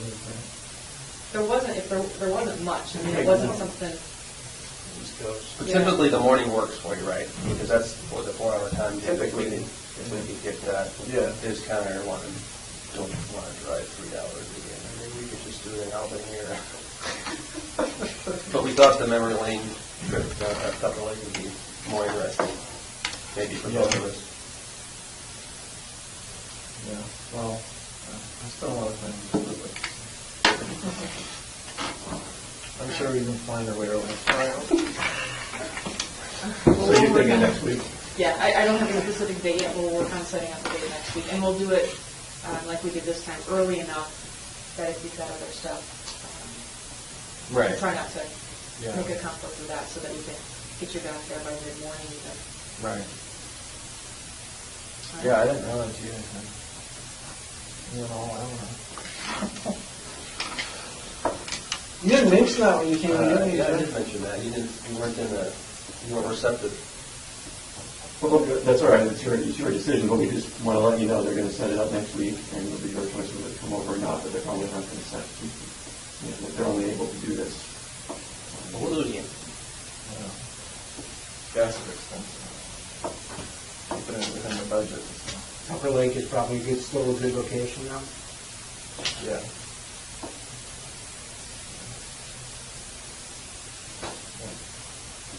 New things in New York stuff. Show you what they took from the property in New York. All right. There you go. This is the list. Some of it's pretty, kind of generic in terms of the description of what these wrote, but I'll show you the property. Wow. You're going way back now. What's the, All this stuff, anything from New York, you're going way back. when's the last time you were there? Oh, I was there just a year or so ago, but living there, I haven't been there just You like stayed there and You went by there in This is 2011, though, and that's a pretty good time. Oh, yeah. Every time I'm back there, I go by, but I mean, all the stuff that's there it's like childhood memories. Did you live there for a period of time? Yeah. How long? A little less than a year. 7, 8 months, in 97, I think, right? Yeah. 97. Look the same. I'm surprised the road is still there. There's a lot of, on one side it's missing a lot of shingle, right? Each of these pictures. Yeah, I thought, last time I was there, I thought the roof was falling in one spot. But there's some other pictures, and apparently the basement, well, I got some pictures, the basement's got quite a bit of water in it. Oh, here you can see it better. That's the indoor swimming pool. Yeah, you can see it. On high groundwater? Yeah. So this is the main house? Because there's a bunch of buildings. There's a few There's like buildings. an old garage and an old shed, yeah. And then here's the indoor swimming pool.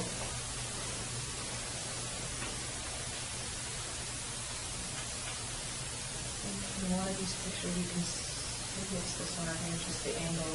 One of the support beams Yeah. is coming down, and so it's not super stable. How is they able to get down there? Goes through the window. Oh. Came down, put a ladder down through the window. Okay. Went down that way. Yeah, it was stairs. Is that the kitchen of the main house? Yeah. The other.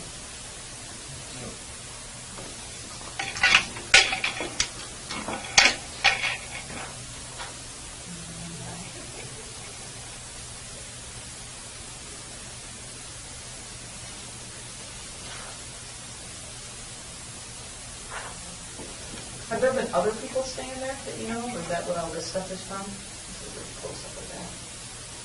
Or was that how it was when you were there?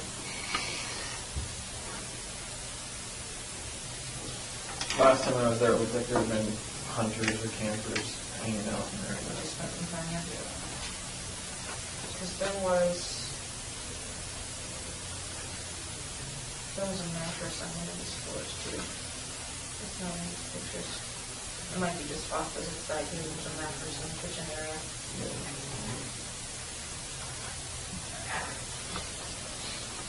And then what building is that? That's the garage.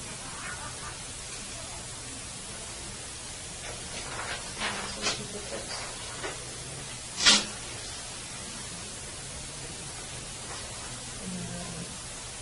Yeah. There was no running water. There was an indoor bathroom. Oh, there was, okay.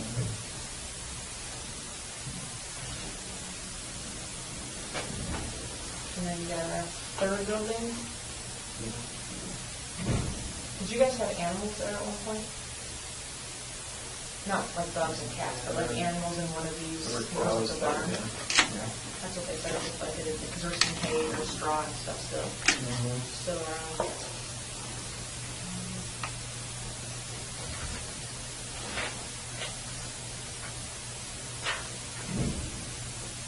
This was a box, that first sheet. There's a receipt on there, you can't really see it in the picture.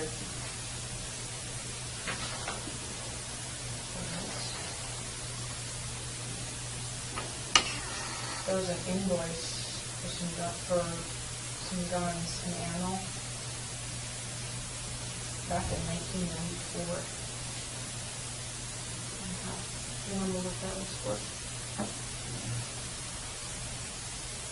I recognize some of the books vaguely, but it's been a while since I've been through that stuff. Did you have a place up there that you could buy guns? No, not in New York. I never bought guns officially. I was always under the table. Okay. We'll get the invoice, because you said the invoice was in your name in March of 94. What had a gun on it? That's what I thought. I thought it had a gun on it. That was my interpretation, but I'll have them send up the invoice so we can look at it.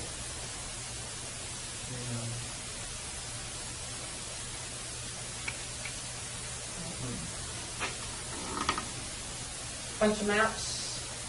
What was yours?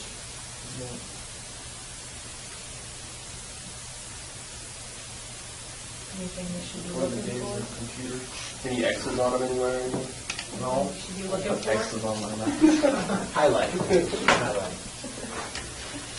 Highlight map. The only map you found that had highlighting on it, I didn't do highlighting. Who did the highlighting on that one? I don't know. I found that map. What about the map that when you? I think there was one in the car that was highlighted. When I was arrested, yeah. Yeah, but I didn't do the highlighting. That's all. I know that's what they were thinking. Well, it was the interstate that was highlighted, and Right. you don't seem to really be an interstate kind of person. No, that's just only the company. A couple other things. There's a mattress out in the woods. You know what that is? No. There were some clothes under it. There were some women's clothes under it.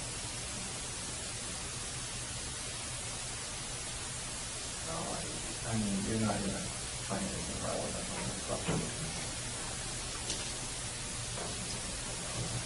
They were underneath it.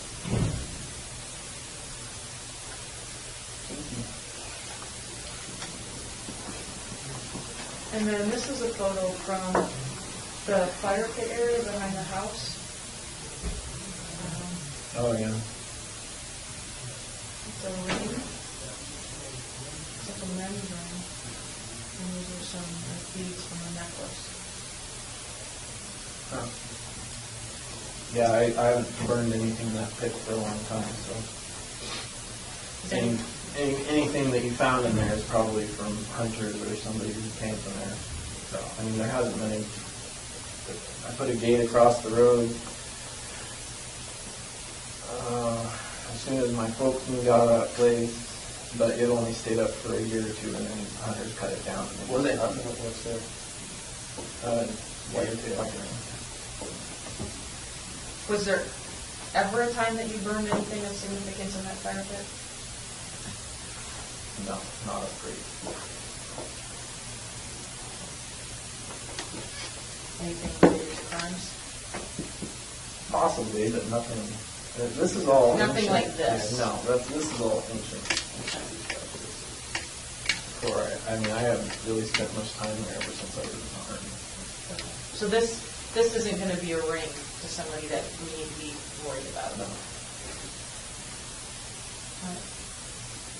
I think the rest of these were.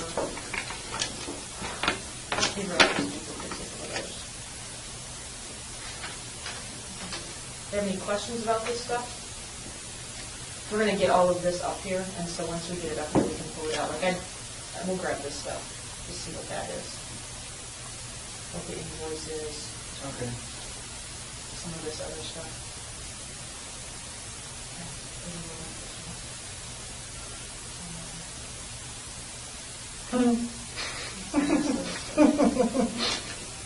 You know who's that belongs to? Oh, yeah.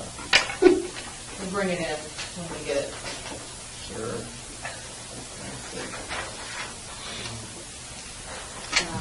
So I think that, You anything said about trip this? down memory lane. Yeah. There it was. Okay, anything? I didn't even realize I still had anything in there. I'm Yeah, guessing all that's that stuff was in the garage or something? Or? It was spread out. I think the box was in the garage. I don't remember where some of the other, like the road, some of the other specific stuff, but I know the box, pretty sure the box was in the garage. Huh. And I think, we jump into this, but just I had this stuff laid out to show you. Yeah. I think we maybe even showed you these before. I don't know No, if I we did saw or the not. ones that were done. Okay, yeah, these Was that were, as they found it? yeah. They might have pulled something away. Just so you could see where, Okay. about where it was. Yeah. I was gonna say, I thought I kind of camouflaged it. Yeah, that was sort of like walking up on it, you can see Okay. it. We got a report, we just got all this stuff sent it into the lab, so we do with everything that we get, and, on the tray, that holds the ammo in there, there's a perfect right thumbprint. Yeah, right. No, there is. I don't have the lab report. Back. Wow. Uh-oh. More CSI stuff. Yeah, I'm impressed. Well, I'm disappointed in myself mostly, but I'm saying. The lab examiner called me. I don't have the report yet. When I get the report, I'll show you the report. But I'm not being silly. It was on one of these two on the plastic tray inside. Huh.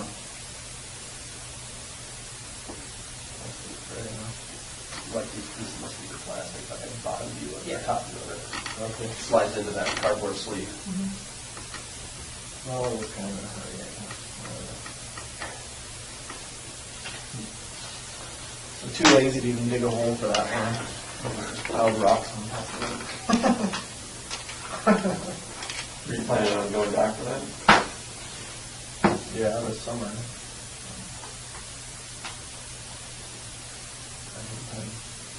That would have been a good trip. I still can't get over the disappeared house in Vermont thing. You have big plans for this summer? Back there? Well, I was going to go back there. I just pictured driving up, looking everywhere for that farmhouse and not being able to find it. To burn it down? Yeah, that would have been funny. But whatever, you guys did that for me. Speaking of Vermont, Yeah, speaking of Vermont, we were talking to Vermont on Monday. And they want to know what's going on. And they are interested in filing charges as they have been all along. What, federal? Well, you know. You don't know? No, I mean, we talked to both the state and federal prosecutors on Monday. And we want to know what we should tell them from your perspective.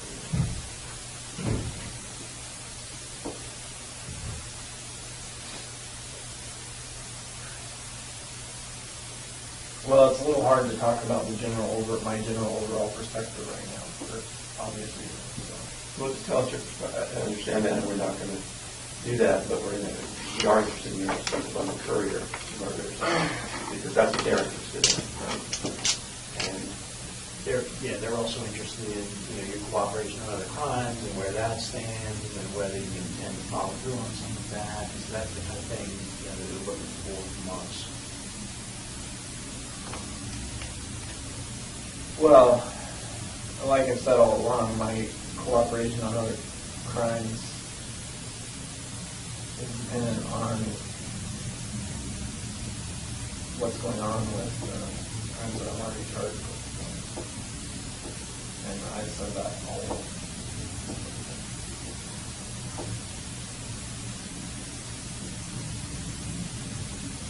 As far as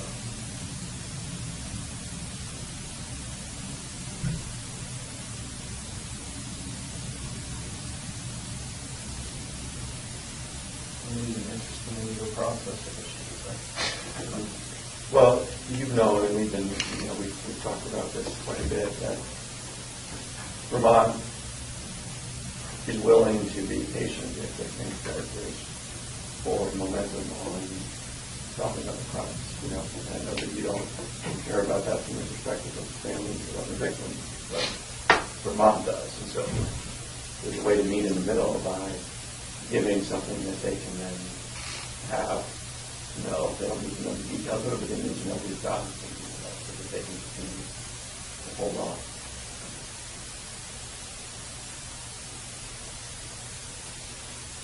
I just don't understand why, even from a legal perspective, I don't understand what the hurry is or what their issue is as to why they want to file charges, additional charges, when I'm clearly already charged with substantial ones. Well, in Vermont, you've got state prosecutors who right now have an unsolved, you know, according to the public, unsolved murder at the Curriers. Right? So the law enforcement, you know, there's a lot of pressure.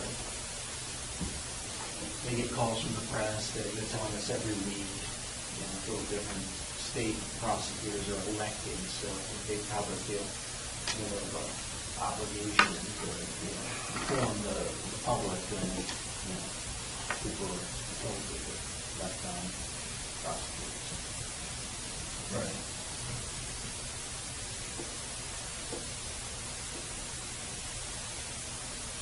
But since they called off the search for the bodies, as far as the public knows, they can't even definitively say that it was a homicide. I know they already told everybody it was. But they know that. Vermont knows that. Right. They know. So Vermont, as you guys, let's just be a really realistic approach to it. You're a state prosecutor in Vermont. You know, you want to come out and say, hey, here are the charges we've got. We've got the guy, he's solved. That's what you want to do. Right. So you need to give them a reason to say, don't do that.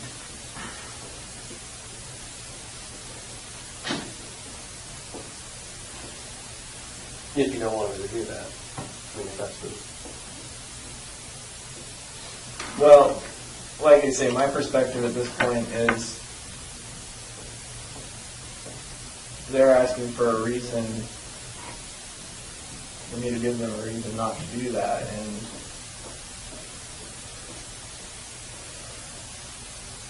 I have no reason to suspect that at this point that any information, any further information I give is going to be used or portrayed to the media in the way that I'm told it will be or won't be, just because that's the way it's played out so far. So if they're saying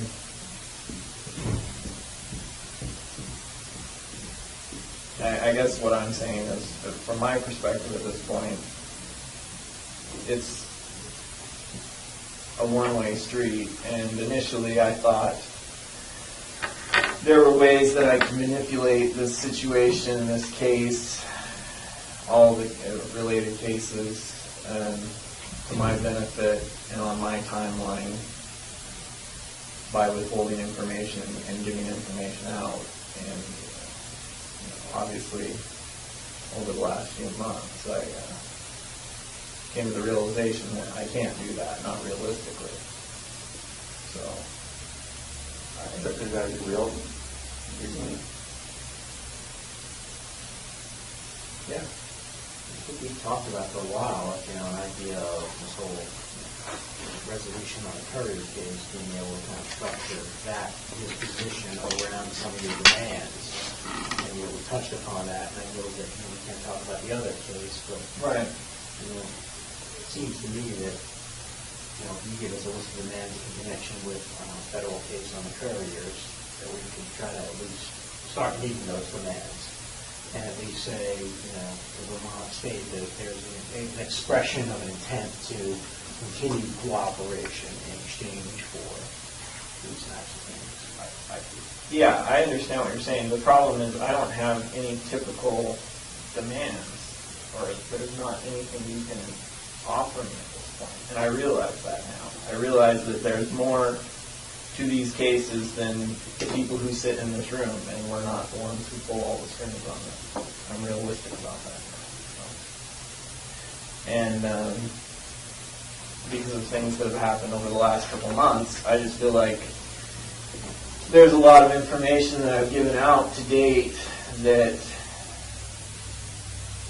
20/20 hindsight I wouldn't have given out, because I feel like now, no matter what I do, it's going to become public anyway. Whereas if I hadn't given it out, it wouldn't have, because you wouldn't have it, the information to give out in the first place. Well, I mean, from our perspective, we've done a lot to respect your wishes about keeping the publicity low on this case, and I think if you recall, you told us that yeah, you understand that we've done that. Now over time, as things have slowed down, we haven't learned about the crimes, then the FBI and authorities around the country have to take certain steps. Right? I think the search warrant is an example that they said, hey, look, give us a reason to tell their bosses why they didn't need your search warrant at Kimberly's house. Why they didn't need the report, but they didn't have any reason. So I think you can see that we can have a lot of control when we have some information from you and cooperation from you. If we don't, then we all lose control. And even Vermont's letter that I recall, they had this letter about, all right, provide this, and we just kind of sit back and we don't get involved. And for us with that letter, I think what happened in Vermont after that was sort of a function of, that's we're sort of not going along with that deal. And so I think that's what ended up happening there. I understand the perspective, but at the same time, I think there is a way to structure a deal around the Curriers to satisfy some of your goals. Not every one of them, but we can't do that unless we sort of have an exchange for some future cooperation. Here's what I want to happen in the Currier case. If we have that, I think that's a little bit more concrete to that. The only reason the Currier case has even become an issue is because of me wanting to keep control of that situation before it became a situation. That's why we talked about it in the first place. Or loose ends, whatever you want to call it. Mm-hmm. That was my concern. As far as long-term, clearly the whole situation is going to turn into longer term than I anticipated, even from my perspective. And so my position on it at this point is, you're asking for more information, and I am still waiting to see what happens with the information I've already given. So essentially, what can happen is,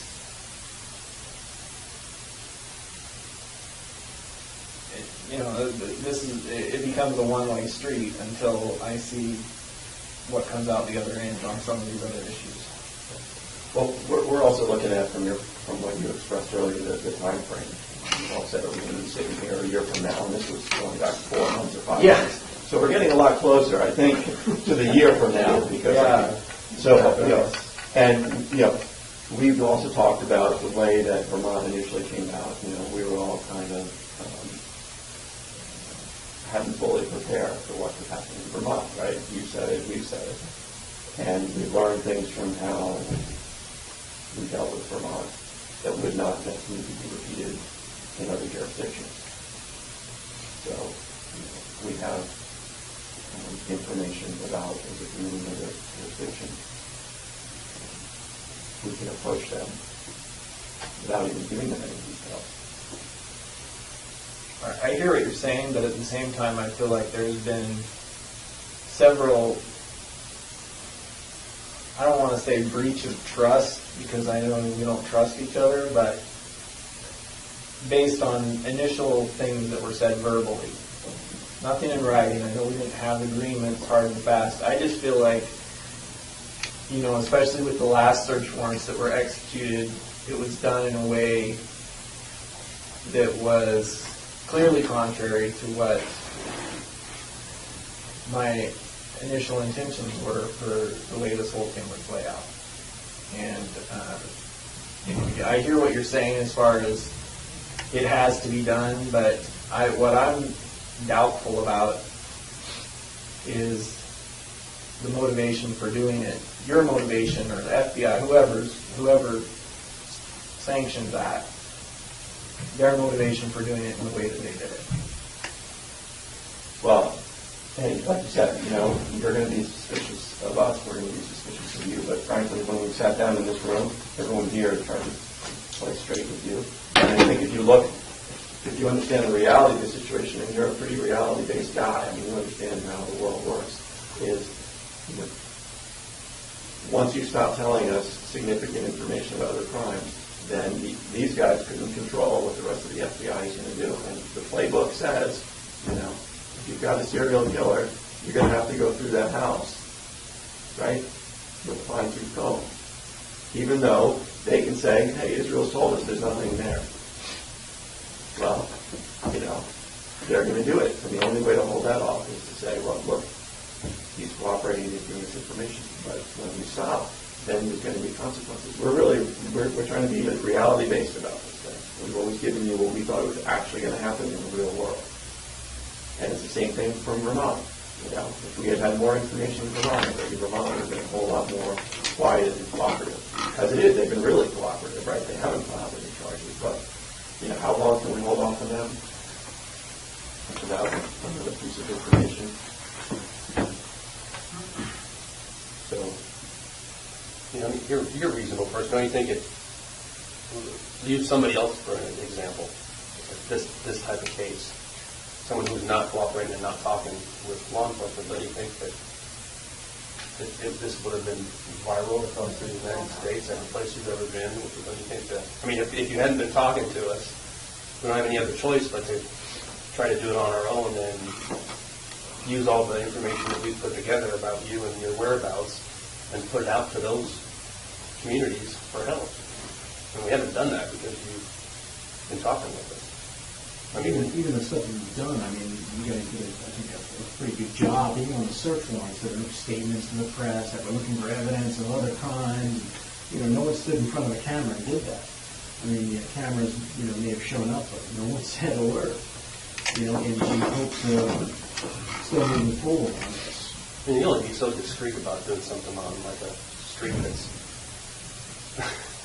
6 houses long. Well, especially if you block it off. Yeah, I mean, but well, we were trying to prevent people who we didn't want there to, you know, to getting into that, but you can't stop. I'm just saying, yeah, you've got to go by your playbook, but I refuse to accept that there weren't ways you couldn't have been more discreet or more.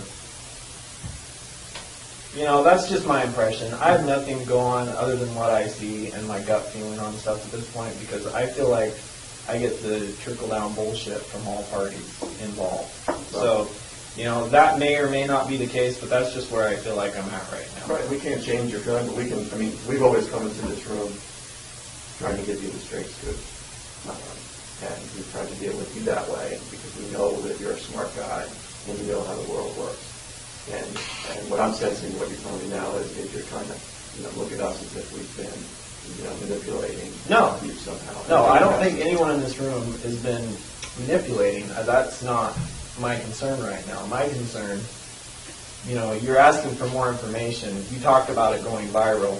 If I give you, if I give you any more information and it somehow gets out and it gets in the paper again, you know, one more snippet of information could push the whole thing over the edge, you know, and then for the time being, as many times as it's been in the paper and there's still all this speculation, it hasn't really taken off. And why do you think that is? Well, I know it's because you haven't been giving official statements that you could, which I do appreciate that aspect of it. What I'm saying is, until I know what's going to happen with certain current issues, my big concern is that another rumor gets out it doesn't have to come from you, just another rumor from somebody, I don't know. And then, I'm no longer in touch with all the different, I don't even know what's being said in the media or what has been said about the stories. I see little snippets here and there, but that's my concern, is that, if something else were to get out, and especially in a different area or something, then, and now there's the whole Nia Bay aspect of it now too. Like my kids live in Nia Bay now, and gossip is the town pastime. So that's my concern right now. Is it doesn't even have to be. I feel like at this point it wouldn't even have to be something that was confirmed. It could just be a rumor. And well, you're not going to get rumors coming out from us, and you haven't so far. The stuff that's come out is when when the people outside of this room feel like that you're not being forthcoming. Right. And we can be advocates for how we want to pursue this case, but we need something we need material, we need currency, we need something to advocate with. And that's what that's exactly what we've told you for the last 6 months and more. yeah, I understand that. So What about, just the idea of, and I'm just thinking along the lines of what ophthalmologists will stand down, even just a clue that doesn't give up anything from your perspective, but at least gives everybody something to work with behind the scenes, nothing that we, have to kind of go and publicize to the world, but a clue about, one of the past murders, that it's really not going to reveal anything. So you're not playing any cards, but at least where then going back to these guys' bosses and to Vermont and saying, look, you've given us a clue in exchange for this sort of discretion for everybody to kind of stand down, so to speak. Well, first of all, I don't know.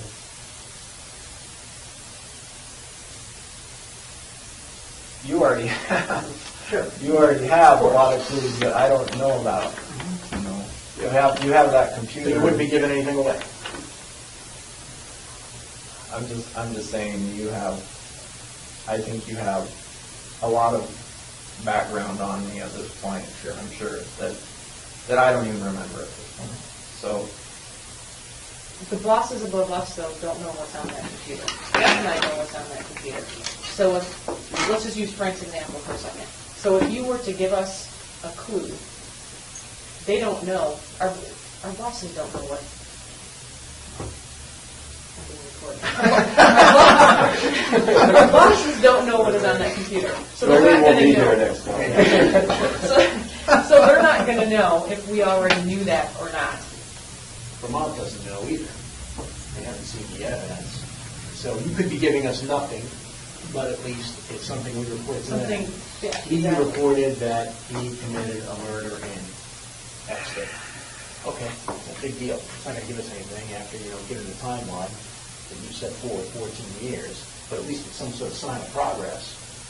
We can go back and say, no, he's actually given us a clue and things are moving forward, and they can sort of feel good about themselves and not doing. When you say clue, are you talking about giving me names? No.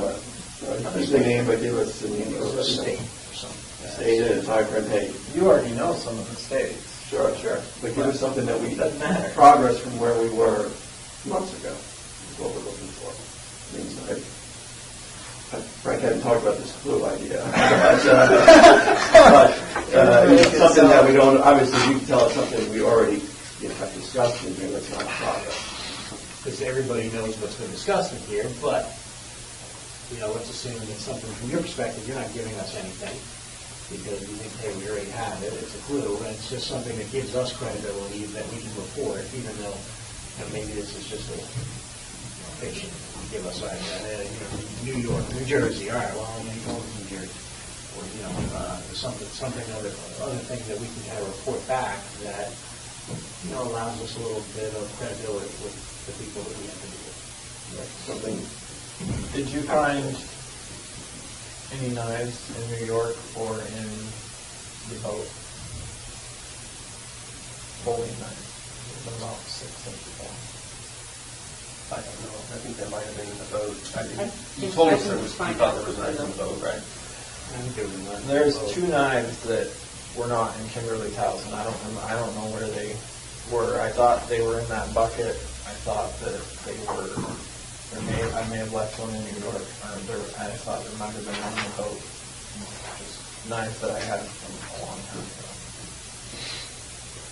But I haven't seen them in any of the pictures, so I don't think that's Ted or, yeah. I can find out about that boat. I don't think there was a knife on the boat. I don't remember a knife being in the bucket though, in the photos.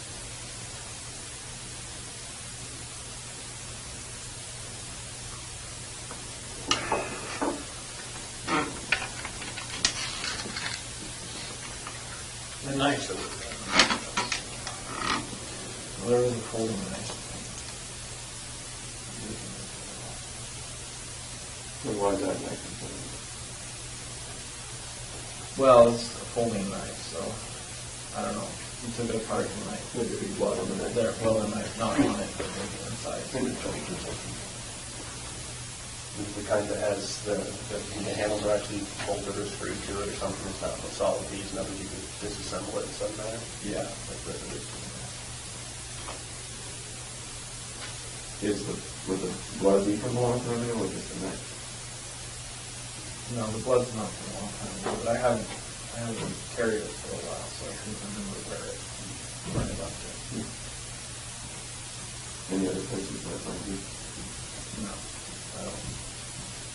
Well, it was in the boat, it was a long time ago. Well, 2005. right. Yeah, I mean, they're both knives that I got before that. And those are associated with the Washington murder? Yeah.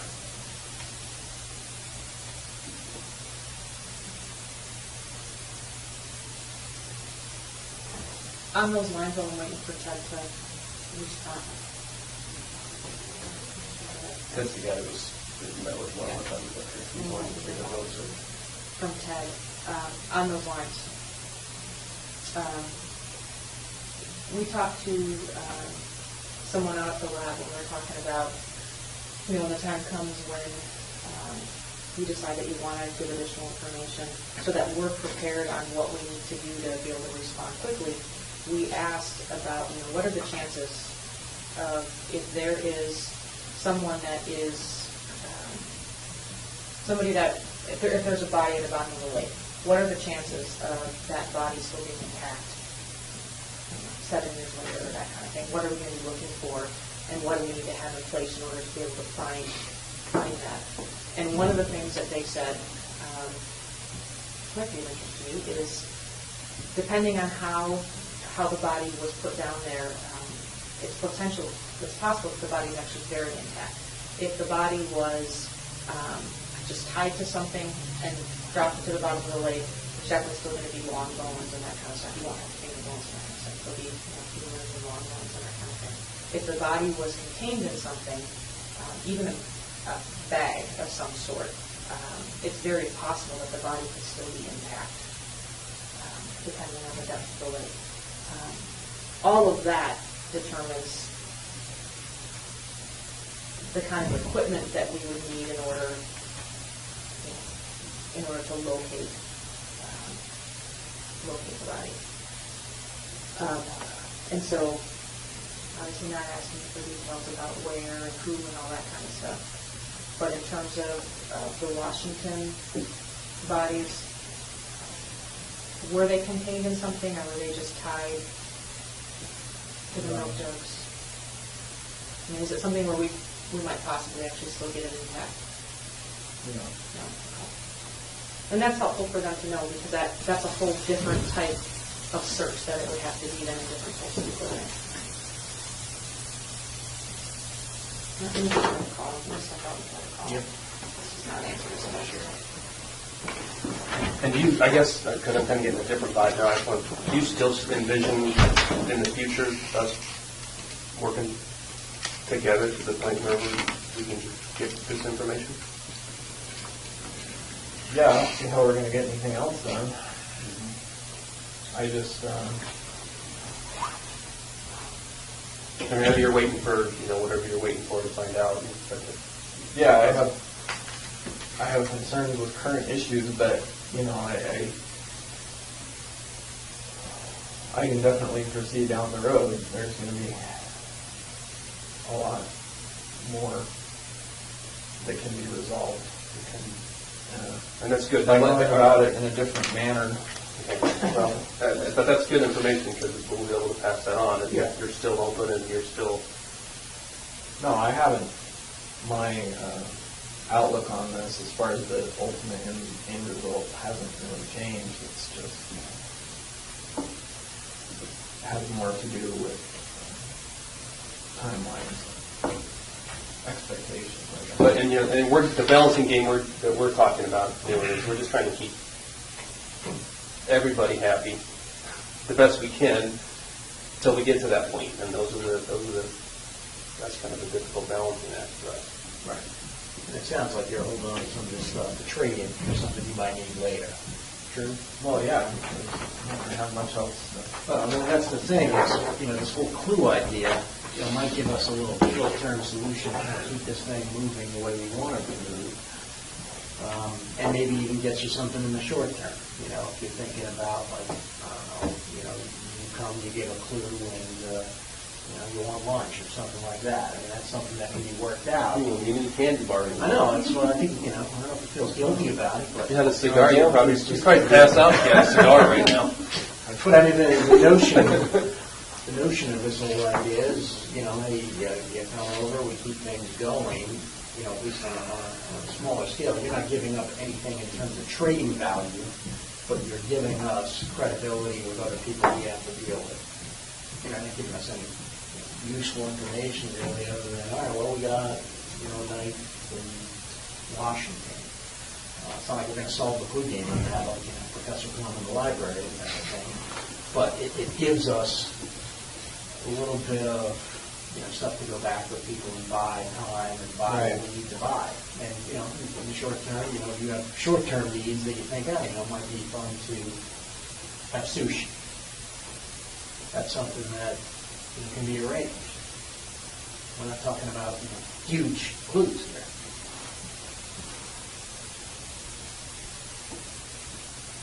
What did you guys find in the boat? Was there anything left? I thought we went over Yeah. technically. I saw the list. There was no knife. Oh, you mean in terms of the lab? Yeah. So, it has not, everything has not gone to, finished up at DNA yet. So it's possible that there were some areas that did test positive for blood, just when they do like they call it the presental test, when the people that were searching it. So those things went into the lab, and some of those things were like the screws from holding the carpeting in, and that kind of thing. Those have not come back yet from DNA. The little, there were some little fragments that they thought might have been bone fragment, was not bone, did not test positive for bone. That one's come back. Yeah, we didn't ask what it was, but it wasn't bone. There's some hair that is not yours. But the way they figure out hair. I was mostly curious if they found any blood. Yeah, there I was. wasn't sure how long, because it's been sitting there in the rain for so long. I was curious if there was. I mean, I know there was when I parked it. Yeah, there was. We haven't heard anything back about it, and then they need something to compare it with. Right. So there's no knife? No knife. There was no knife in the boat. It may have been.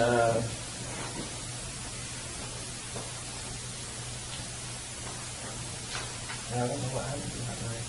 It was a Tonto, cold steel Tonto. How big? Like, was it It had a 4.5 inch folding blade.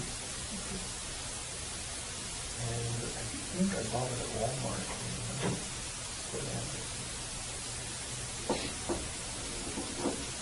do you remember what color the one was? It looks very similar to the one that I had on me when I was arrested. just a different place, same company and everything, I think. If I'm correct about that, that was the murder weapon for one of the Washington murders. Well, it was involved. It was involved. I think we talked about before, when we were asking about federal jurisdiction about Yeah. where any agreed that those victims shot. Strangling.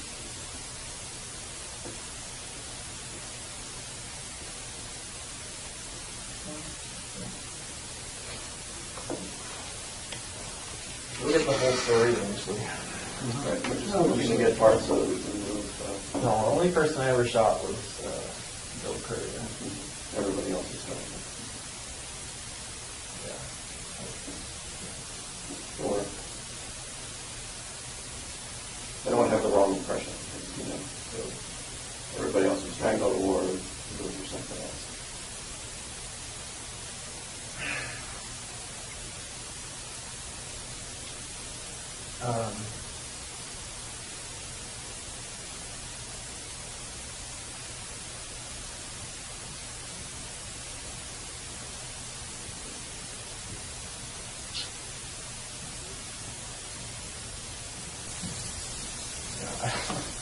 So one of the Washington things there was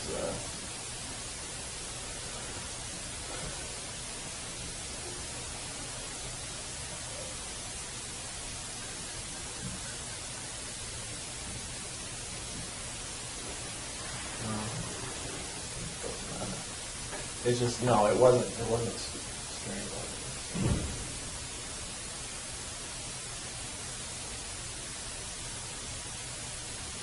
I hit somebody in the head. So.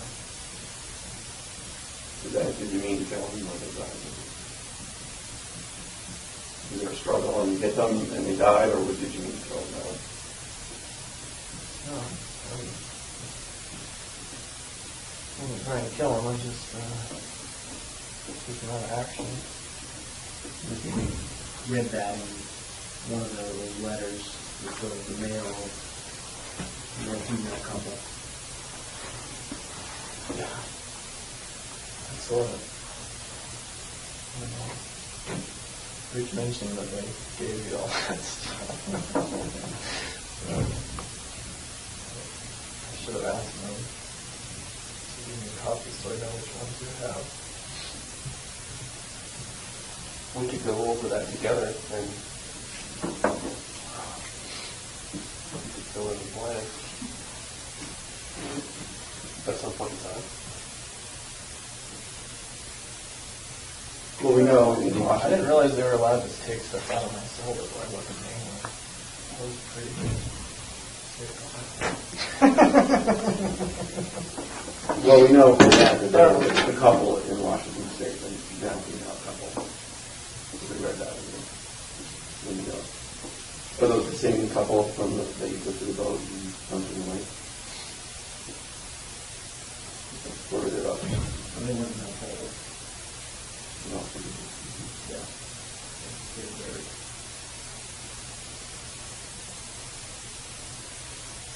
Yeah, that was wow. That was a long time ago. Right after the military, is that right after the military? You told them right after the military. After you got out of the military. It was before I got the boat.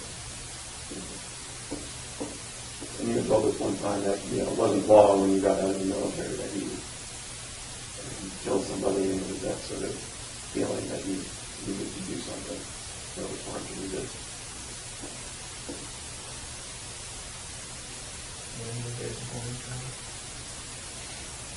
Is it fair to say that we're looking at a lot more around the Washington area than not?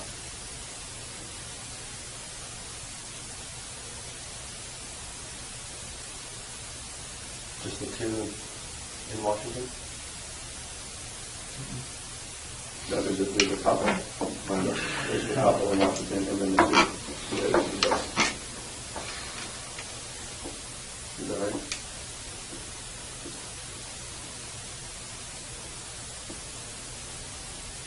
Yeah.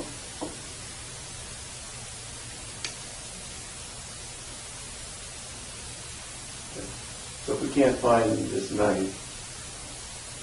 This one, unfortunately, I don't give us much to go on.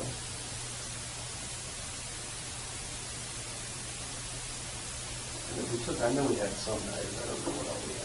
I think about something Kimberly. Is it possible to get that from you? I don't think so. I haven't seen it for. Could be in the different auctions and cash. No.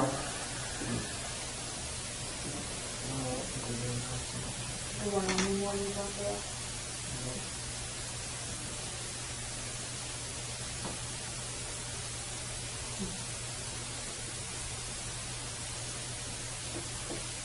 A couple of husband and wife, you know? I'm not going to talk about this. What about other caches, like another cache?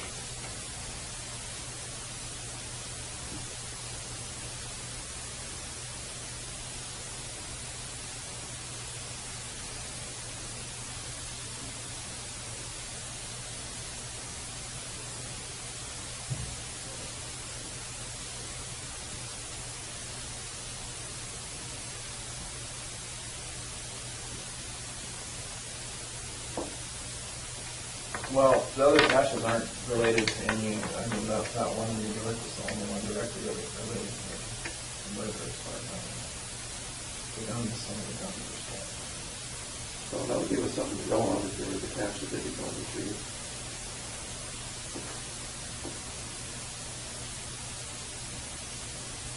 Yeah. That would keep, I think that would keep the FBI busy. Yeah.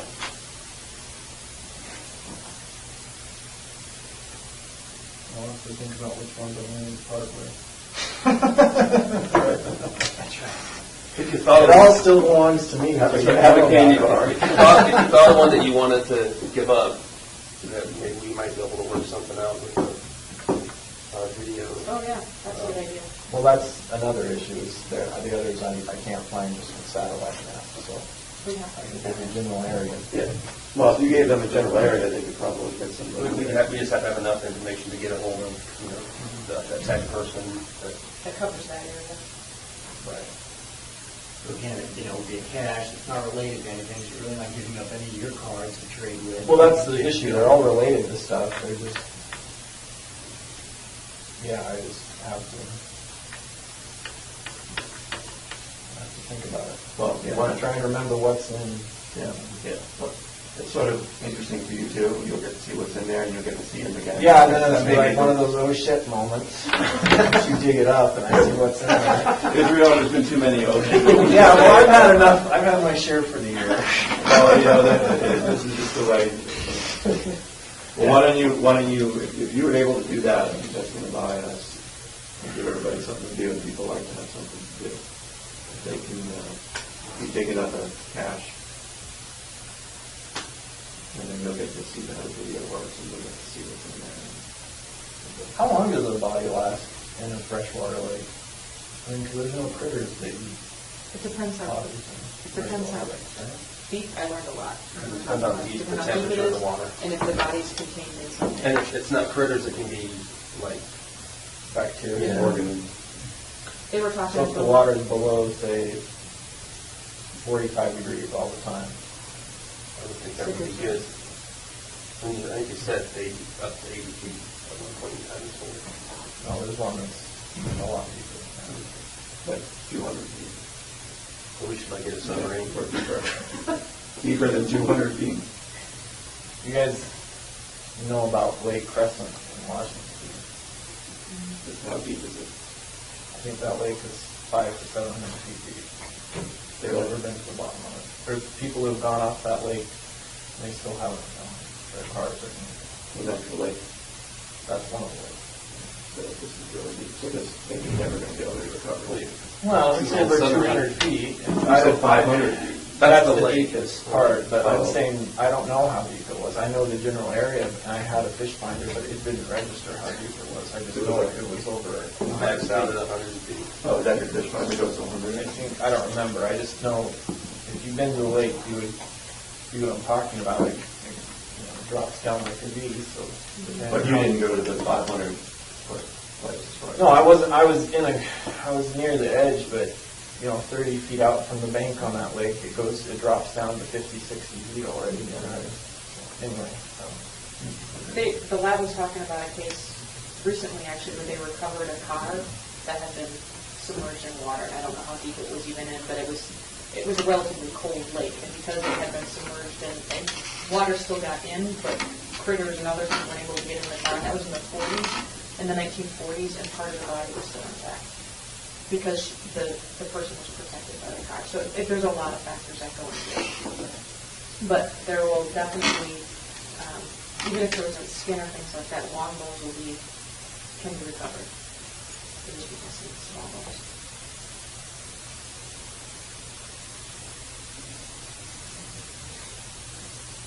yeah, I know. But if there's other specifics in terms of things that you know of depths and temperatures and that kind of stuff, you can certainly make some phone calls and find out what. Well, I figured you would have guessed that. That was pretty obvious. But I always have been curious as to what I would think as deep as that lake is, it's probably sitting there just exactly as it was when it first touched down. I know most freshwater lakes that deep, there aren't even that many fish that go down that deep. But that one's not in anything, it's just ropes or something holding it. Is that the milk jugs that you said? Well, that's what the weights were. Milk jugs, how many milk jugs? Is it going to move around? No. How many milk jugs? At least 4 or 5, I think. Just for one body?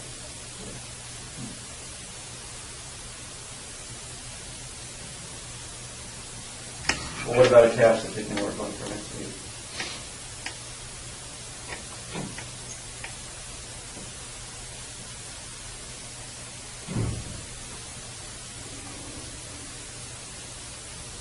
Well, the easiest would be Washington. But I know my way around there a little better. The agents are ready. But I have to.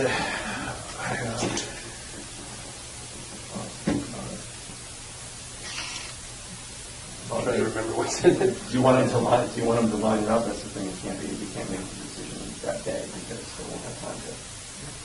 Yeah, they won't have time to line it up. You think I about don't it know over why the it's easy. Yeah. But you think about it over the weekend or something? Yeah.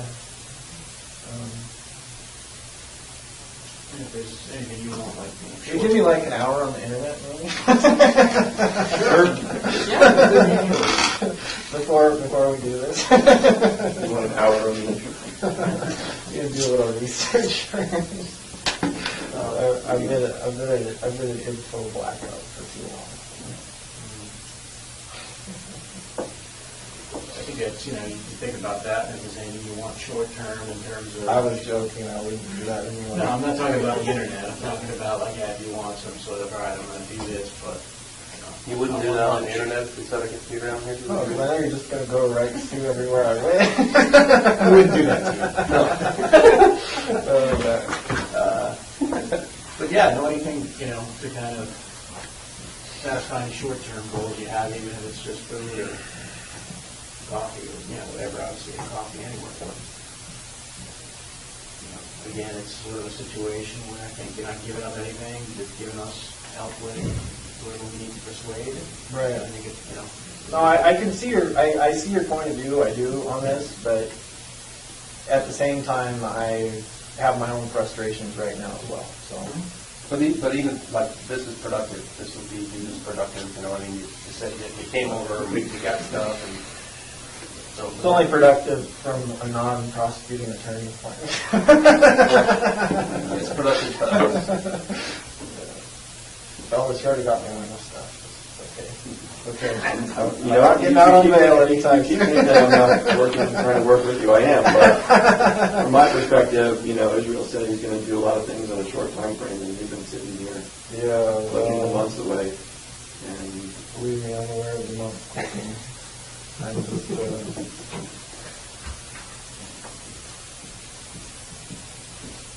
I have an appreciation for things being done at a different speed, that's all.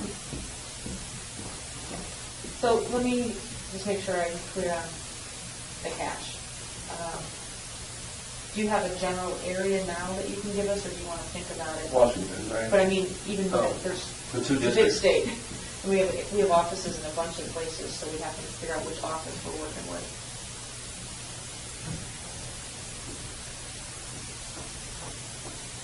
Maybe 50 or 100 miles out.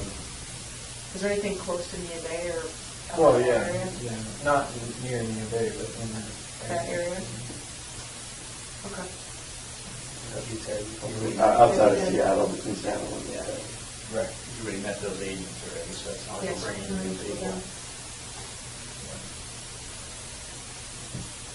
Can I see that top picture?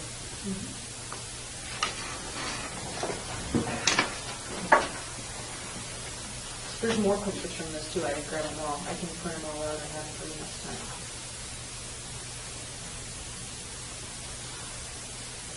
I know there were a couple, a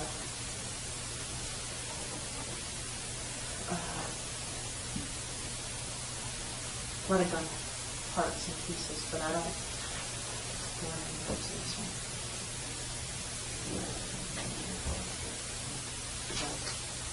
Okay, I can grab the pictures right now. Okay, so do you want me to try to set that up for next week? I don't know, I'm obviously not gonna know what day until From I Port Angeles there. somewhere.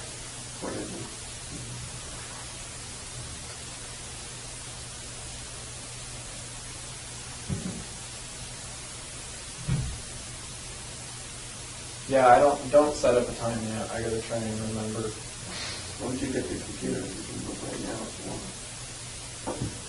Where, It's not gonna help an you area? remember. Google, you can look at Google right now if you want. Well, you know the area. I He's know trying the area. I'm trying to remember what's in it. He's trying to remember what he has. That's probably not going to be on Google.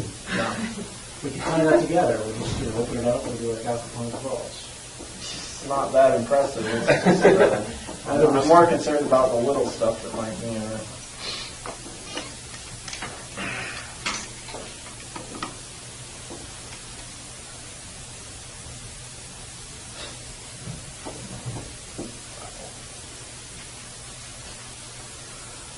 Well. Things you never thought you'd be talking about.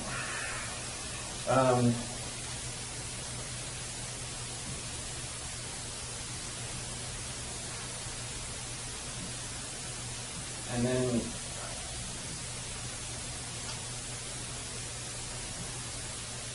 on the Tupper Lake thing, you had agents up there with the cameras, but you just wanted to talk about the bank robbery, or were you? Well, what we had set up was we just had them at the bank robbery parking lot to show you the live feed that we could do. We can talk about whatever you want to talk about. We didn't have any expectations, but we thought the natural progression, because of Right. what we've been talking, would be in that general area, so we wanted to get things moving there. Right. You know, and if you wanted to just like pull out of the parking lot and then take us to the river bend, that was all the better. Well, But yeah, I was just. You would be driving. yeah, it would be like you'd be driving. So.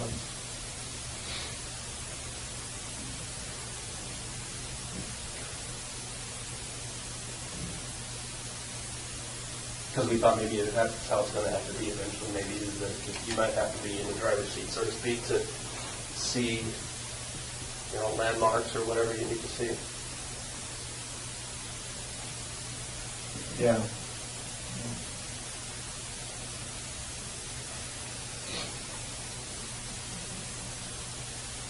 Almost as good as being out. I'd like to tell you we were going to drive you to the dig site and we were going to show you what we were doing, but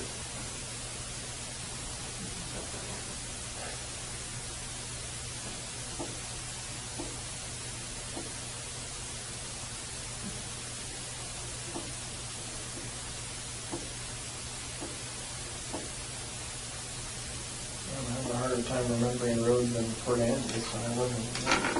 I'm sure I can figure it out. when you need that computer for an hour or two. No, I just haven't been this road.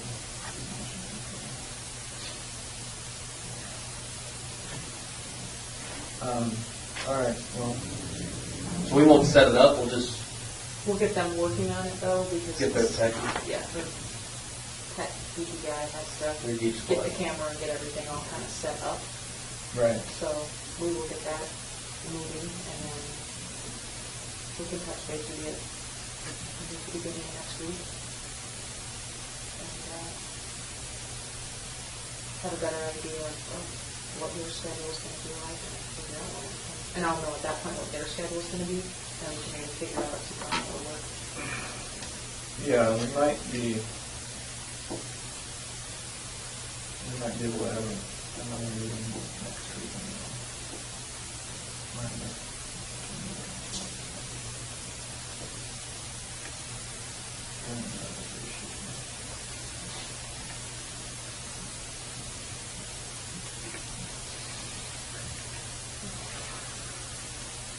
All right, what we may do then, Jeff and I may come by the jail and just figure out that piece that we were just talking about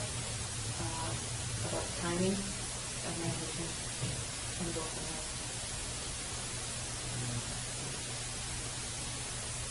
In the meantime, I'm supposed to talk to them all tomorrow, and I'll just tell them that, use other clues and use that to our advantage. Yeah, I don't really understand the role or not. It's frustrating from my perspective. I mean, hypothetically, if they charge me federally, would they indict me up here, or would they? I just don't understand, considering everything else that's going on, why they would, or how, I guess not why, but how it would work, like the logistics of it. Well, like I said, they want to be able to stop that crime solved. Right, they want to put my name on it, I understand that. It's not going to be officially solved till.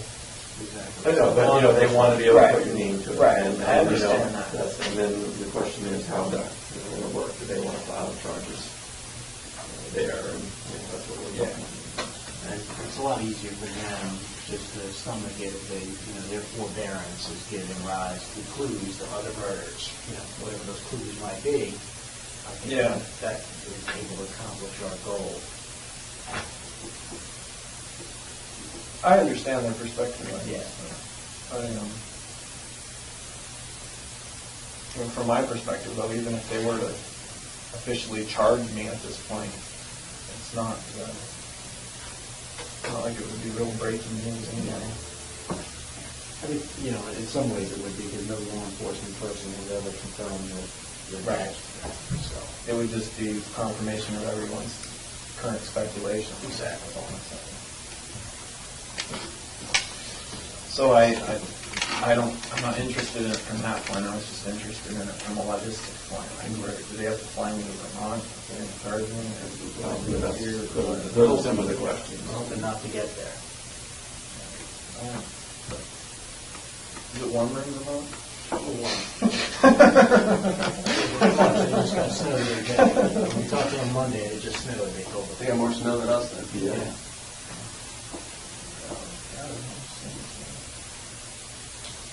Got a quota for last year. Any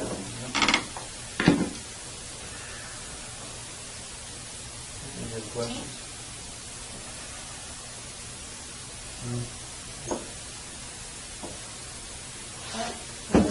You gotta take a leak or anything for me? You're not gonna eat this? No, I'm good, thank you. You sure? Yeah, I'm sure.